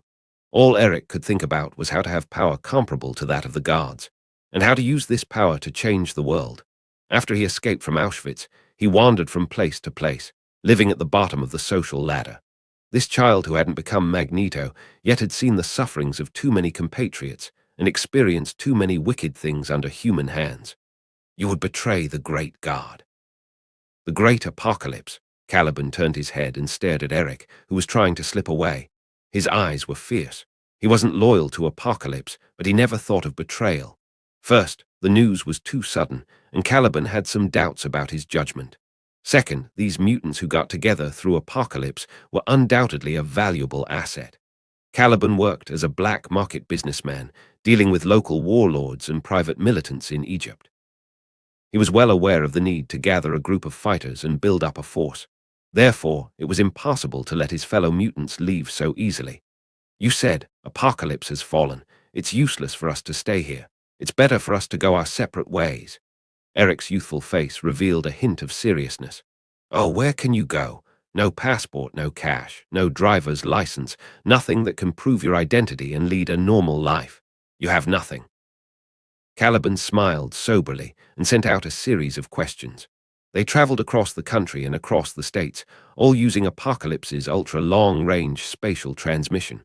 With the loss of Apocalypse, the mutants were left without support and were at a loss as to what to do. We need to confirm the news of the fall of the great god, Apocalypse, and then think of other ways. Caliban deliberately excluded Eric and isolated him. As for cash and identification, I used to do business in this area, so I can handle it. With the above necessities, Caliban easily became the leader of the mutants. Eric, on the other hand, was ignored because he was too young and his words had no weight. In desperation, he could only follow the majority. A flash of light pierced the clouds from over Nevada. The fragment, like a flame crystal, seemed to have found its target. It flew down and into Eric's body. The latter simply rubbed his neck, feeling a little hot, not knowing what was going on. This scene happened all over the world. For example, in the Mutant Academy in Westchester County. Another example was in the deep-sea prison of Atlantis, where a pale young man was paralyzed in bed. The Phoenix Force was scattered, but its hosts began to appear. The Phoenix Force's shards were looking for a suitable host, but Luke, who knew this, didn't care. Even Apocalypse, the god of mutants, was no match for him. Unless it's Dark Phoenix Jean Grey who traveled through time and space to come and fight him, there was nothing to be afraid of. Besides, Superman and Apocalypse had a big fight, so he needed to recuperate, although that was just a pretext to relax a bit. However, after saving the world, it's no big deal to be lazy for a while. Therefore, Luke left the job of cleaning up the mess to Captain America, and he simply slept in the luxurious suite in Hotel Inferno. Unfortunately, this peaceful sleep didn't last long. A quick knock on the door woke him up. Superman has to get up too. Luke shook his head and looked through the wall to see who was coming and helplessly said so. He slowly climbed out of bed and slowly opened the door, like a slow-moving old man. The knocking on the door was increasingly urgent and seemed to be in a constant rush. The more so, the slower Luke was. It took him 10 minutes to walk from the bedroom to the entrance, which almost killed the man outside. "Have you been up all night?" Luke, in his robe, saw Howard standing against the wall, his legs weak. His eyes had two dark circles around them. The latter had disheveled clothes and disheveled hair, as if he had been robbed. There was only a pair of shorts on the bottom half of his body and several visible scratches on his bare chest and arms. In terms of this image alone, it was more in keeping with a colorful group of people who had just joined a rave party and had been involved in a multiplayer match. Let me in first." Howard was stammering and stuttering, with a hint of fear on his face. It was as if some terrible beast was chasing behind him. Luke showed a subtle smile, then made room and helped Howard, who was struggling to walk, into the room. In just one night, he seemed to have lost several pounds, and his whole body looked frail. "Were you kidnapped by some Middle Eastern bandits and left to starve in a cave for a week?" Luke knowingly asked, and by the way, kindly handed a glass of milk to supplement Howard's nutrition. It wasn't an exaggeration to say that he now looked like he had been starved. Compared with the original self, he really looked a lot different. "It's terrible, it's hell." After drinking the milk, Howard looked scared, as if he remembered some horrible images. He crouched in the corner of the sofa, like a helpless girl who was repeatedly abused, with tears in his eyes. "What's the matter with you? Do I need to call the police?" Howard Stark was assaulted and severely traumatized. Luke lets out a gleeful laugh. "When you walk by the sea, you will inevitably get your shoes wet." In the last trip to Paris, the vampires didn't leave a deep enough shadow on Howard's mind. He wondered if this time the succubus had made him understand that there was always a knife hanging above his head when he did these things. "Here's the thing," Howard sobbed as he confided. He never expected that an encounter would turn into a catastrophe. Set the hour hand back to 8 hours ago. Wearing a flashy suit and cologne, Howard arrived at the room he had reserved. He had already finished making the arrangements, with rose petals sprinkled on the bed and the dim light of a few candlesticks, creating an ambiguous atmosphere. Red wine, a great meal, plus the enchanting scent of lavender in the room. The corner of Howard's mouth hooked up, the mood was almost set, and the next step was, heh. At this thought, he felt a faint heat in his lower abdomen and a surge of energy waiting to be unleashed. Knock, knock. Hearing the knock on the door, Howard couldn't wait to open the door, and he pulled out the rose he hid behind his back. "You're a real charmer, Howard." The enchanting succubus took the rose, sniffed it, and then threw it away, hugging Howard, who was stroking his mustache. "So direct. You don't even want to talk about it." Howard's heart jumped when he saw the succubus lift her leg and shut the door, a sight he had never seen before. Wouldn't it normally be better to start with a couple of drinks and a few words about sex to gradually bring the conversation to this point and then be honest with each other? The red wine. Howard held the overly aggressive succubus in his arms and looked over at the two tall glasses placed beside the candlesticks. "I don't like to drink that." The succubus licked her lips and refused. "What about the steak?" Howard retreated to the edge of the bed, looking more like the passive party. "You're so cute, sweetheart. I just want to eat you now." Then there was the sound of clothes tearing off and sucking as they were whipped around in a lively melody. 20 minutes later, Howard leaned against the bed with a satisfied expression and lit a cigarette. A new experience, a new technique, a new feeling. In a word, he felt good. "Howard, are you still okay?" The enchanting voice of the succubus reached his ears. How could a real man say no? 30 minutes later, Howard was satisfied again and lit another cigarette. Again, like a diner who hadn't eaten her fill, the succubus continued to order. Again, and again. "Wait!" Howard shouted weakly and volunteered for a truce. Then he ran out of bed and rushed to the toilet. "You know what? I didn't sleep, I didn't rest, I didn't even finish the cigarettes. For 8 hours," Howard said indignantly. The succubus of hell, didn't they pay attention to a sustainable progression? In the end, he kneeled on the bed, looking ahead at what should be a tempting prospect, but it felt like a never-ending hell that could never be satisfied. It was simply despairing. I see. You ran out of ammunition and food. Luke threw a sympathetic look. A succubus from hell, were they something easy to sleep with? Let's just say that Howard was still too young and lustful to know the dangers of hell. I warned you. Boys should protect themselves when they're away from home. Luke tried to hold back his smile and made himself appear sincere. I want to go back to New York, have a good rest, and concentrate on scientific research. Howard's eyes looked determined, as if he had an epiphany. No more sleeping with the succubus. I also specifically mentioned it to Mephisto. I told him to get more people of other races to add to the nuance in Hotel Inferno. Luke deliberately said so. For example, centaurs, demonesses, female elves. Howard shook his head vigorously. After 8 hours of hard work, he was numb. Women were just walking flesh that didn't move him in any way. It seems you have really found yourself this time and came to your senses. Luke smiled with relief and turned to ask, how about a female angel? When the expressionless Howard heard that, although his body had been hollowed out, he still couldn't resist his inner impulse. He subconsciously showed a heh expression. You've got nothing left in you, and you're still thinking about angels. Luke suddenly became speechless. Sure enough, the playboys were indifferent. It was hard for them to change their ways. They just occasionally drained that XP bar. Caliban, Eric has a fever. In a motel near the highway in California, a mutant ran over and said so. That boy, he's only holding us back. Caliban took a sip of his beer and looked disgusted. If it weren't for Eric's rare talent, he would have left him. Magnetic control, if placed in the Middle East where the warlords were fighting, would be equivalent to a weapon of mass destruction. Where can I find a doctor in this shithole? Caliban spat, unable to think of a solution for a while. This mutant group was too conspicuous. Strangely dressed, with different skin colors and accents, they could easily attract attention from local residents and police. So he temporarily found a motel and took control of the owner and made it their temporary home. A few hours ago, Caliban learned about the explosion in Nevada through the radio. He could tell that Apocalypse was probably a cold corpse by now. Then his task became how to take these mutants out of the United States. Avoiding SHIELD's eyes and the police wasn't easy. Is anyone there? Outside the motel, a Ford sedan stopped. A couple with their children got out of the car. They pushed open the door and asked, "Hello, I'm sorry to disturb you." Seeing a group of strange people with different clothes and different skin colors in the hotel, the couple quickly withdrew. Are you a doctor? Caliban glanced at the ID hung around the man's neck, frowned, and asked. Ah, I work in Monterey Park Hospital in Los Angeles. The man nodded his head. Then come in and fix him. Caliban gestured to the buff man standing outside the door, who picked up the parked Ford sedan with one hand. Then several people gathered around and blocked the couple's way.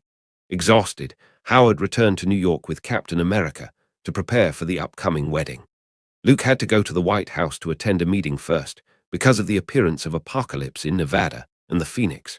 The economic losses and casualties in Las Vegas were not small, and a credible report must be given.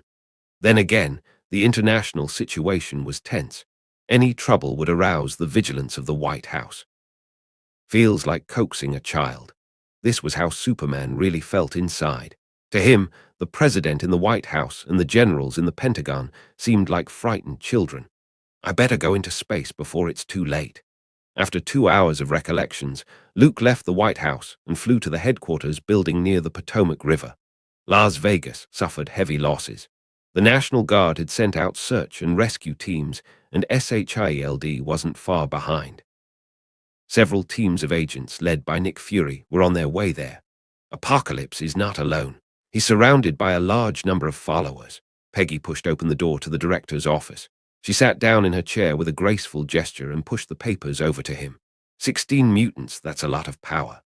In America, Luke, who just got off the plane and attended the White House meeting, opened the file and glanced at it.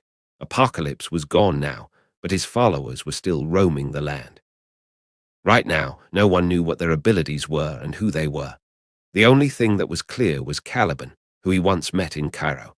It was he who, with the warlord's personal weaponry, blew up Apocalypse's pyramid, sparking the battle that followed. He was later taken under Apocalypse's wing. According to the temperament of the Guard of Mutants, whenever he encountered a compatriot, he would give the other a boost to enhance their strength. Presumably, all the followers and believers who followed Apocalypse would benefit. They have to be kept under control. Who knows what kind of trouble they might cause? Luke closed the file and whispered. He had been pushing for a mutant registration bill recently. They couldn't afford to have any incidents of a terrorist nature at this critical moment. Moreover, mutants did come under the jurisdiction of As a large institution, it had a specialized facility to shelter mutants. In addition to the White Queen's Cavil Academy for the Gifted, Stryker's Task Force, and other related medical departments under. That's right. Before, when he grabbed benefits from Congress, Luke specially applied for first-class medical facilities and medical staff for those mutants with genetic defects. On the one hand, it could win people's hearts so that those mutants who lived in poverty could accept SHIELD's management and have a sense of belonging. On the other hand, he didn't pay for it himself, so it didn't matter if he did something nice. Just send Logan and Victor out. They have had nothing to do recently. Emma has called me several times to complain about the Real Men's Club and the mess it has made in school. Back at SHIELD in Washington, D.C., Luke had a lot of work to do. First of all, Logan and Victor, the two troublesome guys, organized a Real Men's Club as teachers. Join the club, one had to prove that they were a real man. For example, after smoking a cigar, do 50 push-ups in one sitting. It looked like a replica of the fraternity in traditional American universities. Most of the tests were pranks or jokes. This unhealthy trend spread rapidly in the academy. 2 days ago, Emma, the White Queen, was furious because they had gone too far. Using mind control, Logan and Victor engaged in a wrestling game in front of the entire student body. The scene was said to have spiraled out of control and almost resulted in a disaster. They really aren't fit to be teachers. Peggy grimaced as she remembered the two tall, hairy, strong men wrestling together. Beasts are suitable for the battlefield. Schools are no place for them. Luke nodded in agreement. The main reason for this was that the Mutant Academy had only recently been opened, and there was a shortage of teachers. Otherwise, Logan and Victor, two foul-mouthed, uneducated guys, wouldn't have made it into the teaching staff. All right, it's time to kick them out of school and throw them where they belong. Luke shrugged his shoulders and said so. He guessed that, with Apocalypse's discerning eye, the potential of those who follow him would never be low.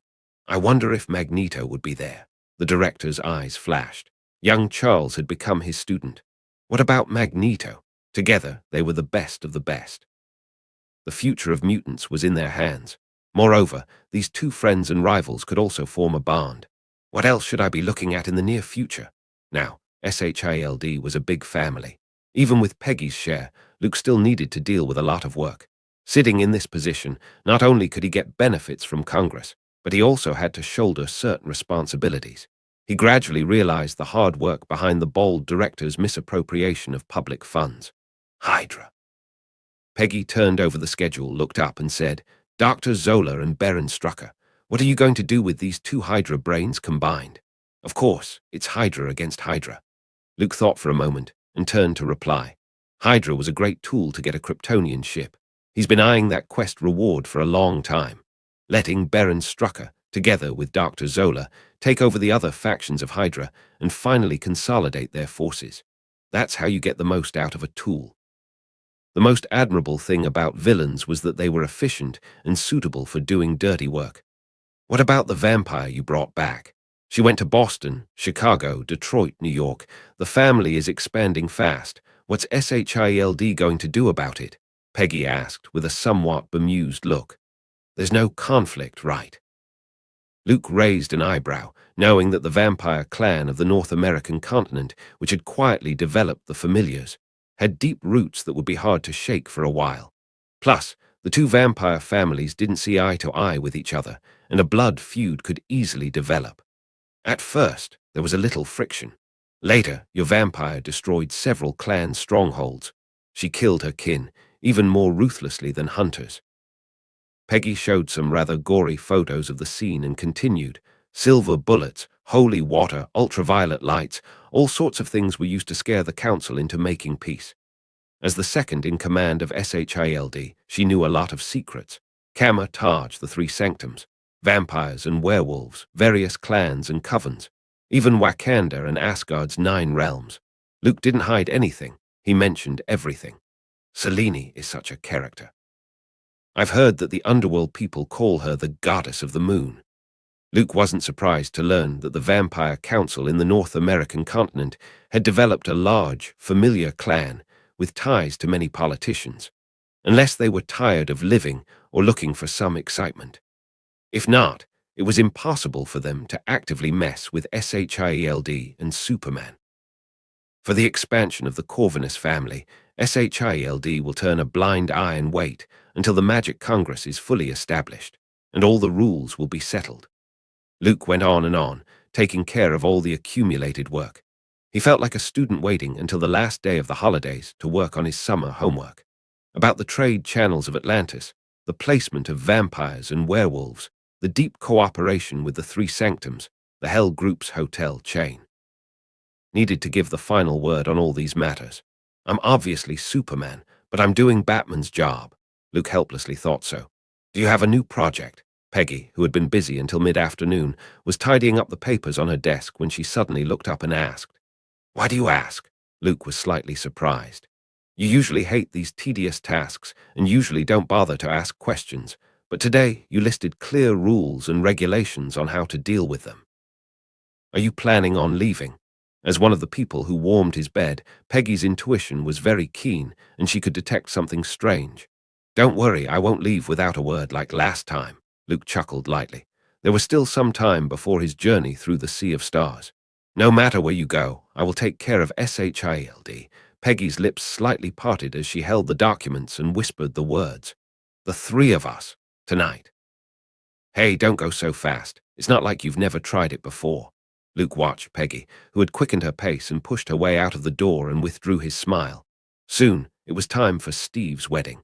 Captain America's wedding was held in Long Island, Manhattan. It wasn't Steve's intention to make a big deal out of it. He preferred frugality and prudence to wastefulness. With or without money, he had always lived a simple life. It's just that, for the Brooklyn-born Captain America. He didn't understand how important the wedding was to the bride. What do you think of old Joseph's Tavern? Steve asked Luke about this before preparing for his trip to Las Vegas. It's just a fill-in-the-blank question that's a dead giveaway. Fortunately, Luke stopped this behavior that might make the bride run from this marriage and arranged the venue at the Long Island estate that Howard used for his holiday. You know, if Marjorie saw that the venue you'd booked was a crummy bar at least 20 years old, she'd jump in a car and leave. Luke walked around the Long Island estate. He was a key member of the groomsmen today. He also made a guest appearance as a witness to Captain America's wedding. I just don't think it's necessary to get married and invite a bunch of unfamiliar guests. Despite being an army colonel and a senior member of SHIELD, Steve still maintained a simple outlook. Well then, respectable Captain America, will your words of wisdom work on your own fiancée?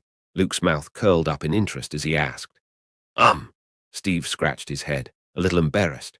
He remembered the time when he quarreled with Marjorie, when he could not even eat a hot meal at home and had to wash his own dirty clothes. He even had to sleep on the sofa and lose his mating rights completely. It all started when they discussed which band should be invited to the wedding. Marjorie loved country ballads, but Steve preferred jazz. After that, Captain America, who didn't understand a woman's heart and tried to force his way with reason, was put out in the cold. Howard and I agree that we should try our best to avoid reasoning with women. They are emotional creatures who prefer romance and surprise. Rigid reasoning will only lead to quarrels. Luke patted Steve on the shoulder and earnestly said so. I don't want you to be kicked out of the house one day and end up on the streets, calling me and begging me to take you in. Captain America's face looked bitter. His relationship with Marjorie was generally stable, and it shouldn't reach that state. Maelna, who accompanied Luke to the wedding, Peggy and others had already gone to pick up the bride. Only the groomsmen, such as Howard, Bucky, Luke, and Colonel Phillips, were at the estate. Where's Howard?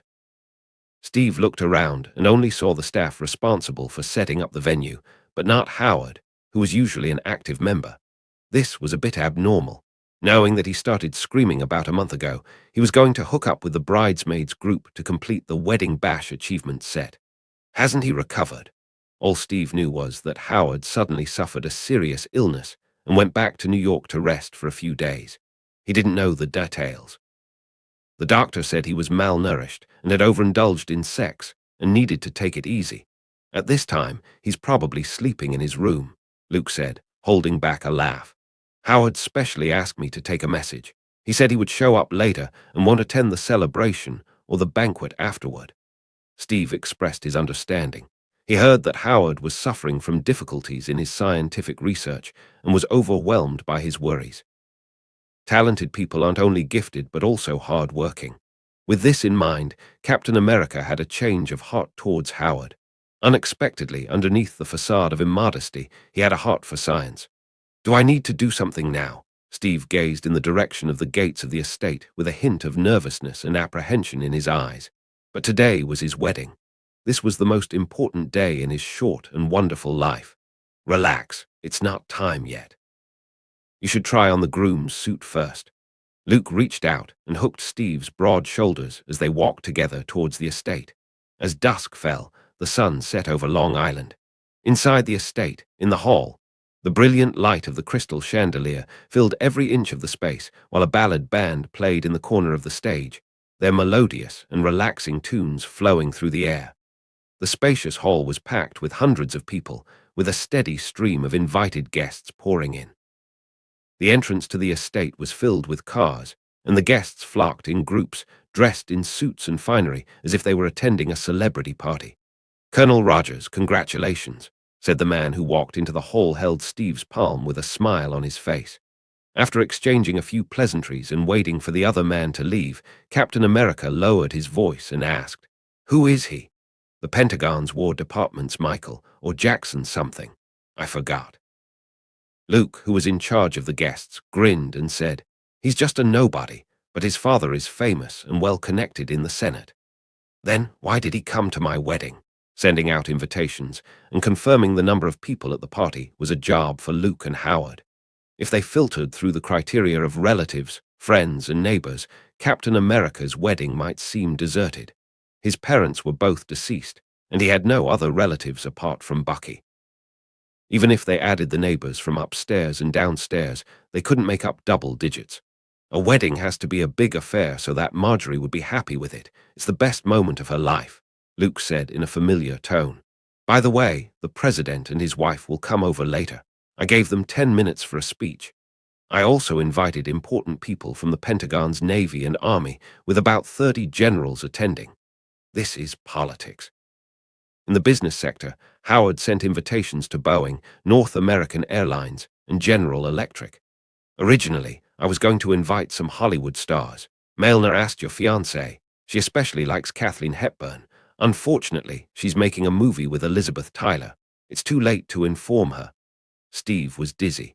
He didn't know any of the big names at the top of the pyramid, let alone the so-called business tycoons and movie stars.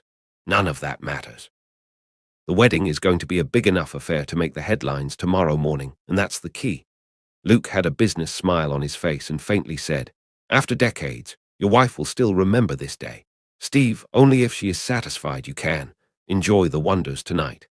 Captain America, who didn't even have a driver's license, thought for a while but didn't respond. As the reception progressed, the atmosphere grew livelier and livelier as guests mingled and laughed. As the main characters, the couple said their vows and exchanged rings in the presence of the priest to seal their sacred wedding vows. Humph! The invited winter soldier, with an awkward face, sat in a corner seat. Accustomed to his combat uniform, he felt uncomfortable in a suit. Especially the enthusiastic eyes of the female guests, Bucky couldn't wait to escape from this place. However, Hydra gave him the mission. It was to obey Superman and all the orders of.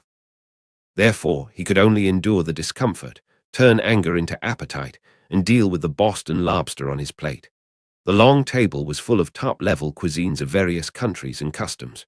Howard probably emptied the wine cellar of the estate, and there was a faint smell of alcohol in the hall. Glug, glug, glug, glug, glug. Bucky chewed the fresh lobster meat and gulped down the cocktail. Every time the waiter passed by with the tray, he swept the food into his stomach. If you looked at the man's gritted teeth and depressed look, you might think that he was here to steal the bride away. "You don't look very happy." Luke, who finished his wedding speech, leaned over with a glass of champagne. On his arm was Mailner, who looked very charming. Peggy, as the second in command of SHIELD, it was only natural for her to take on a sociable role on such occasions. "How can that be? It's just the marriage of a bastard I don't know, and it's not worth any emotional turmoil." Bucky stared at the newlyweds who were standing on stage and smiling sweetly, and his tone involuntarily became complicated. In the depths of his mind, some fragments of memory seemed to emerge, piecing together a complete picture. "My best friend got married, but I'm not as happy as I thought I would be." For some reason, there was a crack in his closed-off heart, and these words came out. "Glug, glug, glug, glug, glug." Bucky finished the drink on the table, looked at Luke, and expressionlessly asked, "Is there any vodka here?" On the other side of Manhattan, Captain America was having a wedding, which was very lively. While at the highway in Nevada, a jeep carrying Logan and his grumpy brother Victor sped off to California. The sparks of the cigar were faintly visible in the darkness of the night. The greenish-gray smoke was exhaled and then blown away by the cold wind coming in through the windows. "Logan, we have to find a way to get back in the game. We've got to get back at that woman." Sabretooth, in the passenger's seat, was sharpening his nails, showing his ferocity. He was humiliated at the Mutant Academy when he got into a public wrestling match with his brother. Those shameful, disgusting images seemed to have been deliberately reinforced, and they would pop up in his mind from time to time. The nasty principal is a psychic, and she could easily play with us if she wanted to. Logan was holding the thick cigar in his mouth, playing it cool compared to his grumpy older brother's rage. Wolverine didn't become refined and easygoing after being a teacher for a few days. The main reason was that the White Queen, Emma Frost, was the sister of his girlfriend, Silver Fox. If he got into any kind of deep and unresolved hatred, it would only affect his lifelong happiness. "Look at you now, Logan." Sabretooth's tone seemed sullen and angry, as if he resented his brother. "You're blinded by that woman. You lost your sharp claws and started to get weak. Pull yourself together, Logan. Don't forget that we're wild animals in the jungle and natural hunters. Emotion is a noose around your neck. It will gradually strangle you."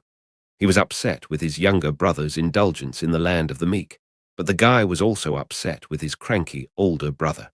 He felt that since Logan had hooked up with that woman, his brotherhood with him had faded. Before, when they were free, they both went to the bar to drink, fight, and pick up girls. Even if they got rooms and had sex, they had to be next door to each other. But now, his younger brother seldom went to places like bars and had learned to turn down hot girls. What's more, he started mowing the lawn at home, going for a walk in the park, and attending family parties among neighbors. Was this still the same untamed, fierce, and wild Wolverine? Simply a domesticated husky? "You can't do this, Logan." Sabretooth earnestly persuaded Wolverine to find himself and not be fooled by women. "I don't see any problem with it." Logan had a cigar in one hand and the steering wheel in the other. "Kayla is a good woman, and she is perfect for me. Every time I'm with her, my heart calms down. All those angry and violent emotions have disappeared, leaving peace. Besides, Kayla cooks very well. Didn't you say how good her pies tasted last time?" Sabretooth's mouth was agape at the sound of his brother's public display of affections. With 10 fingers reaching out with sharp claws, he scratched a gash in the leather cushion under his butt. If I knew she made that pie, I wouldn't have eaten it." Sabretooth turned away as if he didn't want to say another word to Wolverine. "Victor, you're probably angry because you're— what's the word? I remember General Cavill mentioning it. Yes, single dog." "Brother, I'll ask Kayla to introduce someone to you when I have the chance. Do you prefer mutants or humans?" Sabretooth smiled coldly. He wasn't like Wolverine, who was casually held back by a woman. "Sure, I like the wheat-skinned, athletic type. And yes, a big ass for easy delivery." Victor listed many requests, but his expression was still somewhat defiant. This wasn't a really sweet brotherhood scene. He thought he was much better than Logan. He wouldn't be softened by women's bodies and ridiculous feelings at all. Therefore, even if his brother introduced more women, he wouldn't be swayed. "Then again, we are SHIELD's task force. Why are we going to investigate a missing person? Sabretooth felt the teasing look on Wolverine's face and couldn't help but cough twice and change the subject. According to the information given by the Intelligence Department, Apocalypse should have been in California before, and it's likely that his followers would travel along the highway. Logan recalled the analysis Kayla had given him and repeated it word for word. Considering the recent patrol routes, the unusual cases in California, and the surrounding motels, SHILD has reason to believe that the couple who disappeared near Highway 1 3 days ago is related to the mutants. All right, let's get to it. Victor suddenly became excited. He hadn't seen blood in a long time. He hoped that those Apocalypse followers wouldn't let him down too much. Near Highway 1, a motel. Caliban was a little upset. He picked up the beer bottle on the table and smashed it at the doctor's feet. He angrily said, "It's been so many days, the fever still hasn't gone down. Are you playing tricks, trying to stall for time?" Smash.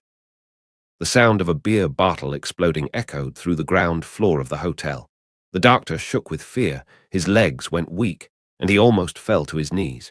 These days, he had seen the power of these mutants. When he thought of his wife and children in the hands of the other party, he was afraid to resist. Listen to my explanation. His high fever doesn't seem to be anything illness-related. The unlucky doctor stumbled over his words. He saw the boy, Eric, and there were no obvious symptoms other than a high and prolonged fever. "Oh, you humans are always full of nonsense." Caliban was dubious. If he hadn't been worried about Eric's high fever and him dying on the way, he would have moved with the other followers. The owner of the motel, as well as the customers who came after the doctor, were all taken under control and thrown into the warehouse where the groceries were kept. Wallets, certificates, cars. All these necessities had been collected. It's just that Eric was unconscious. If he was left here to fend for himself, Caliban would lose a major weapon. But if they continued to delay, they might be tracked down by SHILD and end up in trouble again. Wait another day. Caliban shrugged it off and suppressed his anger. Eric is awake. Within minutes, someone came to say that Eric, who had been in a coma for several days, had finally woken up. Caliban hurried upstairs and saw the thin child open his eyes, and a wisp of fire flashed by. "Go and call the doctor up, see if the fever has gone down, healed, and we can." Caliban's voice came to an abrupt end. He saw Eric suddenly float up with a wave of invisible power radiating out. Then, like an earthquake, the whole motel started shaking. The metal objects flew up and around Eric for no apparent reason. "Are you Caliban?" Eric tilted his head as if to collect his memories. He lifted his hand gently, as if he were tugging at an invisible thread. Caliban only felt the blood in his body burning and a distinct pain in his heart. "Someone once told me that there's iron in the human body, which is used to transport and store oxygen to form hemoglobin." Eric's voice sounded cold, without any emotions. "Your heart, liver, and kidneys are full of iron." Hiss, hiss, hiss. A cloud of blood mist suddenly erupted. In the red mist, the tiny particles, invisible to the naked eye, condensed into smooth metal pellets. Zai, zai, zai, zai, zai. Then Eric held the metal projectile with his 2 fingers. Under his control, the projectile rapidly rotated, sending up a cloud of silvery white sparks. Snap, it shot out, hitting Caliban's body. The fragile human body was like a foam board. It shot straight through. The powerful kinetic energy, like a bombardment, reduced flesh and blood to mush in seconds. "I am." The Phoenix. Eric's eyes grew brighter, and the building above his head broke open. He slowly flew up and floated overhead. Master of Magnetism, Magneto. When Wolverine and Sabretooth arrived at the motel, the wreckage was in full view. Was this a bombardment?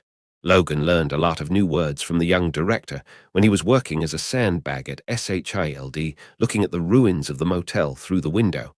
He couldn't help feeling this way. The collapsed brick wall and the cracked concrete floor looked as if a hand had come down and leveled the building. It was hard to imagine that a human being could have caused such devastation, just like natural disasters. Logan stepped out of the car, lifted his hand, and lifted the yellow tape that sealed off the scene, and flashed his badge at the police. The silver eagle emblem reflected a blindingly bright light in the midday sun. SHILD agent. Logan, with a thick cigar in his mouth, leather boots, and a leather jacket, said indifferently. He didn't look like a federal agent at all, but the wild temperament of a gangster. With his rugged looks and full beard, Wolverine was often categorized as a not-a-nice-guy type of dangerous person. S.H.I.D. The young policeman who reached out to stop the intruder hesitated and didn't release his grip on the holster. "Let them in. It looks like we're done here." The slightly older policeman pulled away his colleague, walked over and said so. SHILD, led by Superman, wasn't a secret department, or to be more precise, its existence wasn't deliberately kept secret. However, anyone who was a fan of Superman and a regular newsreader would have heard of SHILD. "I'm sorry, the new rookie is a little too nervous." The older police officer sent his colleagues away and briefly reported the situation. "We were notified by the highway patrol at around 4:02 p.m. yesterday. It was close to 5 o'clock when we arrived at the scene. As you can see, the motel was badly damaged, but fortunately there weren't many casualties. As for the owner and the guests, they were locked in the back warehouse and left after we took their statements. There are 2 wounded people. They were from Los Angeles on vacation. The man is a doctor from Monterey, the woman is a nurse, and there's an 8-year-old son. Fortunately, the collapse of the building caused only minor injuries to the family, but not life-threatening ones. A brief statement was taken before they were taken to the nearby hospital. The older policeman handed the file in his arms to Logan, who glanced at it and handed it to Victor. The 2 of them got dizzy at the sight of the dense list of words, so he could only pretend to read them for a moment before clutching them under his armpit. A mutant did this. Logan exhaled a puff of smoke as he looked over at the policeman and gruffly asked, "How are you sure?" The doctor and his wife said so, and the owner of the motel, who was being held in the warehouse, and the customers who were passing by could testify to that. They saw a man who could lift a car on his back and a blue-skinned creature with beastly hair on his body. Therefore, it was initially judged to be a criminal gang of mutants operating in the area. The older policeman said seriously. In the ruins of the motel, shattered human organs and tissues were also found. According to speculation, it may have been caused by infighting between the mutants. Logan and Sabretooth, who had no criminal investigation training and usually relied on their feral instincts, listened with amazement and thought to themselves that these state police were quite professional. By the way, all the above information and conclusions are summarized by the special agent. The elderly policeman pointed to the collapsed ruins of the motel, where someone was bending down and pulling at the brick wall rubble as if looking for something. "He's also an agent of SHILD, you might know him." Logan narrowed his eyes and looked over. The other person was a tall man with dark skin, wearing a neat suit and the eagle emblem of SHILD on his chest. Seemingly sensing the gaze from Wolverine, the latter showed a mouthful of white teeth and came forward. "Hello, you two." The tall man patted his palm and dusted himself off. "My name is Nicholas Joseph Fury. You can call me Nick or Fury. Wolverine, Sabretooth. I've heard of both of you, the aces of Major Stryker's team." At the end of that sentence, Nick Fury deliberately lowered his voice so that no one else could hear him. "It seems that attaches great importance to this case." Victor snorted coldly, and his attitude wasn't friendly. The grumpy brother didn't like human beings, which was normal. SHILD's mutant task force had always been a solitary unit, despite appearances led by William Stryker. But it was Peggy, the commander, or the director himself, who really gave the orders and missions. Apart from a few joint operations at the Pentagon, the task force rarely cooperated with the military. On the one hand, the missions they performed were very difficult and extremely dangerous, and ordinary troops couldn't provide help. On the other hand, there was the issue of trust between the 2 sides. On the battlefield, it was necessary to entrust your back to your teammates. It may be possible for mutants to do so, but not for humans. Whether one acknowledges it or not, there was always a racial divide, and it took time to bridge. "I've sent the report to Washington, D.C. The director is probably still at Captain America's wedding, and he told me that it's best to keep the Apocalypse followers under the radar to reduce their influence." Nick Fury, a former driver for Superman, had a knack for reading their boss's mind. "So, I hope to work with both of you. I'll mobilize the California police force to conduct a small-scale search and round up. The fight will be up to you too." Perhaps because of Nick Fury's good attitude, Logan didn't refuse. He and Victor were also given the assignment of collecting Apocalypse's followers who were on the run in the country to prevent them from causing trouble. Wolverine looked at his grumpy brother, and they exchanged thoughts through their eyes before nodding. No problem. He removed the cigar with his right hand and pressed it into the palm of his left hand. The sparks burned his skin and made a hissing sound. Logan, a hardcore cigarette smoker, twitched his nose and displayed his particular sense of smell. There were too many people, and the scents are too mixed, it's hard to tell. A moment later, Logan answered. With their feral instincts, the two mutant brothers were top experts when it came to tracking prey. There were about 30 people, partly human and partly mutants. Victor also used his nose to find information. He shook his head and cracked his neck. He nodded to Logan and said, "As usual, I'll go over there and chase the escaped followers. Then I'll go this way. The residual scent is a little lighter. It should be one person." The wolf looked up at the sky and thought to himself that the guy he was chasing couldn't be a bird, could it? Good luck. Nick Fury was relieved to see the mutant brothers were so accommodating. By the way, I have to add one more piece of information. The magnetic field is chaotic in this area. The signal is extremely poor, and there have been strong pulses similar to electromagnetic radiation. He took out a pocket-sized instrument, a gadget from Howard's lab. It's capable of detecting electromagnetic signals. If you want to track down the guy who flattened the motel, this should be able to help. Logan studied the instructions and pocketed it. In the direction where his grumpy brother was going, the smell was muddled, and it was clear that there were quite a few people. In the other direction, the scent was extremely faint and was very likely the culprit. Somehow, these Apocalypse followers clashed, caused conflicts, and then parted ways. Cavill Academy for Gifted Youngsters, Westchester County. What do you think is the relationship between Ms. Frost and Superman? A mischievous raven jumped in front of Charles, startling his brother, who was seriously reading a book. The latter put down his book and replied, "You should pay more attention to your homework than to school gossip, Raven." Gossip? Is there any new gossip? Raven's thinking was obviously not on the same page as Charles. I mean, you should be doing your homework, not talking about the scandal between the principal and the school board member. Charles said helplessly, covering his forehead. But I'm curious. Every time Mr. Superman comes to school, he will stay in the principal's office for a long time, and we won't even see them at dinner time. Raven's little brain was showing amazing powers of observation in other areas. It's suspicious, isn't it? Charles shook his head and buried himself in his book, showing little interest. In his view, Superman was his idol, and Miss Frost was also an adult worthy of respect. They were staying in the office, probably working on academic issues. Charles. Raven, who didn't get a response, circled around Charles like a chattering, noisy duck. The latter was annoyed to hear that, and his mind erupted, trying to stop his mischievous sister's nonsense. Boom! The psychic power emanating from him attracted the flaming crystals that swept through the sky. The fragment entered Charles's mind with a whoosh, causing a tremendous jolt in his mind's eye. Charles only felt that his head was about to explode.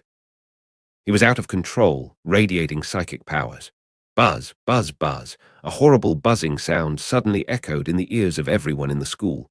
This is Charles. The White Queen, staying in her office, was alerted to the disturbance and went straight into her diamond form, shielding herself from the violent onslaught of psychic power. A level of ability completely beyond his age. It shouldn't be. Emma quickly arrived at the classroom. Raven was the closest and had passed out. Charles put his hands over his head and struggled to withdraw the outgoing psychic force. But he couldn't do it, and his mental faculties, which had been magnified dozens of times, were like a runaway wild horse. Not to mention control, it was a luxury even to hold it. "It's okay, Charles." The White Queen walked over with some difficulty, as if breaking into the eye of a storm. She spoke in a gentle tone as she chopped Charles cleanly on the nape. The psychic onslaught that enveloped the whole school and created chaos then subsided. What the hell is going on? The White Queen looked at the fallen Charles with a slight frown on her face. The Phoenix Force was broken and scattered all over the world. Eric, in California, Charles, in Westchester County. This pair of destined friends were once again connected in an unexpected way. However, besides the two of them, other hosts took this opportunity to rise again. For example, a certain loser who had failed completely and was paralyzed in bed. "It's so dark. I can't see anything." The special tight-fitting diving suit outlined the slender curves of the woman in the cabin. Her waist-length, seaweed-like hair spreads out, giving her an extra touch of mysterious beauty. That's just how it is underwater. The captain's eyes were locked on the woman, like magnets attracted to each other, and he couldn't move his eyes away.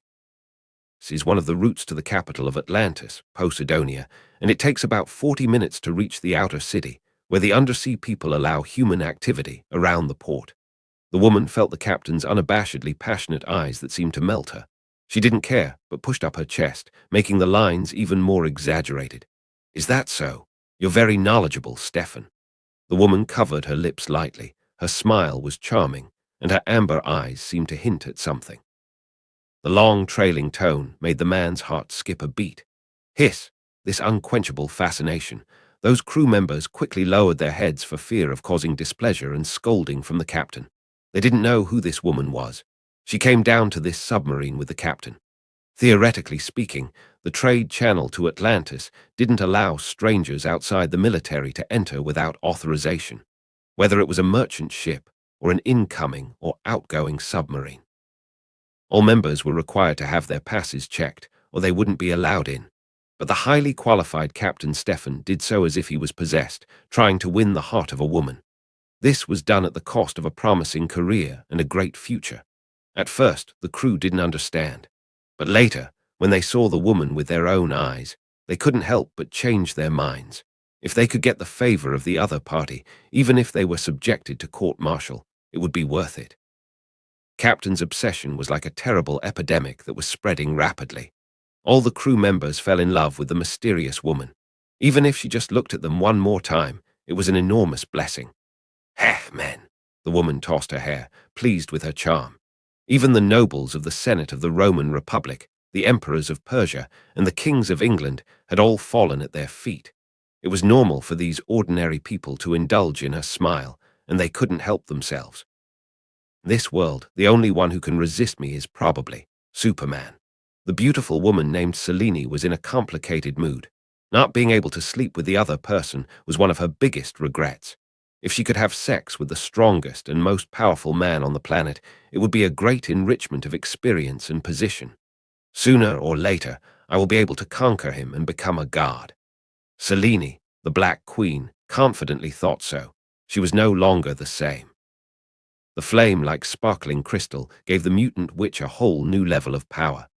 As host of the Phoenix, the Black Queen opened her palm, and a wisp of illusory flame floated and swayed on it. 2 days ago, she sensed the call of this force. At that time, Selene was in London, England, thinking about how to establish a sect, trick souls, and perform her own rituals to become a god.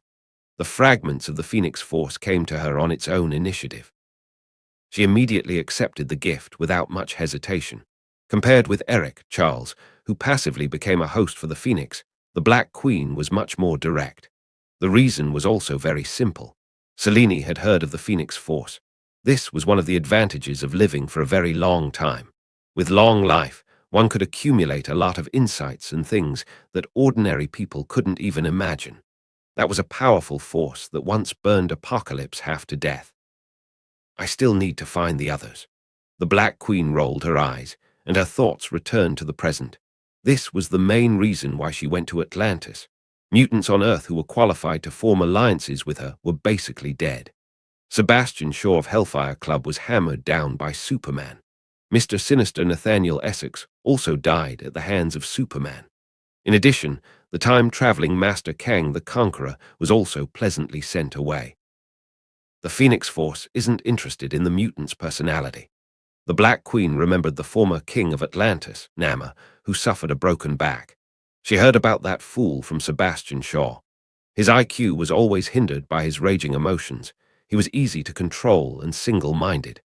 These negative comments, which seemed to be perfectly in line with someone being an idiotic teammate, had instead become positive factors for the Black Queen to choose as a partner. I need a guy like that. Selene moved. She didn't do anything but charm the captain a bit. Her seductive talent, enhanced by the Phoenix Force, was simply irresistible to ordinary people. At this time, even if the Black Queen ordered the men in the submarine to die for her, they would only swallow the muzzle of their guns and kill themselves with satisfied smiles. That. Go away. Perhaps the simp captain was noisy. The Black Queen frowned and shouted at him. All right. Being insulted like this, the captain didn't get angry but showed an understanding smile. This was the goddess's test for himself, and a special treatment that only he could get. The captain left contentedly, and Atlantis was ahead. Here we are. The submarine passed through the heavy scrutiny of the Marine Corps and docked at the port in the outer city area. The Black Queen, wearing a diving suit and an oxygen helmet, opened the cabin valve of the submarine. The waterways leading to Atlantis were divided into sea trade routes and underwater transportation routes. The marine sections were mainly responsible for supplying all kinds of minerals. The underwater sector is a more secretive exchange. It was a way for the major countries to contact the robe aristocrats of the city. Atlantis. The Black Queen looked up, the magnificent walls of the city and the glorious palace that stood above the underwater island. The shuttle crafts were moving back and forth along a dense route, creating a neat and orderly transportation system in the city. A few moments later, a conspicuously dressed Selene entered the underwater prison located in the western part of the capital. As a powerful witch and a mutant strengthened by the Phoenix Force, it wasn't difficult for her to sneak into Atlantis's prison, and its own guard force was very mediocre. The Black Queen entered as if she was entering her own backyard, not even wearing a disguise. Nama! Selene was looking for the target.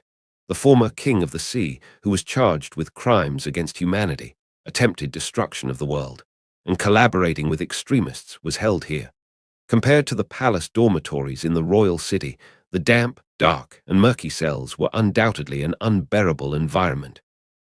But for Nama, if he could continue to live, it was already the mercy of the aristocrats. This was also because he was so badly injured that he couldn't even stand up.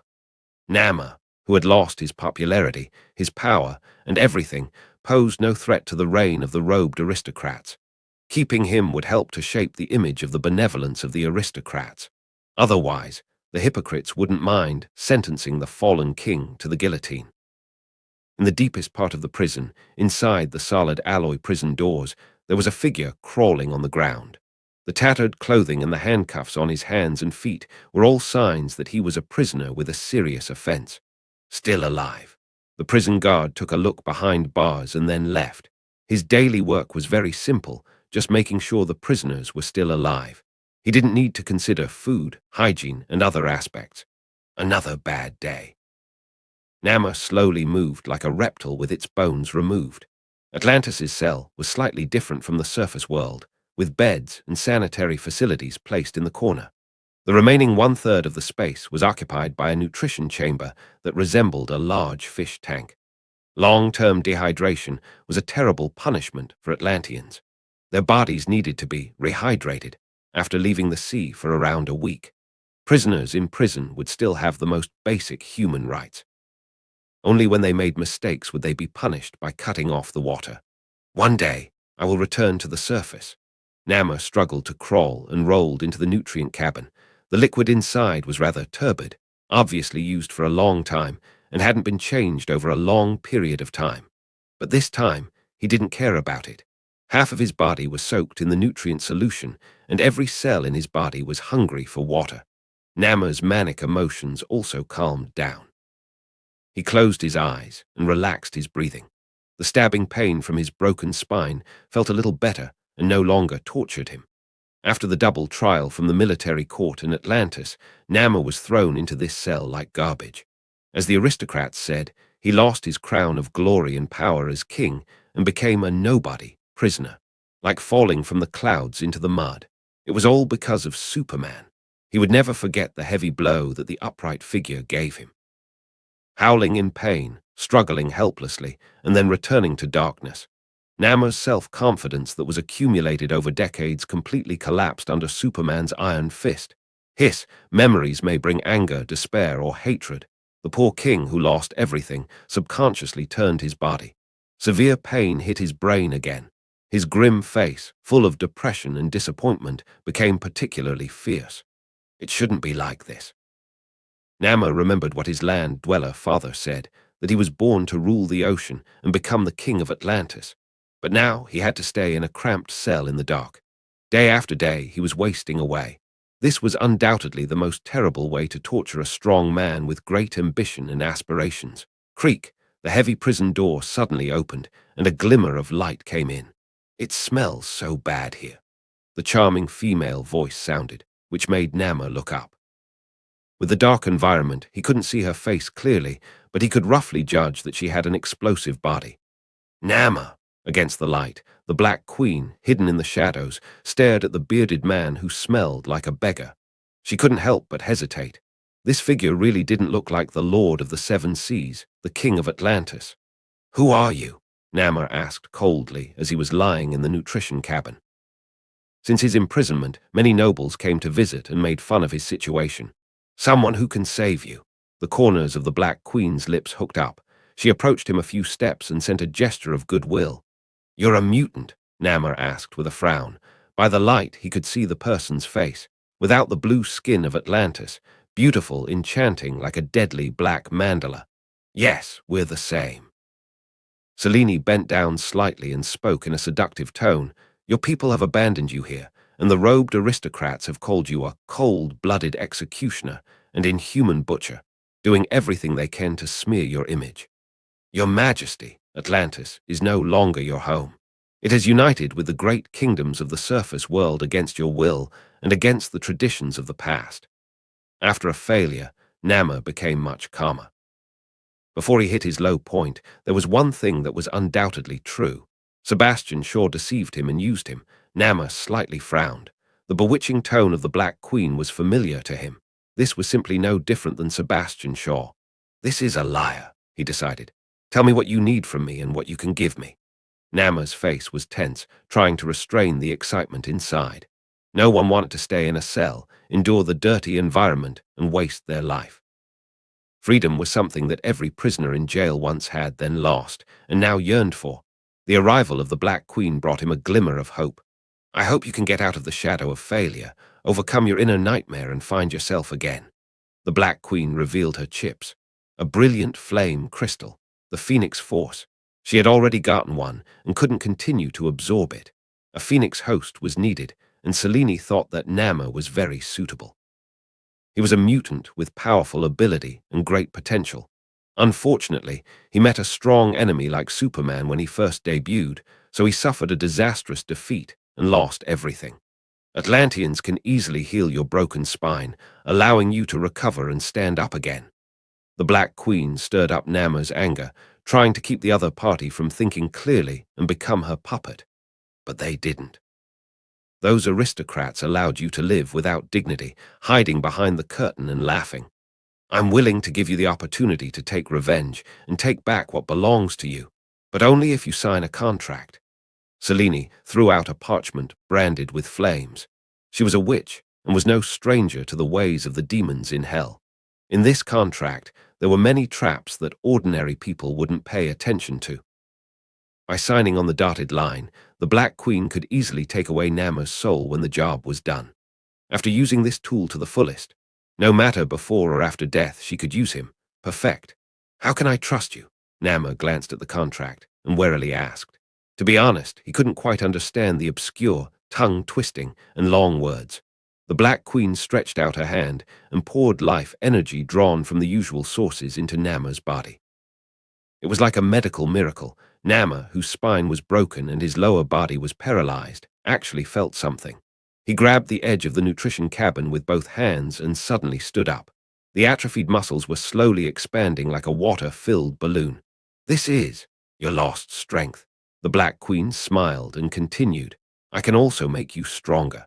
Nama's expression looked uncertain. He hung his head as if he was thinking. After a few deep breaths, the young king, who had nothing to lose, took the contract from Selene. He bit his finger and placed his fingerprint on it. He placed his name on the contract. "Very well, you made a wise choice." The Black Queen smiled with satisfaction. She handed the piece of the Phoenix Force to the other party and then said, "Now it's time to talk about the fulfillment part of the contract. I need you to deal with a man and hold him in check." Nama's eyes flashed as he gradually regained his strength and asked in a deep voice, "Who?" "Your old friend." The Black Queen spat out the name softly. "Superman." Caught off guard, hearing Superman's name again, Nama's tense face relaxed a little. For him, this was a taboo and nightmare that he didn't want to mention. Neptune's trident, the king's majesty, power, and status. Each of the most important things to him was lost one after another. As if destined, that man was his nemesis. Every time they bumped into each other, nothing good would happen. "Can I refuse?" The corner of Nama's mouth twitched a little as he coldly asked. He had a hard time getting back on his feet and didn't want to have his spine broken again and lose the ability to walk. "Nama, you're scared." The Black Queen's eyebrows are furrowed, seemingly dissatisfied. Such an ally wasn't worthy of being her tool. According to the information she got from Sebastian Shaw, Nama should be an irritable character who was impulsive and wouldn't give up so easily. Now that he had recovered from his serious injury, his strength was taken to a new level and had improved significantly. The fire of revenge in his heart should be blazing. The Phoenix Force was the conceptual embodiment of the emotional energy and spiritual heart of universal life. However, all the selected qualities would be greatly affected by some aspects of emotion. For example, the Dark Phoenix was Jean Grey's negative personality after witnessing the death of her loved ones. If Nama's heart was full of hatred and he wanted to get back at Superman, then he would naturally agree. "I just don't want to do something that is meaningless and bound to fail." Nama easily broke free from the shackles and whispered, "Who have you ever seen that go against Superman?" "Which one of them survived without any serious injury?" "Lady, I'm grateful that you came here, and I'm willing to pay the price in return for your kindness. But that doesn't mean I want to die. We only live once, and freedom is precious. I have lost these, so I treasure them even more." This answer made the Black Queen somewhat embarrassed, and Nama didn't seem to be someone easy to fool. After thinking about it, she could only pull out the soul contract and spoke in a compulsive tone. "You are mistaken, Nama. I'm not asking you to fight with Superman, but to attract his attention and hold him back. I'm not going to lie to you. I learned the secret of becoming a god a long time ago and need a sufficient number of souls as sacrifices. But it is not easy to achieve this. If the ceremony of becoming a god is held rashly, once Superman arrives and stops it, then my efforts will be wasted, and my hard work will be ruined." Selini's beautiful face looked pitiful and made people feel sympathy. Nama's eyes flashed for a moment, and his cold expression loosened. "How long do you need?" asked the former king of Atlantis. "The opening of the ceremony of becoming a god will cause a great commotion." The Black Queen pondered for a moment and replied, "The location is in London, and Superman has been staying in Washington, D.C. lately. Considering the distance between them, you have to stop Superman for about half an hour." Nama glanced at the soul contract with the fingerprint and felt some fear. "After that," he asked, "when the Black Queen became a dimensional demon god, how could he escape? Should he tell Superman that it was just a misunderstanding, a joke?" He was afraid that the other party wouldn't hesitate to hammer his brain out. "I will take you to a safe dimensional world, far away from Superman." The Black Queen seemed to have planned everything, confidently saying, "There is no doubt that he's the most powerful man on this planet. There is hardly any opponent. But if I can rise to the level of a dimensional demon god, I can leave this world and open up my own dimensional world. No matter how powerful Superman is, he won't be able to find us." Selini made a promise, even though she herself wasn't sure about the matter. But no matter what, she had to get Nama on her boat first. She was tired of relying on other people's life energy to survive. Becoming a dimension, demon god, and gaining eternal life was the Black Queen's long-standing goal. So, at the very beginning, she reached a partnership with Mr. Sinister and put her hopes for success on Apocalypse. Mr. Sinister craved Apocalypse's body and wanted to get that powerful ability. The Black Queen wanted Apocalypse's soul in an attempt to gather enough shares for the ritual of becoming a god. But this plan, because of Kang the Conqueror's appearance and Superman's chaotic entrance, ended up in failure. In desperation, the Black Queen could only choose the method, quantity, over quality. There were over 8 million people in Britain. Using C.H. Thorne's dark magic, the implementation of area refinement could fully satisfy the conditions she needed. Deal. Nama, who showed a tangled expression, hesitated for a few seconds, then nodded and answered. There were few roads for him to choose from.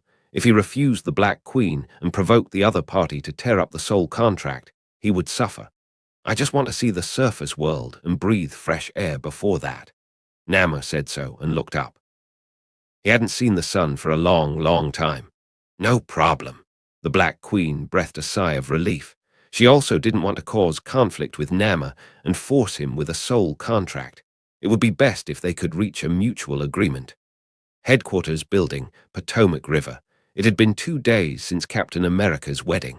The former took his new wife to Scotland for their honeymoon.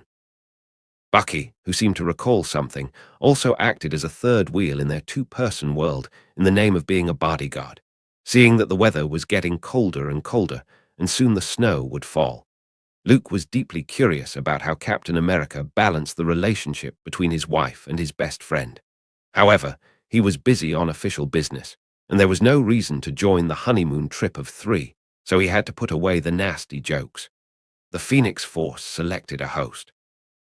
After returning to Washington, D.C., Luke received bad news from Westchester County. There was an accident in the Mutant Academy. Charles's psychic abilities went out of control. Many younger students fell into a coma and suffered injuries. And Charles, too, hadn't woken up. In addition, Apocalypse's followers in California had been arrested and taken into custody. Only a boy named Eric was left, still at large. Wolverine, who went to track him, and Sabretooth, who arrived later, were caught in the crossfire and suffered a rare defeat. It was said that they were beaten and had no ability to fight back. Luke smiled, not surprised when he saw the report written by Nick Fury. The adamantium gave the brothers an indestructible body and unimaginable destructive power. But it also became a major weakness for them, especially in front of Magneto. It was simply a natural restraint, without the slightest chance of winning. Replace them with someone else, such as Agent Zero of the task force or a psychic like Silver Fox. Luke shrugged his shoulders. Young Magneto didn't get a special helmet to shield telepathy, so he wasn't difficult to deal with. As for Charles, let Emma try psychological therapy to guide his emotions. That kid is smart. He should learn to harness the Phoenix Force soon. The Phoenix Force would only stimulate the host's original emotions and affect their hearts. If the will was strong enough and the psychological quality was good enough, it was possible to control the power and use it for oneself. Is there anything else? In Luke's opinion, it was all an everyday matter. With the superheroes of the Marvel Universe, only the explosion of Earth and the destruction of the universe's level of crisis could be called a major event. Yes. William Stryker, who was in charge of the errands, nodded his head. He managed the mutant task force instead of Luke. Therefore, the relevant work was also reported by him. Director, do you remember Nama Mackenzie? Stryker sat upright and uttered a name that was gradually being forgotten in the corner. Nama, isn't he in an underwater prison in Atlantis? Luke raised his eyebrows and seemed to be interested. Neptune's Trident and the Continental Shelf Oscillator were still shelved in SHIELD's secret warehouse. A few hours ago, he sent a message to SHIELD through the mutant office in Boston. Stryker looked a little puzzled and whispered. He said he was going to report a female mutant named Selene who was preparing to commit a massive genocide-level massacre in London. Report. Nama, the Tunabu, finally learned his lesson. Where is he? Luke asked.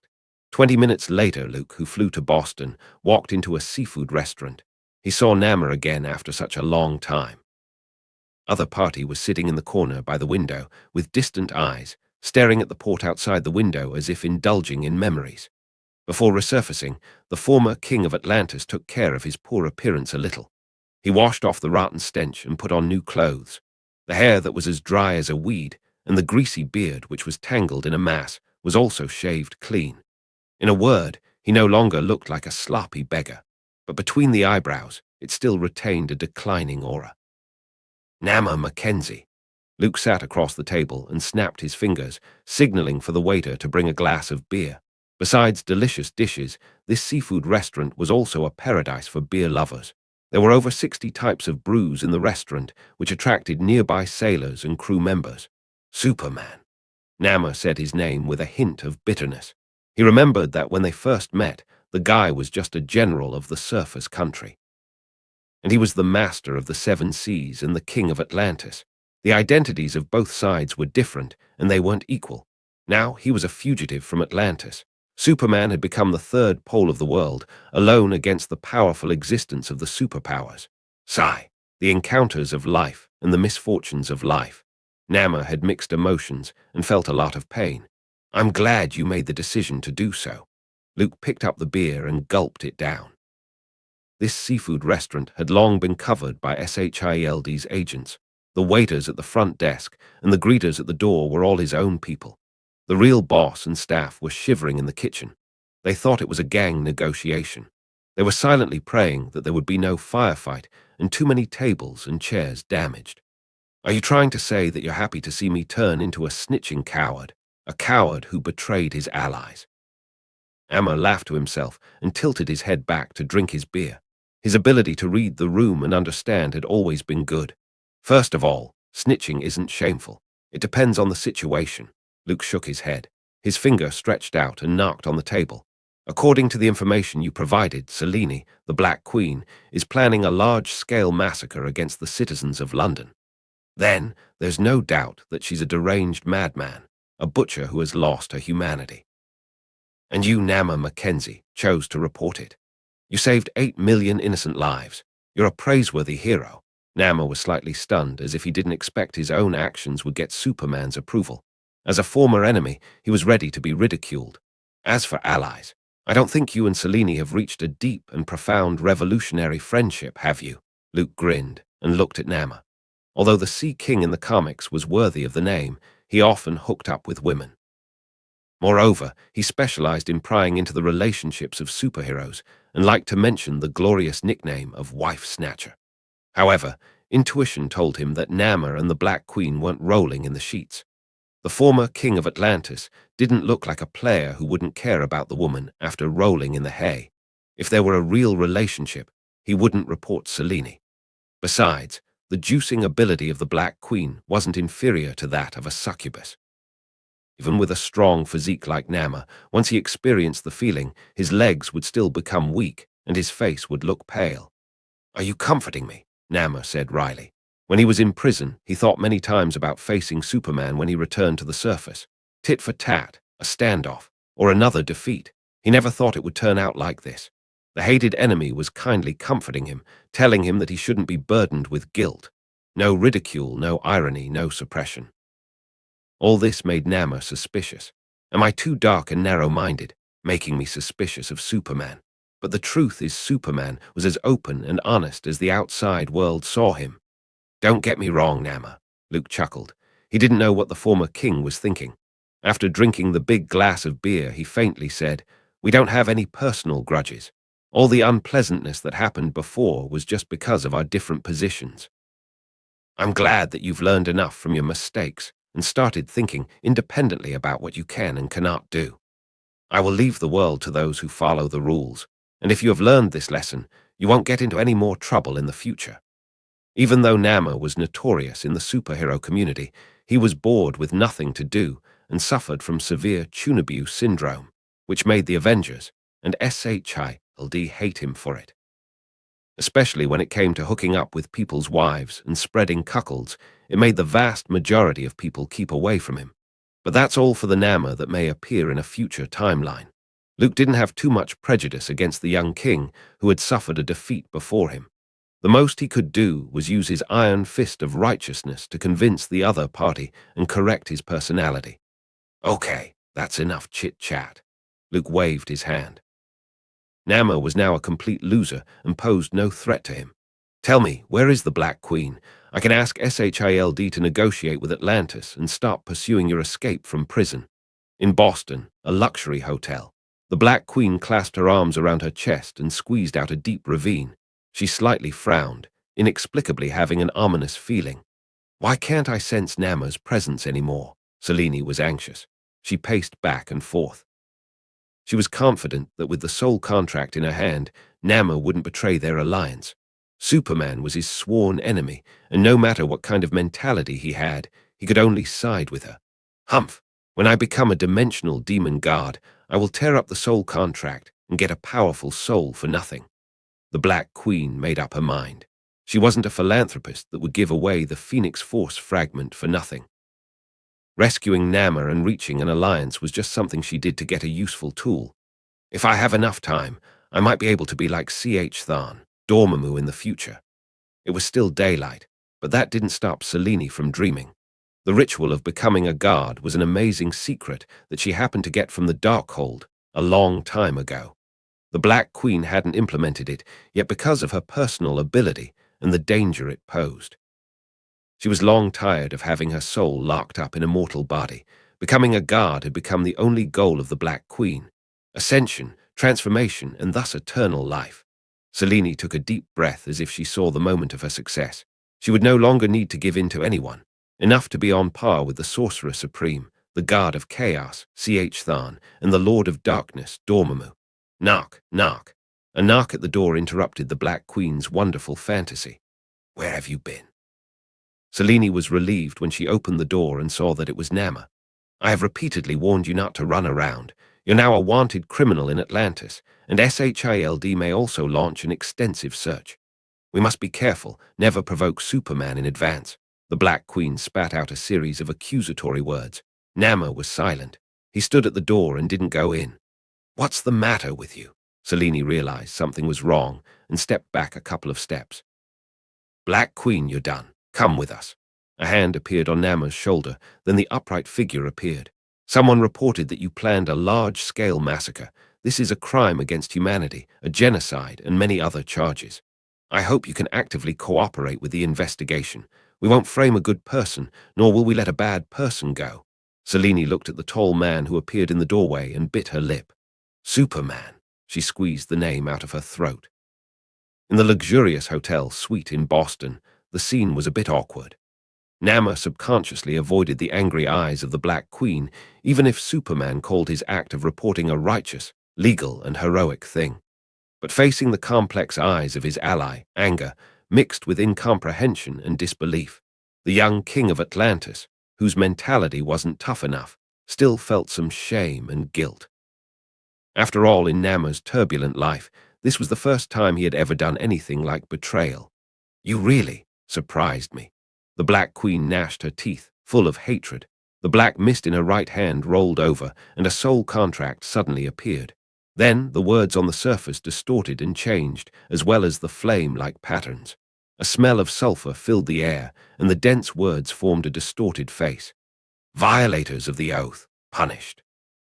The eerie, evil voice spread through the room, and a coldness swept out, causing people to shiver. Ah! Nama's expression looked painful, and he covered his chest. His heart felt like it was being clutched by a large, strong hand that wanted to pull it out and crush it. Sorry, Nama's soul is temporarily unavailable. Luke walked into the suite, and the corners of his mouth were slightly curved. I'm afraid the gates of hell can't be opened today. I promised him that I would make sure he was safe. Luke held out his hand. A luxurious scepter inlaid with agate and precious stones appeared out of thin air. That was the embodiment of Set's authority. He pointed his scepter at Nama, who was kneeling on the ground. His soul was detached from his body. The mark of death, like a stamp covered with ink, was stamped on the surface of Nama's soul. The devil's contract, which was lit by the fire of hell, seemed to be blocked by an invisible force and was extinguished in an instant. Human. You have sinned against the Supreme Lord of Hell. You have taken what belonged to Mephisto. The twisted, flaming face, seemingly stunned, revealing a human expression of shock, and turned to threaten. My name is Luke. Remember this name. So when you return to hell, you will be able to explain to Mephisto. If the Lord of Hell is unhappy, he can ask me for it in person. At that time, I will be waiting for his arrival on Earth. Luke's face looked calm.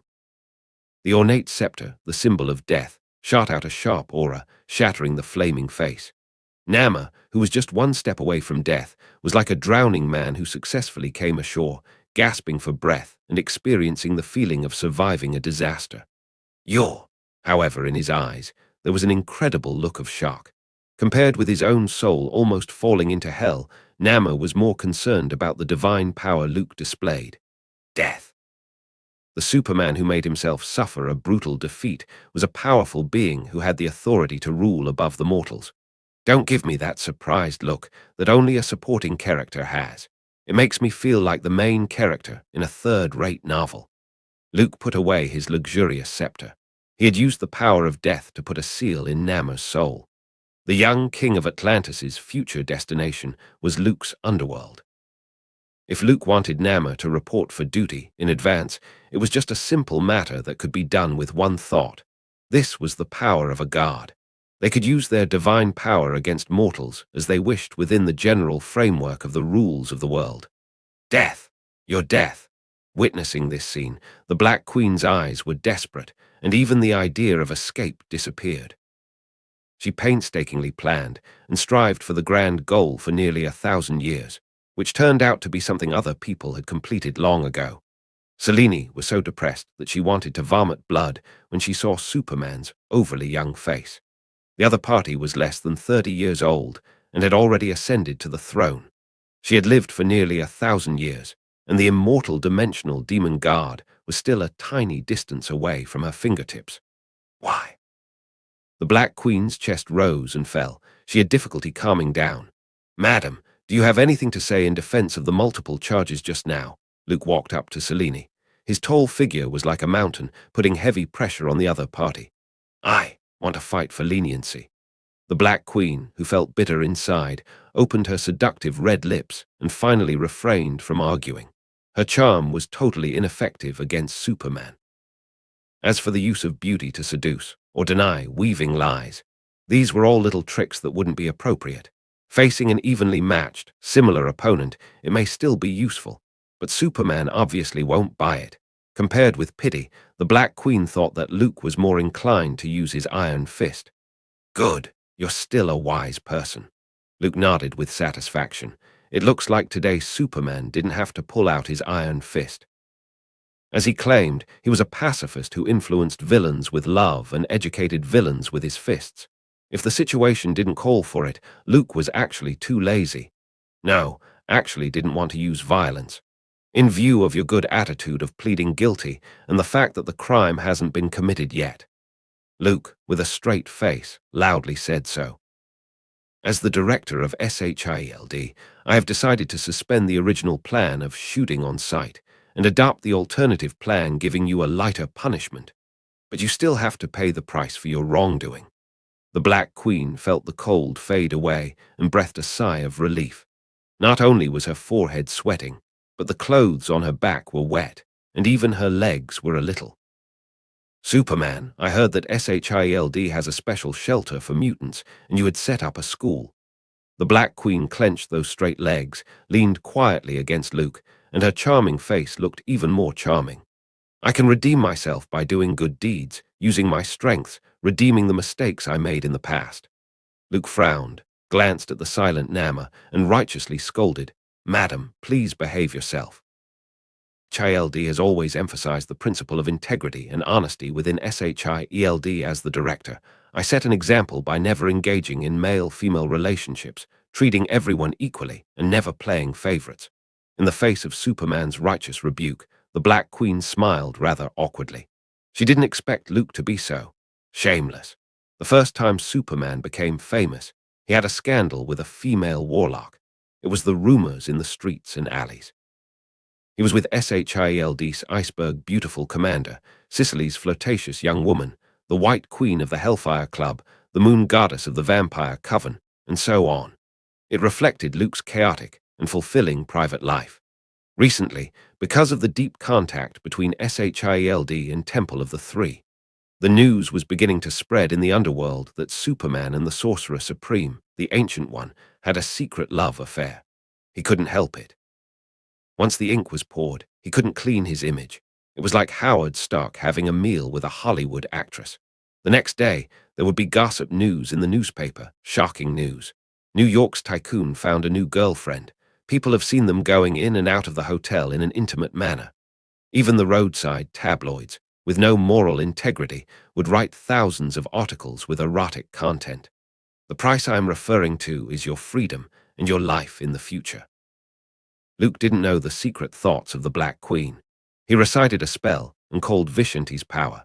Then he raised his right hand and gently pulled and dragged out the other party's soul. It's an insurance policy that keeps you safe, but it's also a shackle that restricts your movement. Luke used the Death Scepter to point at the Black Queen's dark, dense soul.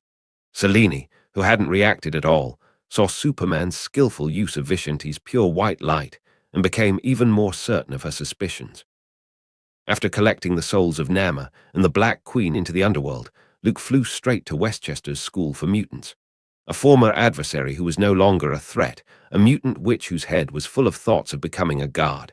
To be honest, Superman didn't take them to heart. As for the final disposal, mark their soul and throw them too. An occasional guest appearance as a punching bag and a casual worker would be considered waste utilization.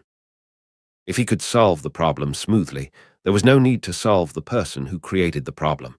In the classic words of a classic director, even a piece of toilet paper has its uses. Rational allocation of human resources, squeezing. Oh no, it should be sending blessings to every employee was a mandatory task for senior leaders. For example, the Atlanteans were always reluctant to make concessions on technology sharing, such as the underwater fleet, water membrane technology, energy extraction, and so on. These were cutting-edge technologies that were urgently needed by human beings and lacked research on it, which could make the world take a big step forward and change future prospects. SHIELD negotiated several times, but the aristocrats were even more difficult to deal with than Nama.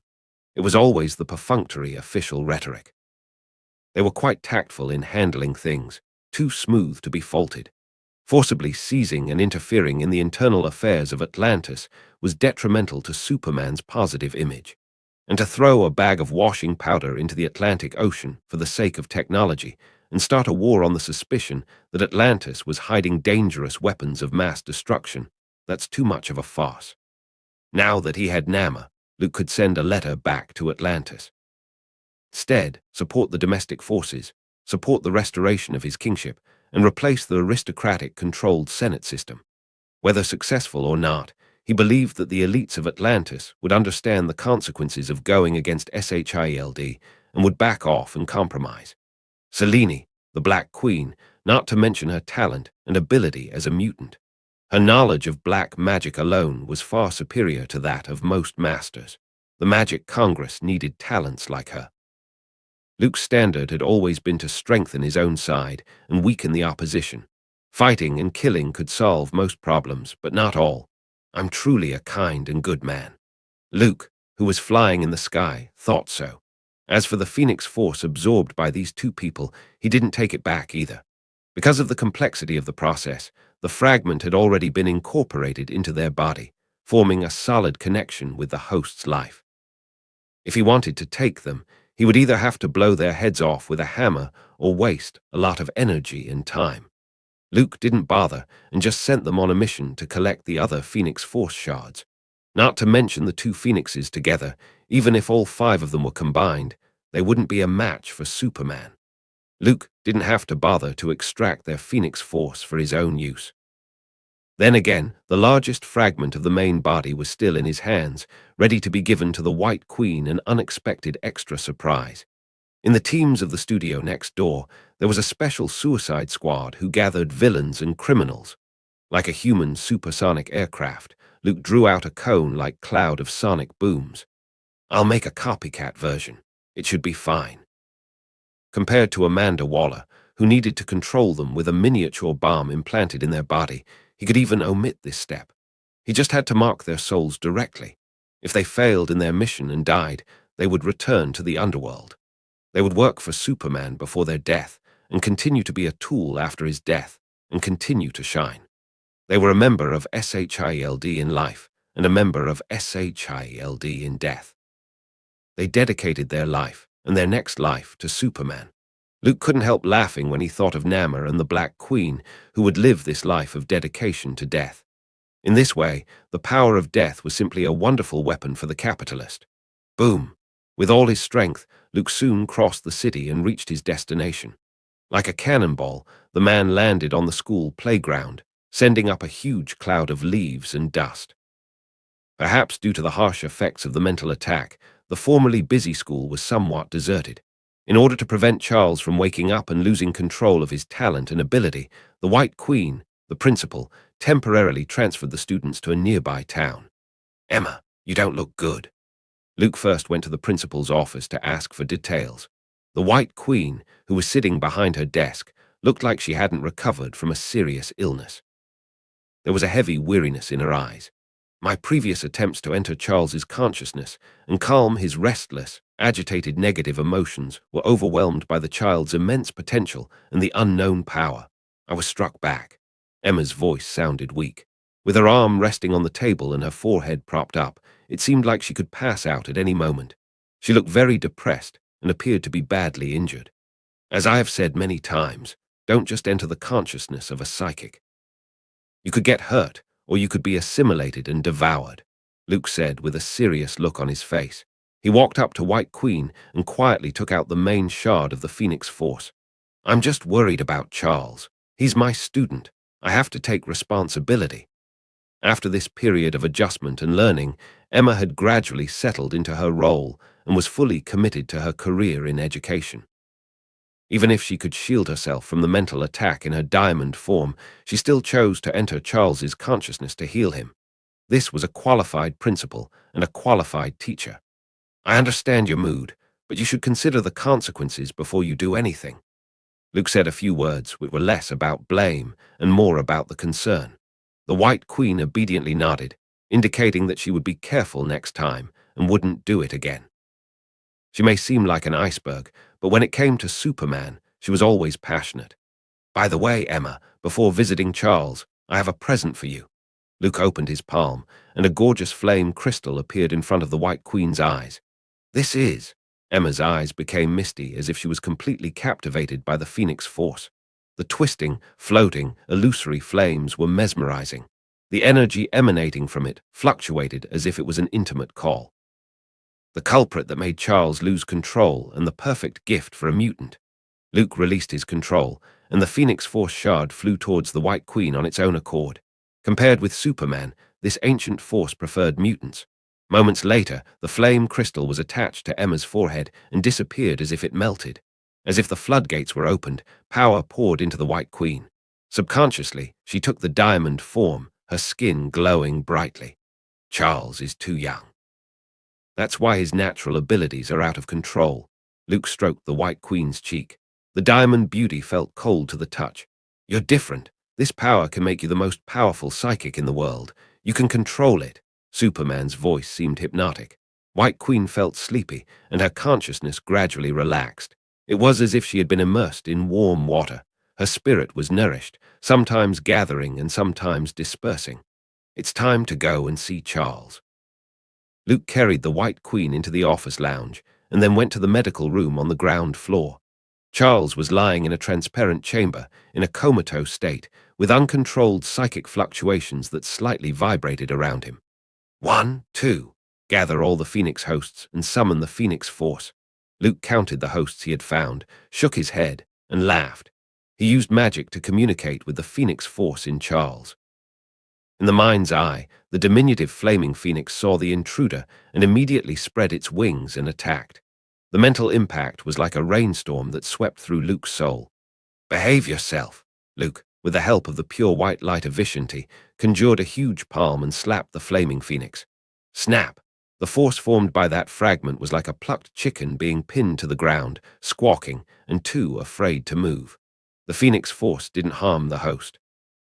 Charles's talent suddenly got out of control because he couldn't harness the sudden, powerful energy. Luke slapped the flaming phoenix in his mental world onto the ground, solving the problem in the simplest way possible. Sure enough, when the Phoenix Force, the dominant force, became poor, weak, and helpless, Charles's mind regained control of its body. The child lying in the transparent cabin slowly opened his eyes. The gleaming flames of the fire gradually faded away and disappeared. "Mr. Principal." Charles looked surprised when he saw Luke. "What happened? All I remember is—" My head hurts like it was going to split open, and then I heard a jumble of voices. It sounded like a lot of people were talking in my ear. Charles, a good student, had a puzzled look on his face, just like an alcoholic who woke up with a hangover and couldn't remember anything. The pictures in his mind were fragmented. He couldn't put them together. All he remembered was that he was chatting with his sister Raven, and then he passed out. The back of his head still hurt a little, as if he had been struck with a dull stick. It's all right. Luke opened the transparent chamber that served as a protective measure and touched Charles's small head, reassuring him. Charles, just think of what happened as a nightmare. Now that you've woken up, the terrible memories can't hurt you anymore. As an honorary school trustee and a positive figure, Luke patiently counseled Charles to prevent the future Professor X from falling ill. It would be a headache if the latter, like the young Jean Grey, were to become evil and develop a negative persona due to the shock. The Dark Phoenix manipulated things on a molecular level, crushed and annihilated matter, and achieved the goal of destroying the world. But if Professor X, the most powerful brain in the world, were to be taken over by an evil personality and manipulate the world's human consciousness, it would be easier than ever to stage an American version of Yuri's Revenge. Don't reminisce about the past. It will only bring you pain. You should look far and try to look ahead. Luke was serving the young Charles a hot, steaming bowl of pep talk. As we all know, whether they were superheroes or supervillains, they would have some kind of psychological problems. Heroes needed to experience growth, hardships, and trials. Villains would go on the wrong path because of their miserable childhood and unfair treatment. Therefore, Luke thought that the most necessary department of SHIELD should be the Psychological Counseling and Rehabilitation Center. In order to do so, he approached Congress's Budget Committee and requested a large sum of money to finance the startup of the project and its construction. But considering the superheroes, most of the supervillains had basic settings such as a genius, multiple degrees, and a master psychologist in every sense of the word. He had no choice but to give up and use the funds to improve SHIELD agents' personal life, purchase housing, and so on. As for those supervillains who had psychological problems, Luke felt that it might be more straightforward and effective to continue with the character modifications with the iron fists of justice. Raven, Charles accepted the pep talk and felt that his heart was purified and his haze was swept away. When I passed out, I seemed to hear her calling my name. Luke smiled. He didn't expect the future Professor X to be a cis Khan. Raven is fine. You have a rest first. In a few days, Ms. Frost is preparing for the class president election in a few days. You're the best one among the junior students. She has great confidence in you. At the Mutant Academy, not many classes were currently in session. There was probably a mix of younger students who had just started school and older students who were in their senior year. Charles's talent, ability, and personal qualities were excellent. Besides, he was also a psychic. It made sense that the White Queen would appreciate him.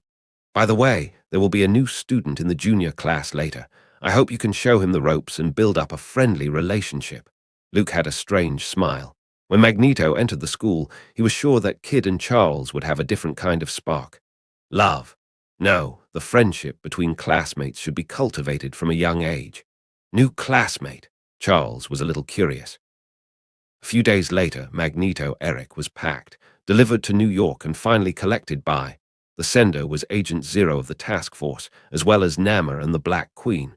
They teamed up together to catch Eric, who had escaped.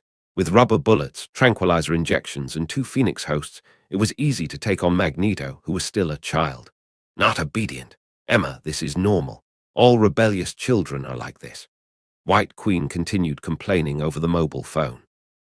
Emma claimed that the child named Eric was the most stubborn and difficult student she had ever met. Luke smiled. Eric, who had been sent to the Mutant Academy, was a lot of trouble compared to Charles, the good boy. Having been insecure since childhood, Magneto had already made 2 consecutive attempts to flee the country. Although they all ended in failure, this behavior caused strong resentment from the White Queen. In addition to this, Eric was often involved in physical confrontations with his classmates. On the first day of school, Charles, who offered an olive branch of friendship, was beaten and got a black eye. The reason was that Charles inadvertently mentioned the Jewish massacre, concentration camps, and other keywords. Eric himself happened to be Jewish and was imprisoned in Auschwitz together with his parents. Charles was simply dancing in a minefield, uncovering people's bloody scars in one fell swoop. You can use Eric's competitive nature to create a sense of belonging to the school and to the mutants. Luke helped out. He had little experience in education. Countless stubborn villains and misguided villains were convinced by Superman, each crying out bitterly and reflecting on their crimes. Isn't there an election for class president in the junior class? You can get Eric to participate, arouse his idea of not admitting defeat, and integrate him into the collective group spirit. Luke spoke eloquently. He looked confident. Yes, with or without support, just let him do it. As long as he takes the initiative, he will put his guard down and feel the good camaraderie among his classmates. In fact, what he wanted was to use Charles's deep feelings to convince the rebellious and Tunabu Eric. After all, the Professor and Magneto's friendship wouldn't be out of date in any parallel universe. By the way, remember to send me a copy of the video. Luke had a smile on his lips, looking forward to the tit-for-tat between the two.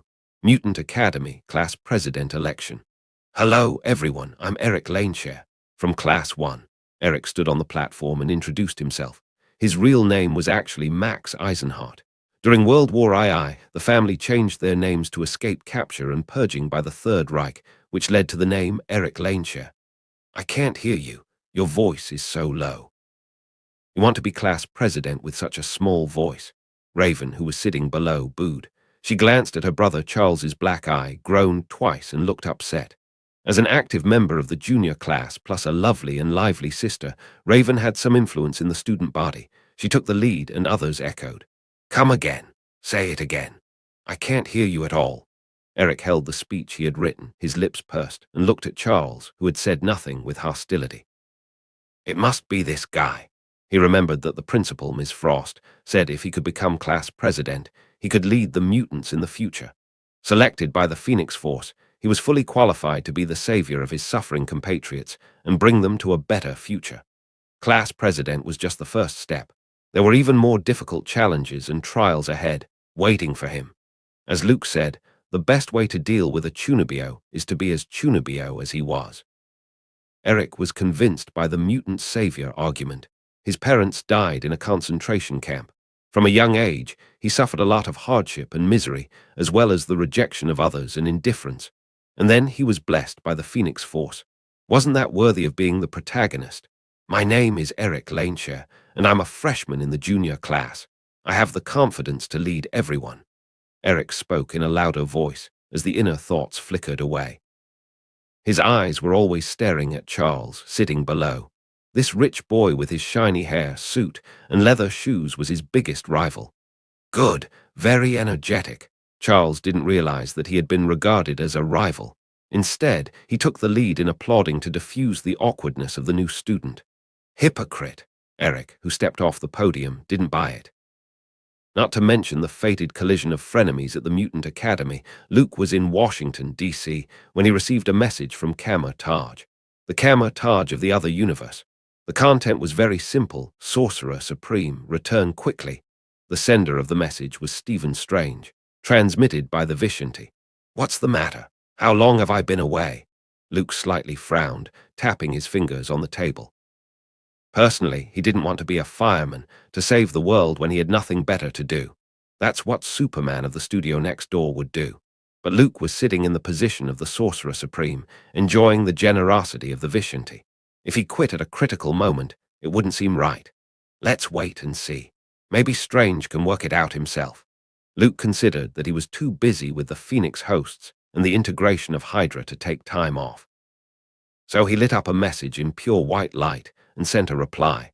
The Sorcerer Supreme you are calling is currently busy. Please try again later. With Vishanti as the messenger, Luke flung this perfunctory message to Stephen Strange in the alternate universe. If the other person didn't stop and continued to harass him, he was ready to reply, I'm dead. Pray for me. Stephen Strange wouldn't be too deranged to disturb the peace of a dead man. The reason Luke acted so casually was that if there had been some huge crisis that Kama Taj couldn't handle, Vishanti would have dragged him over there. The fact that this group of dimensional guards could still take it in stride proved that things weren't urgent enough for the Earth to explode and the universe to restart. The Federal Bureau of Investigation doesn't handle burglaries, and there's no need to call in SHIELD for domestic violence. Similarly, Superman shouldn't be alarmed by trivial matters. Luke turned his seat and looked at the Potomac River outside the window as he thought. If Strange wants to be a qualified Sorcerer Supreme, he should learn to face troubles and solve problems by himself. After a few moments of distraction, he went back to his work. As a powerful presence in the world, Luke was really busy, and the world needed him to deal with many things. Otherwise, making a trip in the name of a business trip, it was not impossible for him to meet the superheroes of other universes.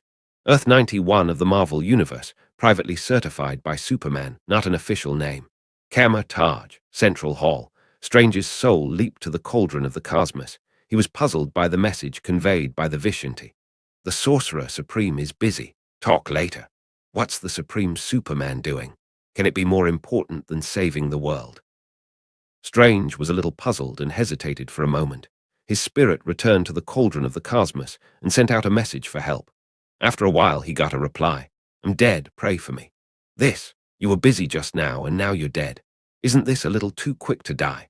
Could Sorcerer Supreme be implying that his soul accidentally fell into hell and was waiting for rescue? Strange's soul returned to his body and slowly opened his eyes, ending his meditation. Confused and with a bit of worry in his eyes, he then looked at the Eye of Agamotto that was enshrined above. This was the token that only the Sorcerer Supreme could hold. Luke didn't take it away before he left this universe. Because the Infinity Stone could only work in this universe, he left it with Stephen Strange and allowed him to use it. In this way, Strange, who had the Eye of Agamotto, could deal with all kinds of problems in Kama Taj alone without disturbing him. His calculation was very good. But there were surprises in everything. Through the Eye of Agamotto, Strange was able to glimpse the terrible events to come and sent a trans-universe message to Luke for help. Superman didn't respond, so what should I do next? The young master in the cloak of levitation was confused for a while. He scratched his shiny head. Strange's hair had been thinning since he started his career as a combat master, and he had sought all sorts of recipes for hair growth and nourishment to no avail. Later, because he couldn't bear the trouble of losing his hair every day, he shaved his head and joined the strongman team. I just saw a vision from time and space. Even if I tell the Avengers, they wouldn't believe it. Strange was very worried. He had been practicing his spells with the Eye of Agamotto yesterday, but it was as if he had been given a glimpse of a fragment of an apocalypse in the future. The earth fell, and the Avengers died one after another. Asgard collapsed, Odin fell, and blood flowed in Asgard. It was like the legendary Ragnarok had suddenly arrived. But how can I stop the crisis by myself? Strange walked out of the central hall. Luke, who took over as the Sorcerer Supreme, wasn't in this universe. He and his master Mordo were in charge of everything in Kama Taj. The latter mainly managed the three sanctums, which was the business of preserving the human world and exterminating the creatures of hell. The former dealt with the internal work in Kama Taj, which was generally relaxed and leisurely. I better talk to Wang. Strange arrived at the master's quarters and couldn't help but twitch his nose, catching a whiff of the aroma of hot pot. He pushed the door open and saw Wang having a drink with a one-eyed man. On the table, bottles of Red Star sorghum liquor tilted to and fro. Wang spoke with a slurred tone as if he had a big tongue and could fall over at any moment. Looking at this situation, it was clearly nearing the end. Glug, glug, glug. Another. The one-eyed man gulped down and motioned for Wang to pour another cup. Thor, why are you here again? Strange was speechless as he recognized Thor, the god of thunder, who had accompanied Superman on his visit.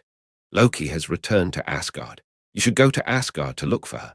Thor was very happy to see Strange enter the room. He warmly invited the other party to sit down and drink. He was just caught off guard when he heard the name Loki. The burly, muscular, powerful one-eyed man's smile froze, as if thinking of something sad. A few minutes later, Strange, sitting next to Thor, looked helpless. He had to put up with the other side crying like a dissatisfied housewife about how his sister Loki had abandoned him and threw herself into the arms of another brother. I was so kind to Loki.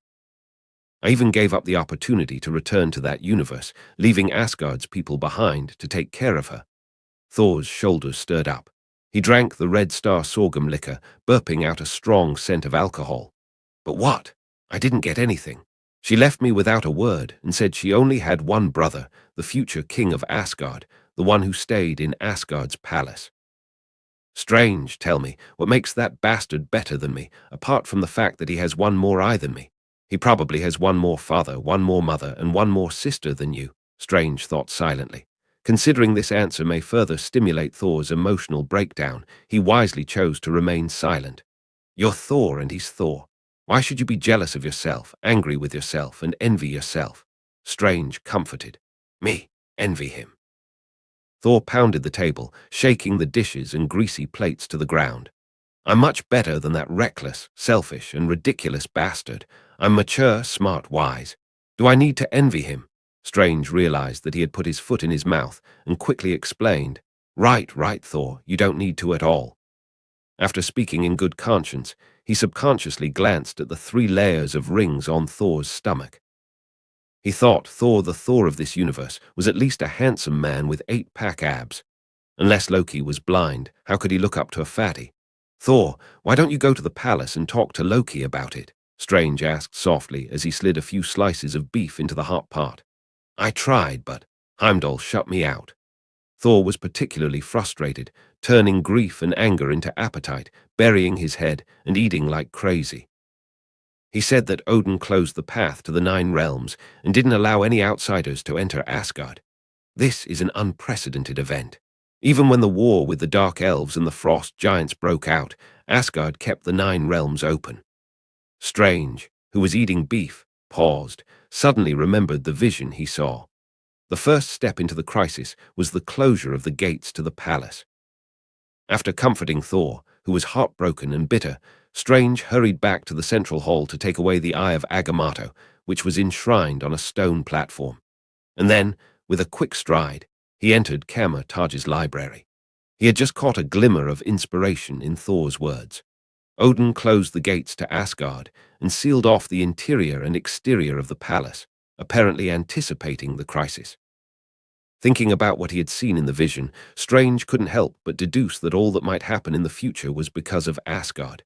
In the name of Hoggoth, in the name of Ashtar, in the name of Agamotto, all-seeing eye, open. Strange held the Eye of Agamotto, the supreme artifact, in both hands and placed it between his eyebrows, reciting lengthy spells in his mouth. The metal casing, overlaid with countless forbidden spells, slowly opened up like a miniature maze, revealing the emerald green stone.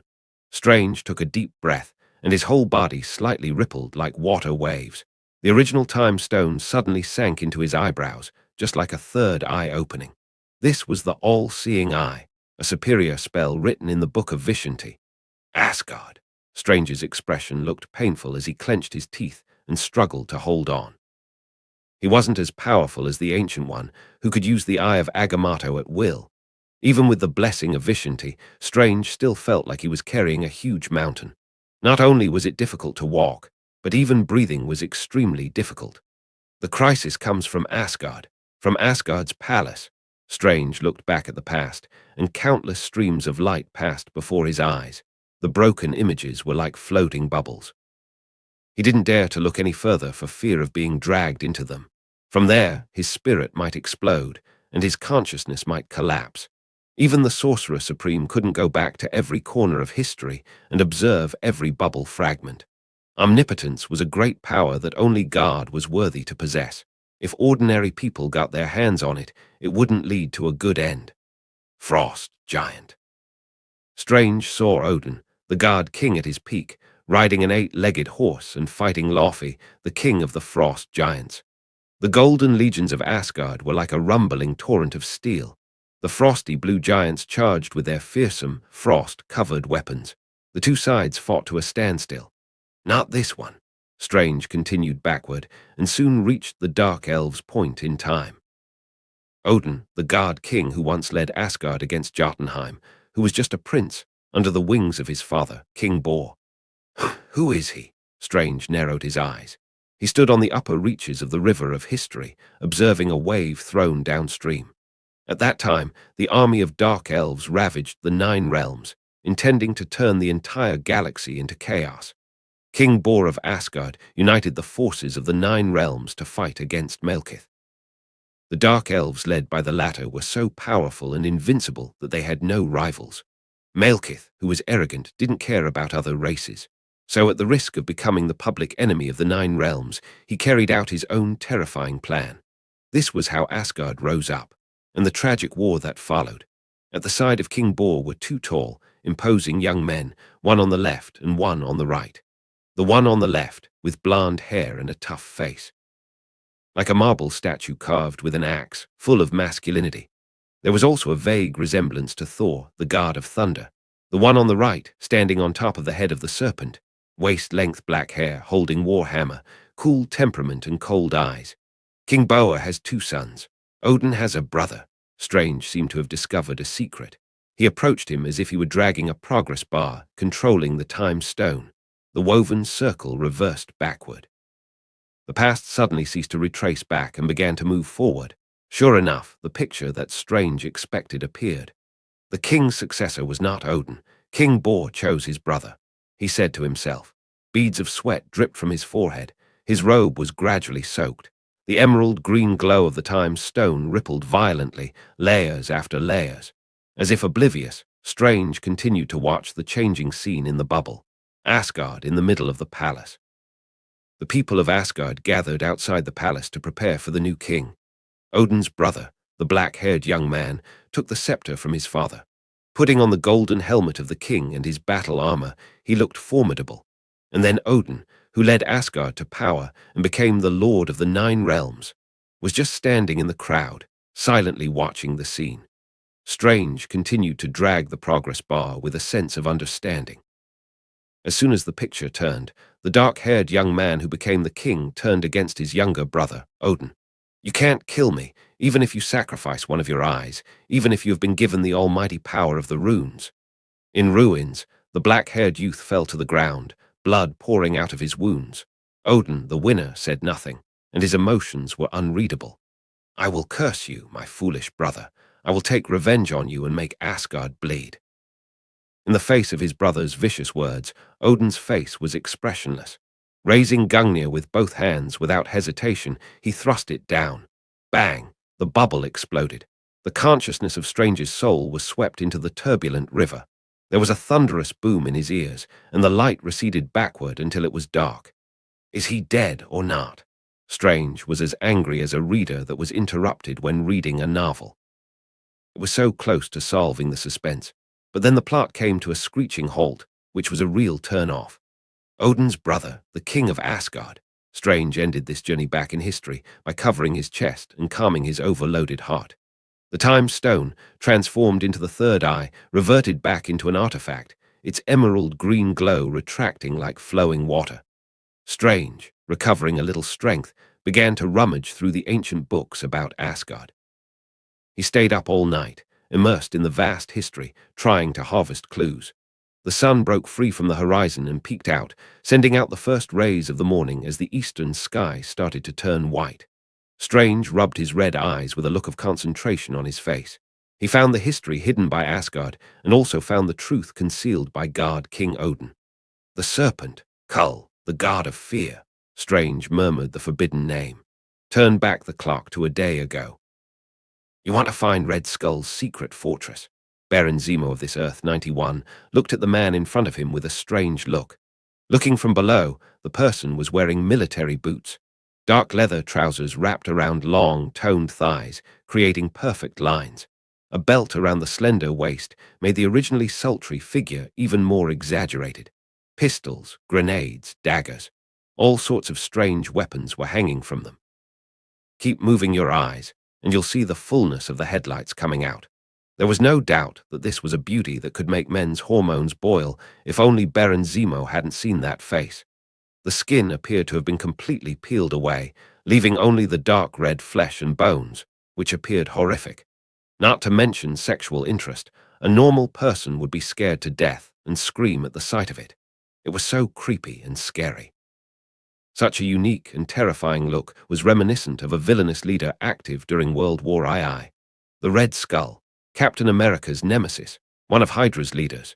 Yes, I can feel the eyes of destiny, a force calling me, guiding me. The woman with the crimson skull spoke confidently. Her name was Cynthia Schmidt, daughter of Red Skull. Your father has been dead for so long. Can he still give you hints in your dream to continue the fight against Captain America by restoring Hydra?" Baron Zemo snorted with a touch of sarcasm. Red Skull was one of the leaders of Hydra, but his daughter was not. It wasn't enough to lead Hydra. "Of course not. My father never really cared about his daughter." Cynthia shook her head and sneered. "He always wanted a son, a blonde, tall, and strong Aryan son, to inherit everything." "Baron, I'm afraid you don't know. When I was born, my father's first thought was to kill me. Without hesitation, he wanted to kill an infant baby. Later, it was his deputy, a woman called Susan, who stopped the ruthless and great leader." Cynthia had no emotion in her eyes, neither hatred nor warmth. "I was brought up by Susan, and I was taught that the weak are not worthy of living. I have to be strong, stronger than anyone. My father died. He was defeated by Captain America. Hydra lost its leader, and in order to gain power, I didn't hesitate to become like my father." A coldness rose in Baron Zemo's heart, and he withdrew his contempt. "There's nothing a woman can't do when she can give up the beauty she cared about most. But you lost, too, when the Avengers wiped out your sisters of sin, and you managed to get your life back." Baron Zemo held his arms around his chest. He was now the biggest villain in the universe, occasionally popping up to give the Avengers something to do. "My father is right. Strong people are qualified to live. He is too weak, so he lost to Captain America." Cynthia grinned, a maniacal look in her eyes. "But he has made me a stronger and perfect person than him, Red Skull." Baron Zemo's throat rolled twice. He saw a familiar shadow on Cynthia. "What's your plan?" For a moment, he took the initiative to ask. Hydra's current situation wasn't good. During World War II, Captain America defeated Red Skull and dismantled some of the organization's forces. After a long period of rest and recuperation, Baron Zemo and his party regained their strength.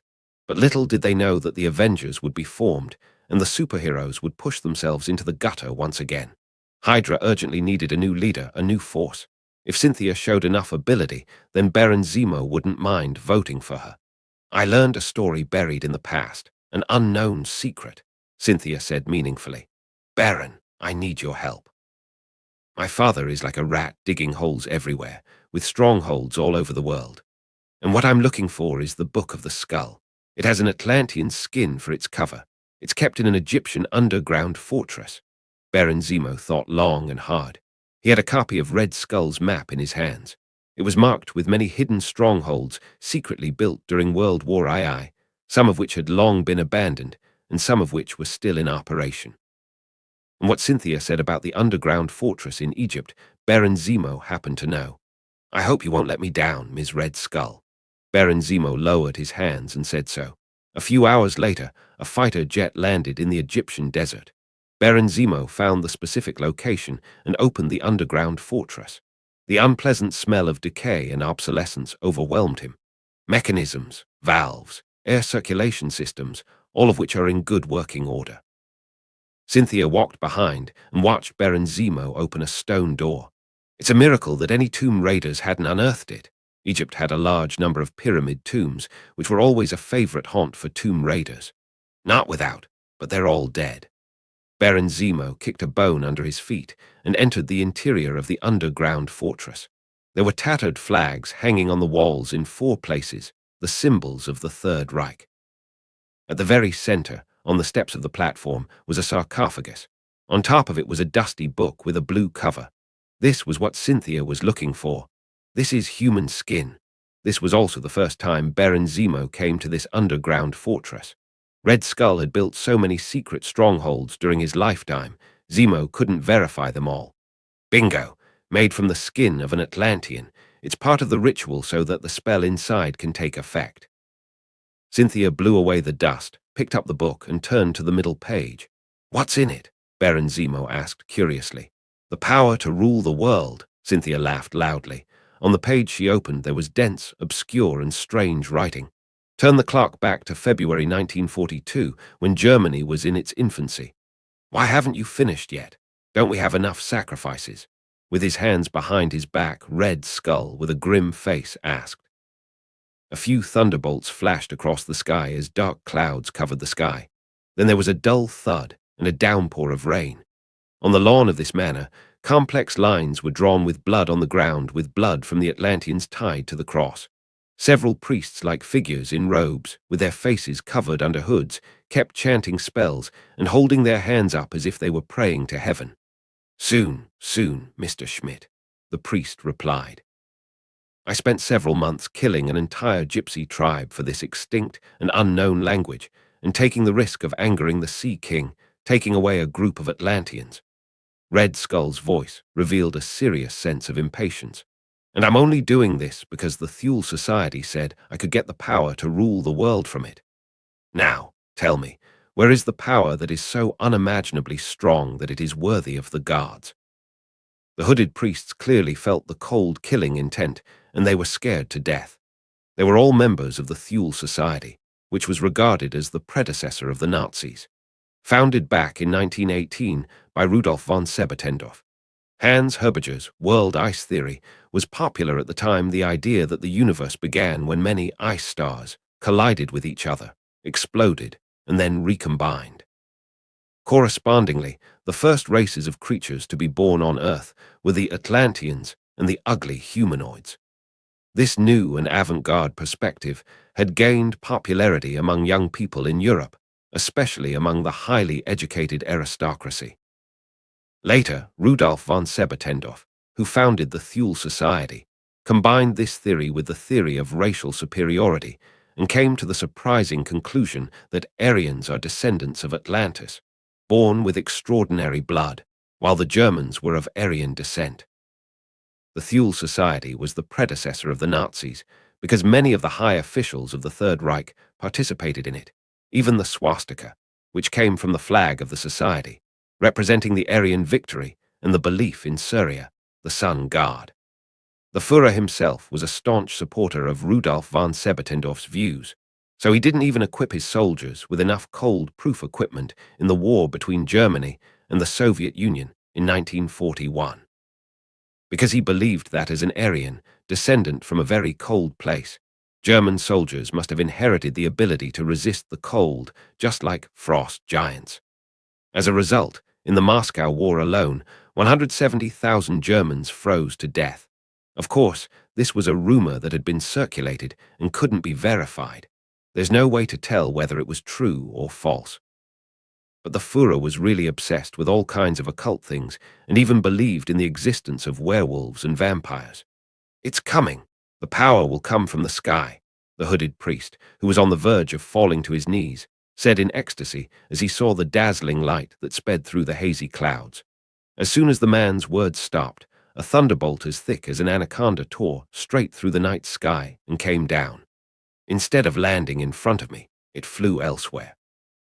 Red Skull said in a cold tone, "Priest, tell me the location." As the lightning bolt swept along the low altitude, the Hydra leader did feel an unspeakable power. Otherwise, he would surely have hanged all the hooded priests before him as if they were charlatans. "The South Pole. It landed on the glacier," the priest, holding the magic book made of bloody Atlantean skin, shouted. A month later, after a long trek, Red Skull finally found the place where the thunderbolt had fallen. On the snow-covered hard ice, a large crater was opened, and the heat of the friction melted the outer shell and condensed it into frost. Red Skull stood on high ground and looked down. "I thought the so-called power to rule the world would be an army or a god, but instead it's a hammer, a broken hammer that can't be pulled out and can't be used." Red Skull snapped a hooded priest's neck and snarled, "Tell me, what's Hydra supposed to do with this? Smash Captain America's head in." "Mr. Schmidt, it's extraordinary. My soul can feel it, and it contains enough power to sweep the world away." The priest struggled to defend himself, quickly saying, "We just need time to understand it and harness it." "That's good." Taking a few deep breaths, Red Skull quickly regained his composure. He took one more look at the hammer, which he couldn't even pull up himself, and then took off. "Before the problem is solved, no one of the Thule Society people is allowed to leave this glacier. Until someone can pick it up, back to the present, the South Pole.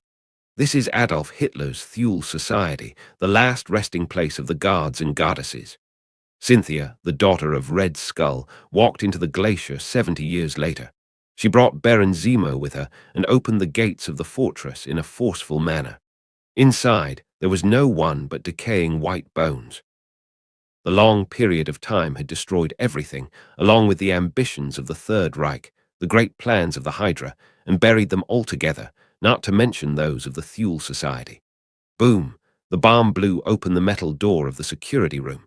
My father ordered the Thule Society to reside here to study the hammer that fell from the sky. No one has ever been able to pick it up. Red Skull tried it, but it didn't succeed. It's said that even the Führer himself came here once.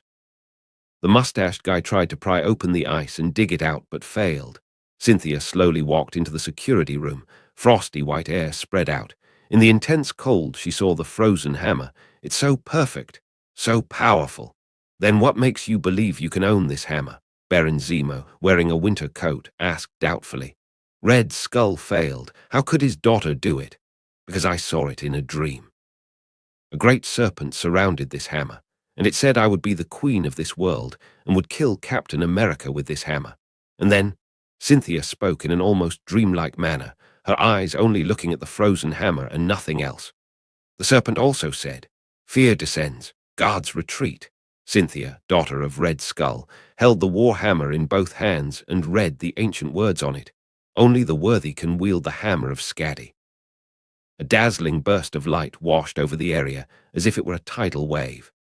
Baron Zemo subconsciously closed his eyes as a horrific force reverberated through the security room. The ground trembled beneath their feet, the hard ice cracked, and the whole fortress was shaking. "Fear descends, guards retreat," a hoarse voice came out of Cynthia's mouth. She was holding the hammer of Skadi in both hands, wearing green metal armor as if she had descended into the world as a Valkyrie. Meanwhile, in Asgard's palace, Odin, the god king sitting on the throne, let out a long sigh. "Human joys and sorrows aren't interlinked," this is a famous quote from a master in the East. Together with Ramin Roland in the West, he was known as the golden treasures of essay writing. When we don't know who said a quote, or we remember a quote but don't remember the original author, then we write linking names to it. When Strange in the Earth 90, one was scratching his head over family relationships in Asgard. Superman in Earth 1024 was calm. The citizens of New York live and work in peace and contentment and have lived a quiet life. No masked heroes, no evil villains. The only thing to worry about every day was probably the international situation on TV and newspaper headlines. However, due to the existence of Superman, the world that should have been shrouded in the shadow of nuclear war was now sunny on the surface. The three-sided powerhouse structure turned out to be the most stable. Polarization may lead to a bad nuclear war, with two gamblers at the same table, desperate to place all their chips on the table and be the last winner. But after the third pole appeared, the situation was different. The two superpowers could only develop silently. Whether it was an arms race, the Warsaw Pact, or NATO, they were all repeatedly testing the waters at the edge of danger. Because they couldn't be sure which side the most powerful man on the planet was leaning on, placing all their chips on the table wasn't a wise thing to do. This year's Nobel Peace Prize should be awarded to me. Luke sat in SHILD's office, thinking of the embarrassing award with shady elements, which was so much more gilded than the real gold it contained. Its popular candidate was either a warmonger, such as the mustached Führer, or the British Prime Minister, such as Winston Churchill, or the President of the United States, from Hoover to Roosevelt, and then from Truman to Eisenhower. Citing the comments of later generations, it was rare to see an international award with politics so obviously written on its face as the Nobel Peace Prize. It's just that Luke thought about it for a moment. He thought it was possible that he was in the first tier and the award fund should be in the upper tier. As long as the President of the United States didn't have anything better to do than throw laundry detergent into Atlantis, initiate war, and provoke conflicts, then he had made a great contribution to world peace. Therefore, Mr. Trump, the nobody knows this, and that better than me blowhard nomination, was well deserved. I wonder what's going on at Strange's.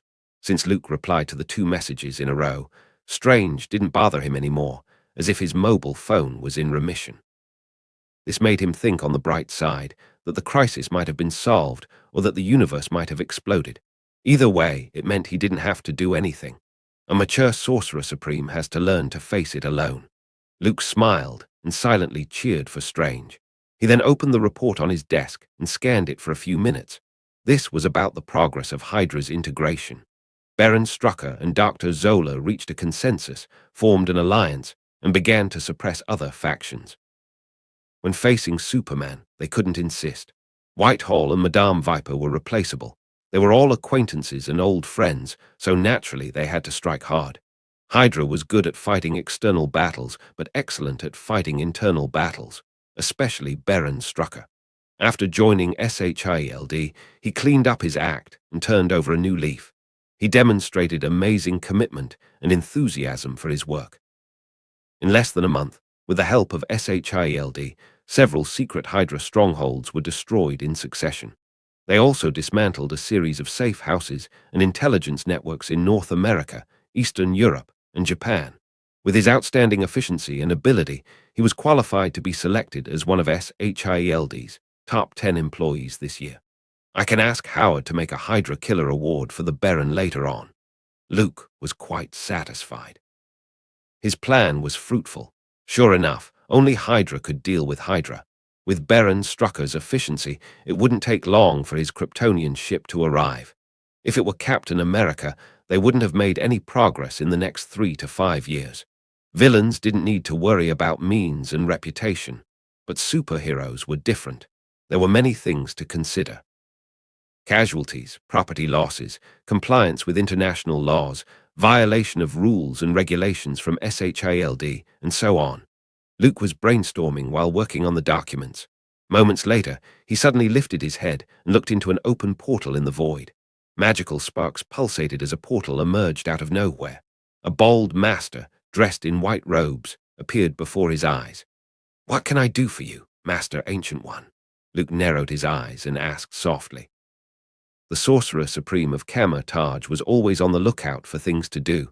If he was right, the odds were that it was also for Strange of the other universe. "I have been asked to invite you somewhere." The Ancient One cut to the chase. She didn't beat around the bush. "I almost wanted to ignore it, and I didn't intend to cause you any trouble. I hate owing people favors, especially the ones that are hard to repay. However, the situation is critical and dire, so I have to ask for your help." The Sorcerer Supreme shook her head with a wry smile. If it weren't for the Vishanti, she wouldn't have visited Luke. After all, Superman wasn't Dormammu, whom she didn't have to pay for what she owed. It seems that the Vishanti are going to give the task of saving the world. The corners of Luke's mouth curled up. The Sorcerer Supreme was implying that he should be the one to put out the fire in the other universe this time. He had no idea what insurmountable difficulties Strange had encountered and needed to call upon him. "Before I say yes, I have a question."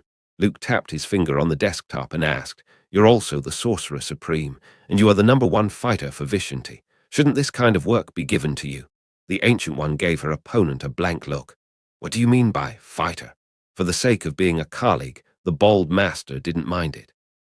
"To put it in terms that you can understand, the federal state police will not interfere with the work of Interpol," the Ancient One explained. "Otherwise, why else would Vishanti make you the Sorcerer Supreme of that universe? Only then will you be eligible to intervene. Countless parallel universes, countless boxes of different sizes. Random interference, enter and leave at will cause terrible catastrophes." Later, the Ancient One added, "Don't act so helpless.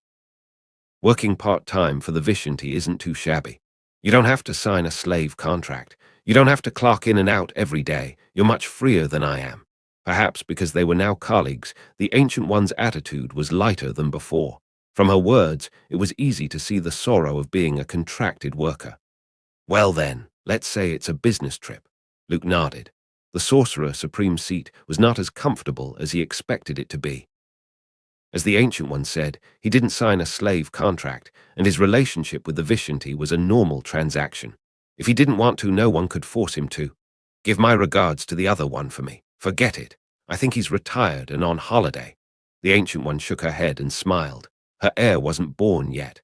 The Sorcerer Supreme withdrew her thoughts and raised a finger. Under the dazzling white light, she directly opened a portal across the universe. Boom. The entire space shattered open. Luke only felt he had blinked, and he wasn't on Earth 1024 anymore.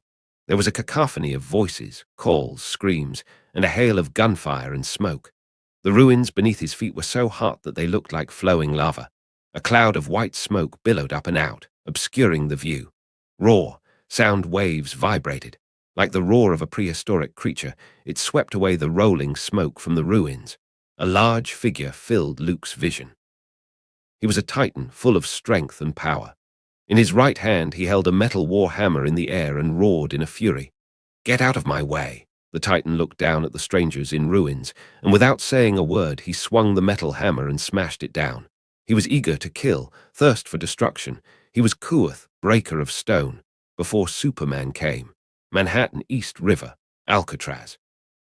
It was used to hold the most dangerous super criminals in the world, and it was also the headquarters of the Thunderbolts.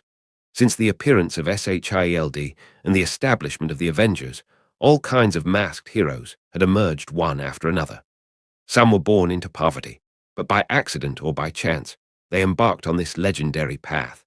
Some were born with a golden spoon in their mouths and became celebrated superheroes thanks to their genius and financial resources. For whatever reason, the world was seeing an increase in the number of righteous men and women carrying out vigilantism and dealing with criminals. Correspondingly, super criminals were springing up like mushrooms after the rain. Generally speaking, the Avengers was only responsible for international disputes and world crises. They didn't have time to deal with street thugs and urban gangsters, arms traffickers, international crime syndicates, human trafficking, and so on. If there were a demand, there would be opportunities. This was the time when vigilantism emerged. Daredevil, Iron Fist, Luke Cage, Jessica Jones, Punisher. They were famous vigilantes. These people once teamed up together to form the Defenders. Their main activity area was in New York's Hell's Kitchen and the surrounding areas, the target of the attack in addition to Marvel Universe's Kingpin. There were also gangsters and gangs in the area, such as the Hand Society. Later, the membership changed several times. Some newcomers joined, and some old people dropped out. Luke Cage, a black hero who was one of the Defenders, was recently recruited by the government to replace General Ross and became the leader of the Thunderbolts. This was a special task force similar to the Suicide Squad from the studio next door. Luke Cage specifically selected criminals from Alcatraz and then led them on dangerous, undisclosed, and secret missions that could never be made public. Cain Marko, the Juggernaut, was part of this team. In this universe, he was the stepbrother of Professor Charles. As a general explanation, Juggernaut's father was interested in the professor's mother's wealth, and the professor's mother appreciated Juggernaut's father's manners and good skills.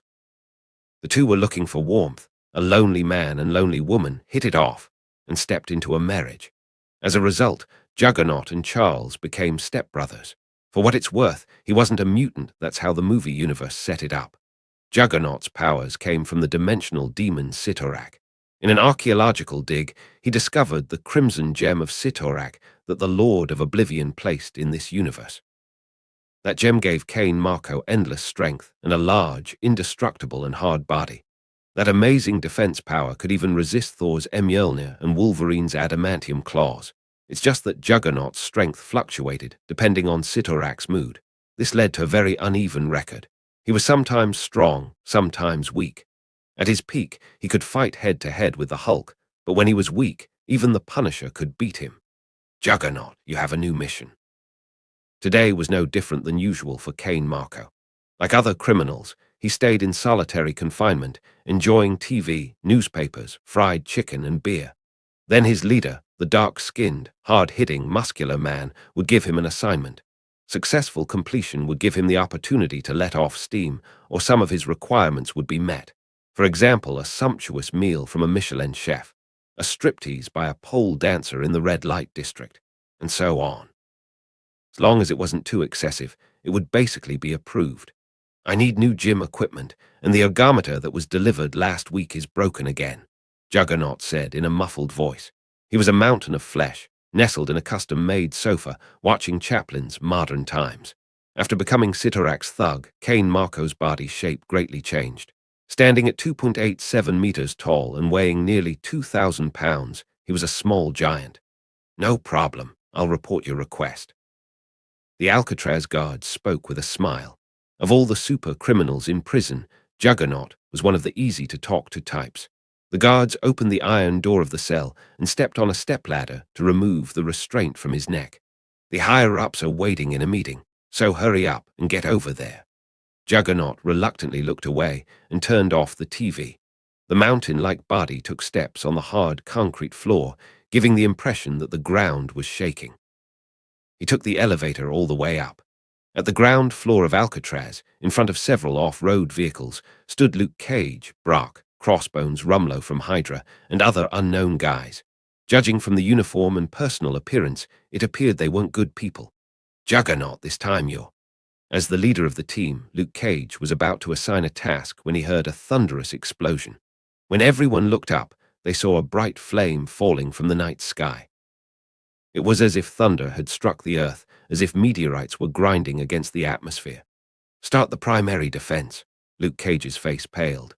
He tried to get the prison to raise its energy shield to stop the onslaught of external forces. The dazzling fire came crashing down with unstoppable force. Boom! A huge explosion shook Manhattan. The East River kicked up waves several feet high. The entire island of Alcatraz was like a bumpy boat that almost capsized. By the time the smoke had cleared, Luke Cage's dazed consciousness was gradually waking up, and his eardrums were buzzing, and there were faint sounds of muffled voices. He shook his head vigorously and struggled to get up from the ground. Juggernaut! On the grounds of Alcatraz, the only remaining person that was standing was the Titan-like figure. Luke Cage waved to him, indicating that the other party should go into the center of the explosion to see what it was, which almost sank the entire island. Juggernaut nodded, the small eyes peeking out of his helmet flashed with a hint of caution. A hammer! Kane Marco saw an object that fell from the sky. It wasn't a thunderbolt nor a meteor. A heavy, round, blunt hammer. Why would a hammer fall from the sky? Juggernaut's brain couldn't figure this out. Sitorak gave him the brute strength of Hercules, but also took away his already modest intellect. What made Juggernaut slightly better than the Raging Hulk was that he was able to communicate normally rather than smash anyone in his sight with fists. Hammer! The more Kane Marco looked at the hammer, the more he felt an uncontrollable urge to keep it for himself. It's for me. For no reason at all, Juggernaut came up with this idea. He reached out his hand, touched it, held it tight, and then raised it. An unprecedented power filled Juggernaut's body, creating a violent urge to smash and destroy everything. The hammer held in his right hand, as if it were alive, spoke to him, constantly urging and ordering him. I am Kuoth, breaker of stone. Juggernaut's mouth uttered some strange, obscure syllables. If Thor was here, he could definitely understand it. This was a language derived from the runes used by Odin, the god king of Asgard. I will destroy the world for the serpent. Juggernaut's consciousness was chaotic, completely dominated by the pitch-black figure. Even the crimson gem of Sitorak's light retreated to the other side. He raised his hammer and slammed it down on a figure that appeared in front of him. Bang! The hammer carried enough terrifying power to sink the island. But it could only land above the man's head. But it couldn't move an inch. It seemed that there was an invisible wall blocking it. The mighty force that shattered all things was blasted along the man's body and into the ruins beneath his feet. The prison suddenly shuddered and sank down. The hard outer shell of the mixed vibranium developed cracks that expanded into a dense spider web. Luke Cage, who had just gotten up, was struck by the impact and fell to the ground again. The serpent Cull, one of the 8 worthy. The young man, who had appeared out of nowhere, spoke indifferently. There was a glint of surprise in his eyes. It turned out that Strange asked for his help because Odin's brother, the serpent Cull, the god of fear, had been awakened. I'll smash you. I'll smash you. Juggernaut saw the man unharmed and acted as if he was seriously provoked. He repeated his sentence and swung the hammer again. Orange lightning wrapped around the hammer, forming a thunderbolt as thick as a python. The atmosphere shook with a booming sound, and a high-temperature thunderbolt that could melt gold and iron was unleashed. The young man who entered the area looked unperturbed as he slowly rose up with his feet in the air. The seemingly small fist collided with the all-crushing, all-destroying hammer, sending out a terrifying aftershock. The overflowing ripples rolled outward like a tsunami. Above Alcatraz, it looked like a Category 12 typhoon. Luke Cage, who was invulnerable to guns and had an incredible defense, was tossed out in a matter of moments. His strong muscles were aching, as if he had been hit by a high-speed train and spat out a mouthful of blood. Looking at the dangerous and unapproachable battlefield where the light exploded, a flash of fear rose in the black hero. Half of the solid shell of the prison island had been melted away.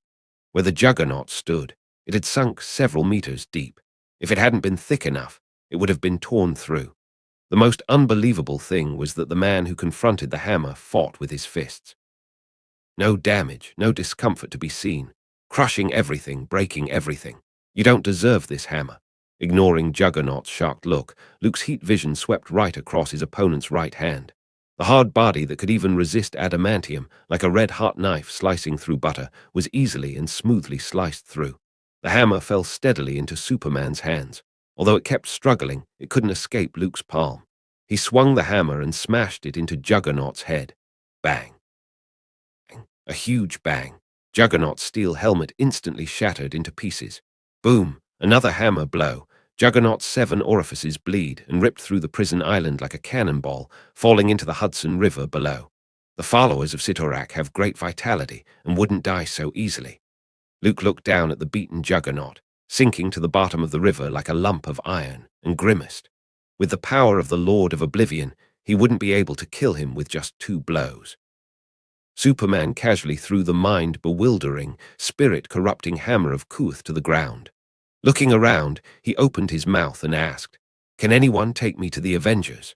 The dense smoke and fire of explosions from the island rolled up and lit up half of the night sky. In the affected areas of Manhattan, the lights were still on, and the parties were still going on. The inhabitants of New York in this universe had long since passed through the invasion of the Chitauri fleet, the street battles between the Sinister Six and Spider-Man, and the Avengers' battle against the Hulk. They were used to masked weirdos flying overhead, and also used to a doomsday scene where the sky could fall at every turn. The television news reports of bank robbers battling police and terrorists setting off bombs didn't make a dent in the hearts of New Yorkers. What had they not seen? The only people who could match this were probably the people of Tokyo in Japan. The explosion of the isolated prison island was loud, but the songs and dances continued on the banks of Manhattan's East River. The more daring ones had already raised their phones and started recording videos to upload on their personal social networking software to attract followers. I hope SHILD will arrive sooner. Luke Cage looked at the almost paralyzed power facilities and defense system. His expression was unreadable. He was able to conceal his emotions perfectly. Although the Thunderbolts belonged to the Pentagon, Alcatraz was SHILD's property, which was used to hold dangerous criminals. After the Juggernaut's ordeal, a huge amount of money was needed to rebuild and restore it. There was no telling how much chaos could be caused by criminals who took advantage of this opportunity and escaped. When the accountability came down, it would probably be a headache. "Excuse me, who are you?" Luke Cage leaned in. He was quite discerning. He saw Superman hammering the Juggernaut straight into the bottom of the Hudson River. He understood that the other party was a big man whom he couldn't afford to offend, so he had to be careful in what he said and refrained from taking a tough stance. A passing sorcerer supreme. Superman, who was also named Luke, would have liked to answer like this. But before he opened his mouth, dozens of transmission portals appeared behind him.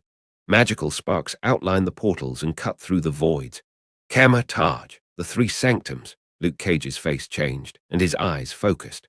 On the left side of the portal were masters in vintage robes, while on the right side were a group of masters in armor, carrying chains and axes. Although their style wasn't uniform, the large number of people created a strong presence. How did they get here? Is that hammer a magic artifact? Luke Cage, with his role as a government watchdog and superhero, had been gaining ground in recent years. His status had improved significantly. Some time ago, the Avengers were accused by many civil groups for lacking black members, women, and LGBT people. They considered it a form of discrimination, especially Captain America. In this universe, after Steve Rogers abdicated, his good friend Bucky took over. The crowd thought that the shield, the symbol of America, should be handed over to a black man. They launched a poll for this purpose, and the candidates were Sam the Falcon, Black Panther, Blade, and Luke Cage. There was no denying that with the advent of the new century and the popularity of the internet, politics had become an issue that the superhero community couldn't get around. Therefore, despite being a second-rate vigilante, there was no comparison to the top-notch internet traffic of Iron Man or Captain America. But Luke Cage could still become the leader of the Thunderbolts, replacing General Ross, and share some information with SHIELD like the existence of Kama Taj and the Three Sanctums. He basically knew some things. Those masters were aloof and rarely asked about worldly affairs. Why would they come to Alcatraz? Luke Cage was confused. Then under his gaze, a master, shrouded in a veil of mystery, walked up to Superman. "Welcome back to Kama Taj, Sorcerer Supreme." Hiss. The loud, neat sound underlined the extreme embarrassment. Luke's mouth twitched as he drew in a breath of cold air.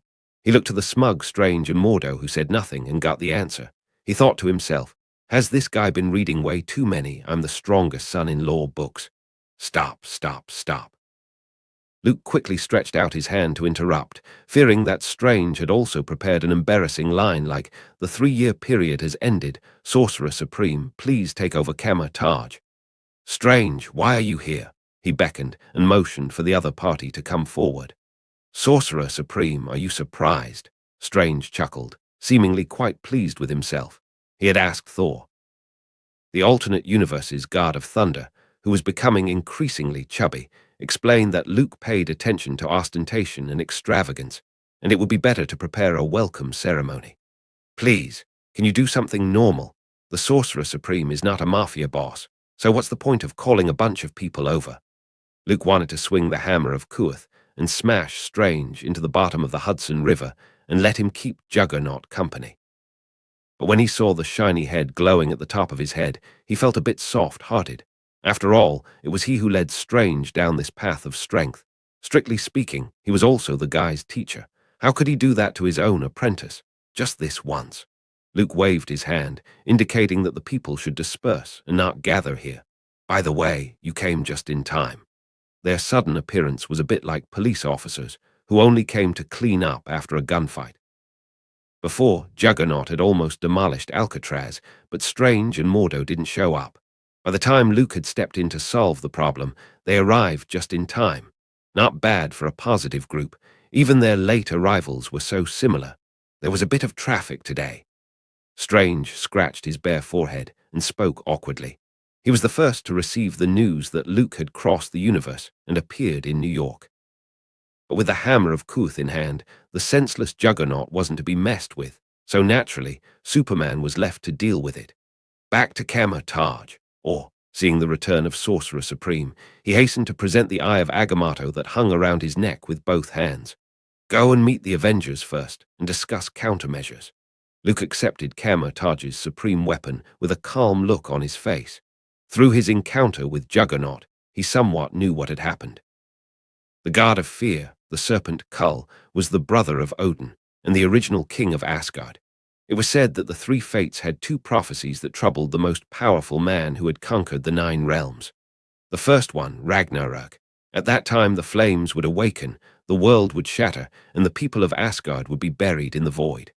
The second one, Thor's death. Odin was unable to kill Kull and had to seal him in Midgard, in Earth's deepest sea. Before that, his brother had cast a curse in the name of the God of Fear, and that power had finally condensed into a prophecy. The serpent Kull would be slain by Thor, who would also die by the venom of his fangs. This was one of the reasons why Odin sealed off Asgard and closed its palace. He had only one son, Thor. Loki was originally adopted, and his blood was impure. Therefore, he couldn't succeed to the throne. His eldest daughter was rebellious, disobedient, and a warmonger who would only lead the country to ruin. Despite Thor's muscle-brained and reckless nature, Odin couldn't find another suitable candidate. In addition, he was old and had long stopped making people. Having another one was really beyond his capacity. "The 8 hammers forged by the God of Fear have found their owners," Strange warned. Those who inherited the power of fear from Kull were collectively known as the Worthy. Each one of them could compete with Thor, not to be feared. Luke assessed the powers displayed by Juggernaut and grimaced. If it weren't for Asgard's prophecy, he would have swum down to the deep sea and lectured the serpent Kull on being a god with his fists. Even Odin couldn't kill him, so Superman was probably out of luck too. The so-called prophecy was more like a rule of some kind. It was hard to break, and it was hard to avoid.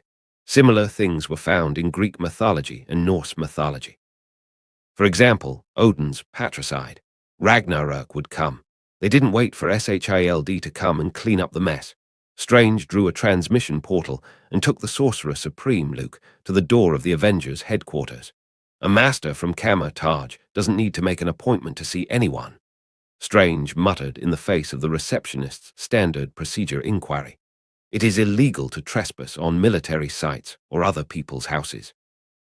The contemporary Sorcerer Supreme Director of Shield, Superman, solemnly informed Strange about the law, to prevent him from being shot on the spot for rushing into the Avengers base and being treated as a suspicious person. The masters of Taj should also develop good habits. Knocking on the door is a sign of politeness. Luke remembered the Sorcerer Supreme of the other universe. Every time he met with her, she just showed up and never went through the front door. "What should we do with the hammer?" Strange smiled awkwardly and changed the subject. Ever since he learned how to open portals, he had almost forgotten the feeling of walking through the front door. Before leaving Alcatraz, Luke Cage habitually wanted to classify Juggernaut's Hammer of Kuath as military property. Later, seeing a large number of people from Taj and the high status of Sorcerer Supreme, that's when he came to his senses and let it go. He was worried that if he persisted, he would probably be smashed into tomato juice by the Sorcerer Supreme. "I will naturally keep it temporarily." Luke's eyes flashed as he seriously said so. The 8 sacred hammers forged by Kull are infused with runes and the divine power of fear. It's difficult for ordinary people to resist its attraction and call, and in the end, they would only become the minions of evil. I don't feel comfortable leaving it in the hands of Shield or the Avengers. Strange nodded in agreement and said, "I understand." He couldn't help but internally feel that the Sorcerer Supreme had considered the situation carefully. The respect in his heart was increased by a few more points. "Watch and learn. You still have a long way to go." Luke glanced at the shiny head and spoke earnestly. The above answers, which were full of justice and compassion, weren't just his words. Captain America, who was recognized as a strong-willed man, would never be corrupted or seduced. In the face of a hammer falling from the sky, he was almost caught up in it. This clearly showed how dangerous the powers of fear from Kull were. "Mr. Stark and Ms. Hill are in a meeting. Please wait for a while." The Sorcerer Supreme's name was resounding and worked very well. Less than half a minute later, the receptionist changed her previously standardized attitude. Coffee was served, and a separate meeting room was arranged.